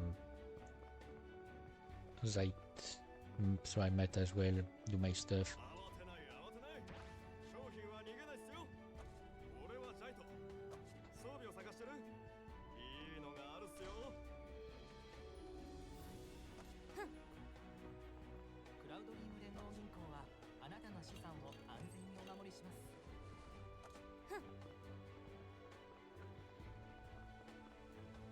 I might as well do my stuff. Oh, I was thinking about like all the materials I have accumulated and the fact that I will have to eventually maybe sell them on the market.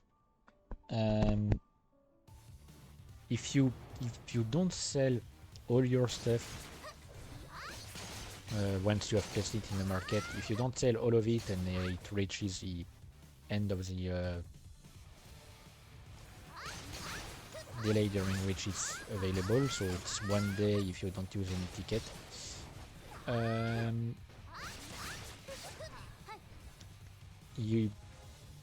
The item stays locked in the market, but it's still there. But you can like choose to get it back through the mail. Yeah, terrible impression. Can you stop? I mean, it's funny, but I've seen it so many times now. I know I said I was going to use my tornado mode more, but I literally have no need for it here. There aren't enough enemies to warrant using it. So, fun fact, I remember that with the Korean dub, it was harder to tell that it was not the real Henry. I don't know if it's because the voice actress did a good job or because they used Henry's voice actor.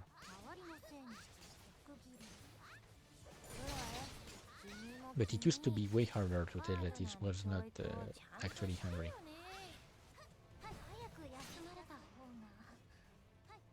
I mean, of course, until the game told us. So see, once I get 3 of them, they will just clear rooms for me. They will clear entire rooms. Especially once I get some equipment that reduces the cooldown. Because right now I still have quite a long cooldown. Oh, I haven't used any consumable. Hang on, hit me. Come on. Thanks. Stop trying to hit me, yet hit me. See, I can literally let it take care of bosses. I mean, at least when it's a boss that doesn't have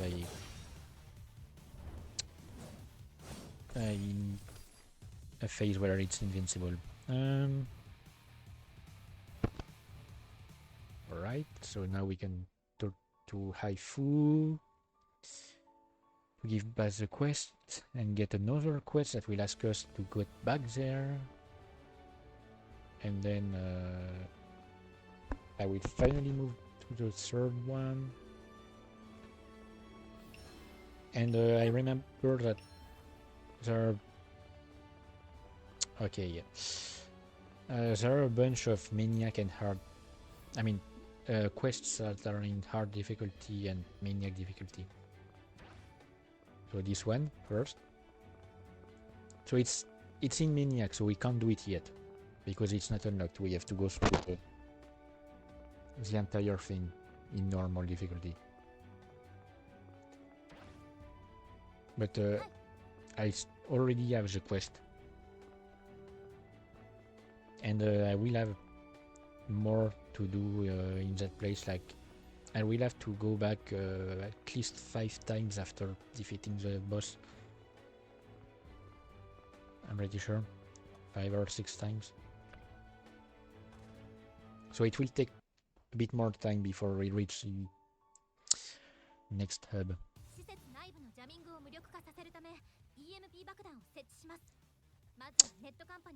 I fucked up. Again.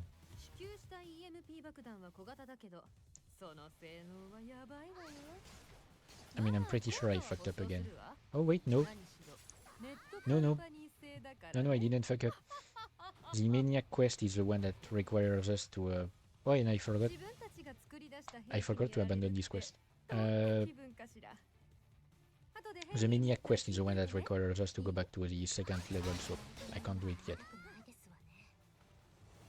And yes, the quest is to search Julie, because the little girl has decided to go on her own in a secret base for some reason. I told you I haven't paid attention to the story of that quest.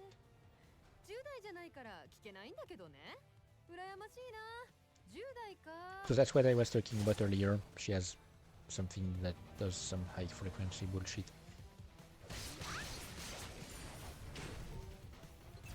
That are measured by anyone under the age of 30.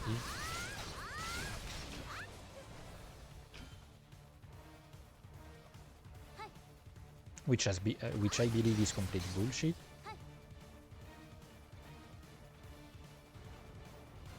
I mean, maybe something like that, just, you know, actually, like, would not be surprised. So, I have to place EMP stuff, and to unlock the elevator, I have to activate these things.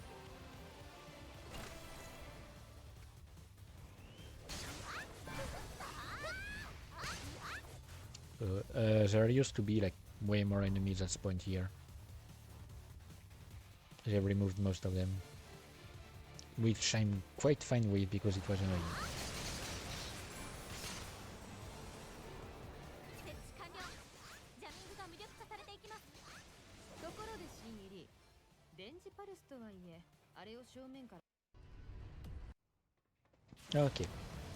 Okay, so the world solver is one of 2 enemies that have a shield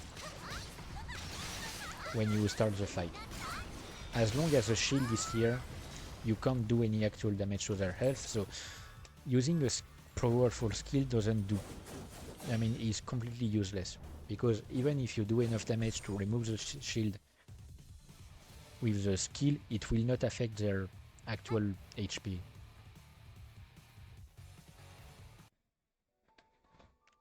So you need to first destroy the shield with normal attacks, wait for the animation to end where they lose the shield, and then you can do actual damage and use a skill.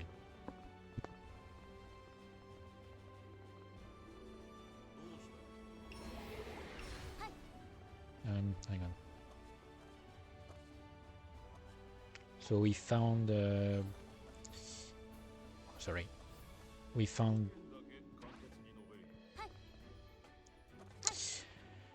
We found Henry's actual location within the place, and he is not alone. And we will learn exactly what they were doing there. Hang on. Yeah, no, I still have some space. You know what?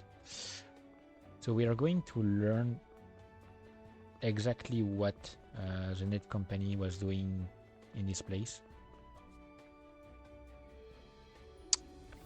And I can directly, I guess. Yep. Okay. Probably because I haven't done the Maniac quest. So I don't have any quest, second quest here. So that's the actual Henry speaking to us. 見つけましたわ。そんなに私に会いたかったのかね。そいつは光栄だよ。私も君には礼を言いたかったんだよ。君が頑張ってくれたおかげで。So yeah, as I said, in Chi and F Nail's story, he's actually not that openly evil. Like here, he's unapologetically evil.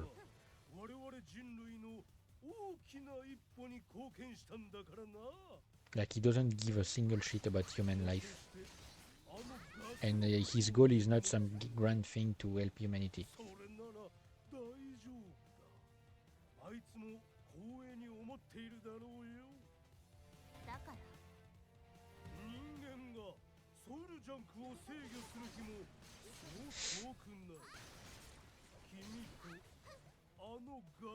Yeah, I literally don't care about what he's talking about.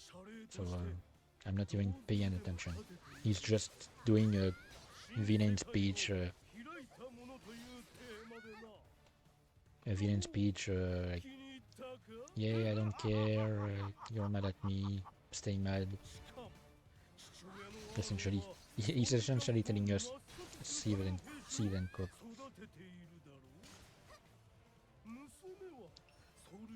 So Roper has come here to deliver us a key card to the elevator. I don't remember if it's this elevator or another. And yes, I literally just keep this dialogue.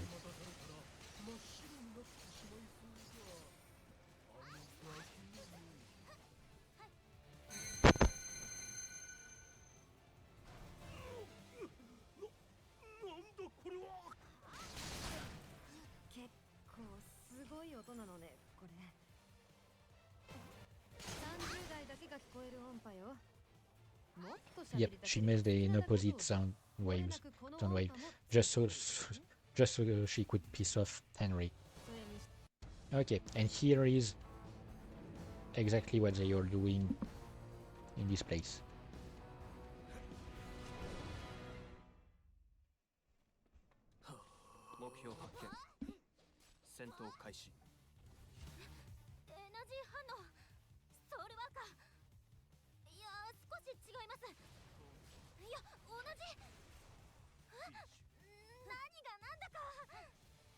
I'm waiting for her to finish speaking.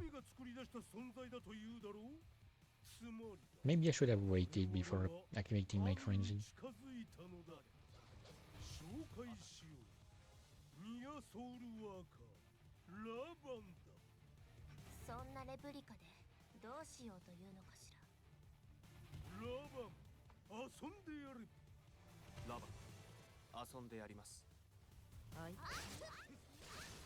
Okay, I'm gonna activate his second phase because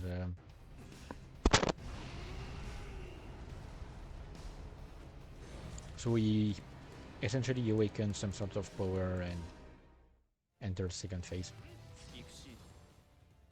blood. No, 発動目標を全力で排除します okay, I'm gonna finish him off and explain すること afterwards. So this is going to be the next step of the story, 様子がおかしい essentially. 何かだが Uh, 戦闘不能 Henry, with the help of the net company, I mean through the net company rather, has created what is called a near soul worker. So essentially,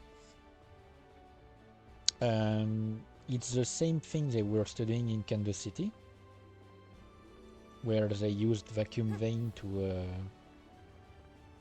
empty someone of all their soul energy, and did something with them. So basically they tested on thousands of kids, because it only works on kids.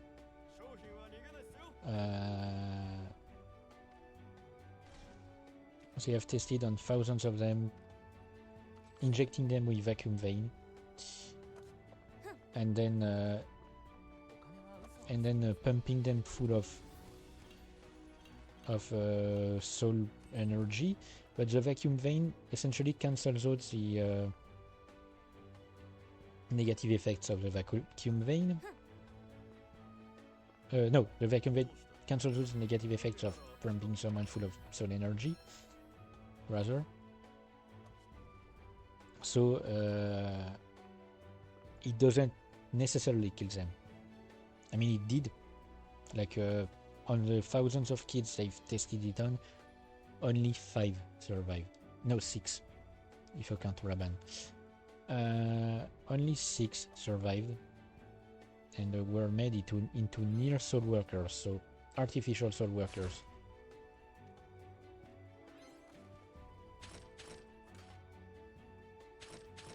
Oh, come on.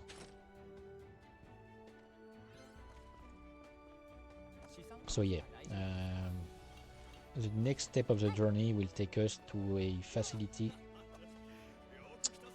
that was made entirely to create near soul workers. And that's where Henry has fled, because once again, he has fled like a coward. おかえり Or rather, it's where we believe he has fled, because we don't actually know where he is, but we found information on the next place, which leads us to believe that it's where he is.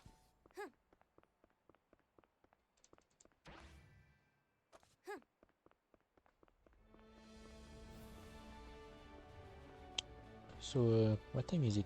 Oh, okay. Yeah, I'm going to do like the side quests that I'm getting here, and then I'm moving to the next hub, the ruined fortress,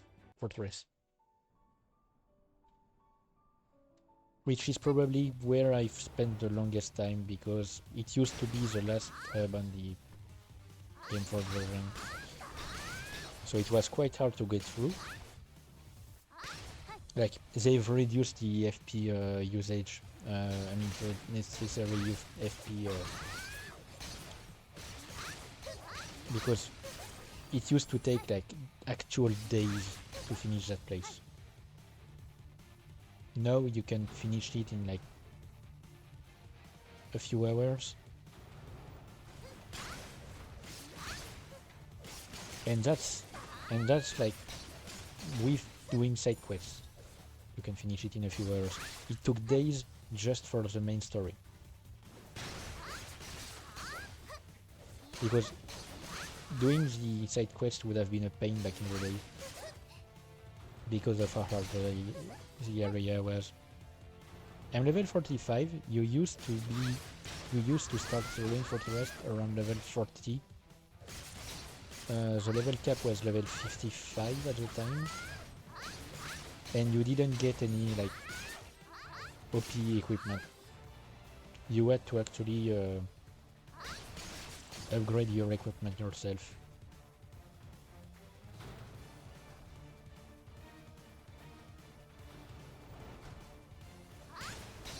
So that's something that has been changed over the years.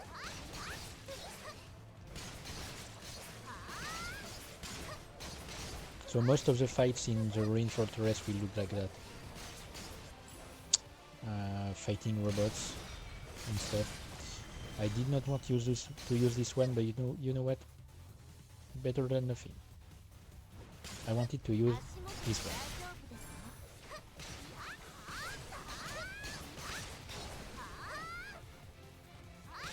So playing on Maniac actually starts feeling challenging around here. I just noticed that I've never changed the medkit that I have on Quick Bind. I'm gonna put this one here. I still have the best one.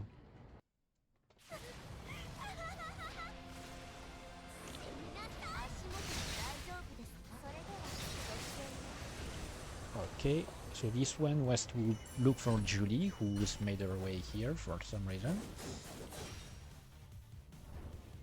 And if I'm not mistaken, we have not found her.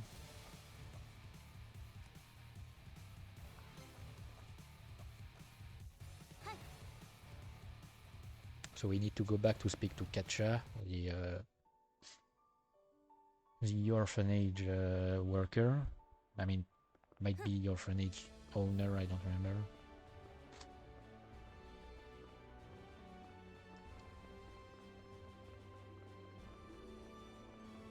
The orphan keeper.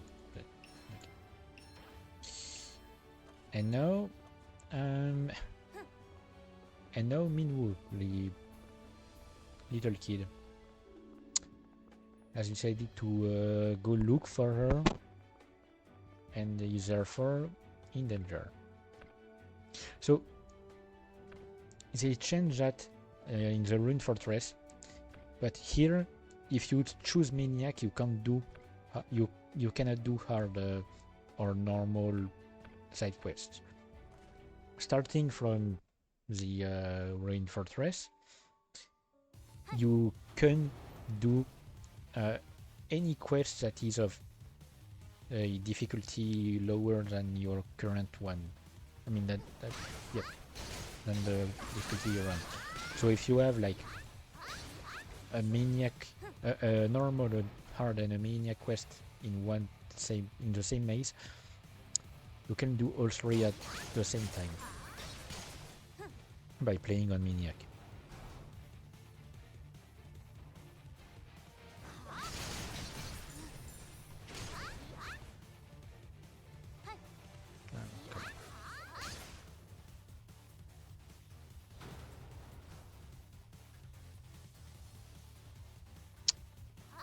Okay. Oh yeah, I forgot to mention. You see, like my character has next to her name, she's had a flower, like an orange flower, since I created her. That's because I haven't played the game in a long time. That's the symbol of a returning SoulWorker. If I had created a brand new account, the flower would be green instead. On my secondary account, it's green. I have a green flower to tell everyone that yeah, I'm a new account. And here it's to tell everyone that yeah, I'm returning. Basically, you get experience and loot bonuses if you play a raid alongside a returning SoulWorker, I believe. Like you get actual bonus loot. And I forgot what I wanted to say. What else I wanted to say? So it's a symbol with... Sorry, I thought I saw something out of my window. The symbol will disappear, I mean the flower will disappear whenever the return dash has reached the date. So on on July 22nd, the symbol will disappear, which is next week, I believe. Hang on, we're the 14th. Yep. It's in 8 days. So we found the kids. So we brought them back. So that's it for this quest. And now we have Sora. Sora, who wants to check on Raban's status because Raban was abandoned by Henry. He was left here to keep us busy while Henry fled, and so he's been left in the secret base. So we have to. Technically, he's still around. We haven't really killed him. He went into some sort of sleep mode, but he's still following Henry's last orders because he's been turned into a mindless weapon. So Sora has given us a quest to check on his status, and essentially, like, her goal is to make him normal again. And I believe later on in the story, she actually manages to make him a bit normal, at least to remove the most dangerous part of the conditioning.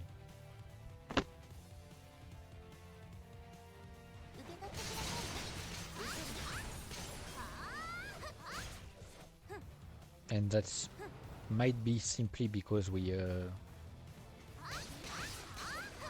done the quests here, or maybe I'm misremembering and it's during the quest dialogue that she's with him in the town.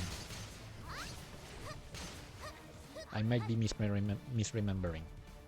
Like, we might simply be going here to collect data on computers. We probably are, because the item on the quest is a USB key. But anyway, it's for Raban.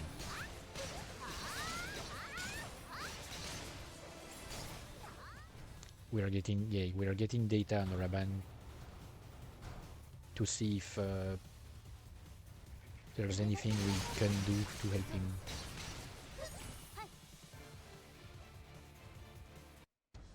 Because he was, as I said about the near SoulWorkers, he was kidnapped as a child and turned into a science experiment. And he's one of the rare survivors. Hang on, let me count. Near SoulWorkers. 1, 2, 3, 4, 5, 6. Hang on. Yeah, no, 6. I think there are 6 successful SoulWorkers. And I think I might one day be able to talk normally. So we only have one last side quest to do in Grey City. She will ask us to go back in Maniac. I might have, I realized I might have called it Insane instead of Maniac at some point. Because it used to be called Insane Difficulty. They changed it again. The translations have changed a lot, I don't know why.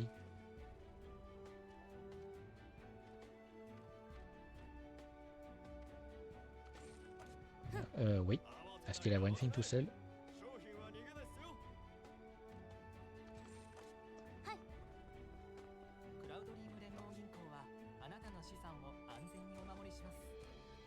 Yeah, no, I know it's sad how much I know about the game at this point. I know so much that I can navigate this menu automatically. Like, I know everything I need to. I know what I need to do with everything in my inventory every point. I know what I can sell. I know what I can dismantle, what I can store.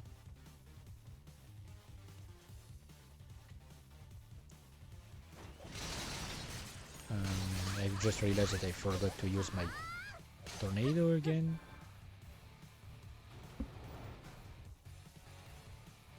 I really need to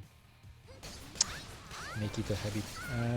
Same as using my boost. Speaking of tornado, I mean, I guess I'm not using it yet. I mean, I'm not using it a lot yet because my this attack here is still useful. At some point, this attack will become useless.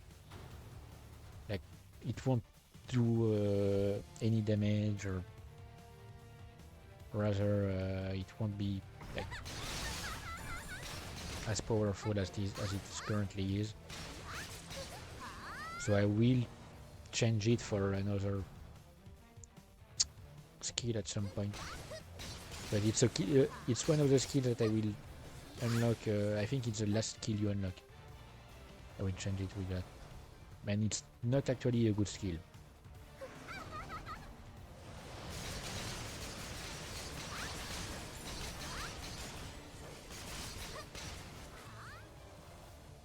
Oh, wait. Okay, the camera did something weird. I'm about to reach level 46, which is nice.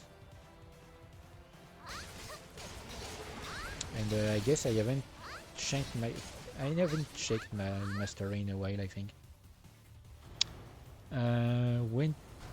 Wait, didn't we reach level 35 when I started the stream? I mean, when I started playing the game during the stream? I'm pretty sure we were level 34 and reached 35, so 12 levels in one stream. That's not bad. So yeah, Raban used to be way harder as well. You've noticed when I took my time to fighting during this second phase? Okay, great. Okay, so you can notice the ground starts having like small areas that activate. It used to take way longer to kill him, so you had to deal with these areas a lot more. And essentially, they can either hurt you, heal you, or boost your attack. Which I know it's weird to have like ground effects that are useful to you. But yeah, based on the color, you could tell what they were used for. And okay, she gave me like some bonus stuff. So I will move to the Ruin Fortress and end the stream because it's late. I need to eat, I need to open my windows to finally get some fresh air. And since I'm probably going to eat a pizza, I will need that fresh air, otherwise my oven will just cook me alive.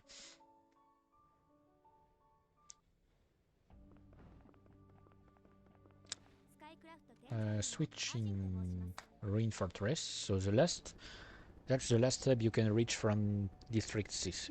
So that's the last time I'm using... no, wait, no, actually not. I was gonna say that's the last time I'm using the helicopter, but there are some quests later on that require you to reach an area specifically through District 6. I don't know why.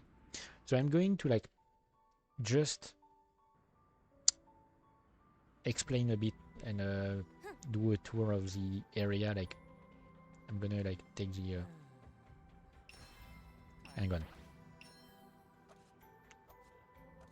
I'm gonna handle like the main quest stuff, and then I'm going to give a tour of the area. Yeah, something that is weird here. There are quests that are unlocked depending on your level rather than your game progression here. So I've unlocked a quest because I'm level 46. I've unlocked a quest that requires me to go to a district to the second district of the hub instead of the first one, you see. A lot of subquests here are linked together. There's like an entire plot line of subquests about like repairing a robot. So I will explain what it... Okay, great. So this is a rain fortress. So it's been abandoned by that company for a few weeks now. This is where they created the near SoulWorkers. So it's way more massive than just this place. We're at the entrance basically. See, they have like massive railguns on it. So it's entirely automated, controlled by an AI. This is a map of the world, so the big black thing here is the vacuum. And I guess like this is the only continent left. So yeah, this big thing is a vacuum. As you can see, Ken Barrel is here. This is Martin, the commander in charge of this area. He's lazy. Essentially, like, yeah, he's saying here, it's your own fault if you work hard. Essentially, his whole thing is being lazy.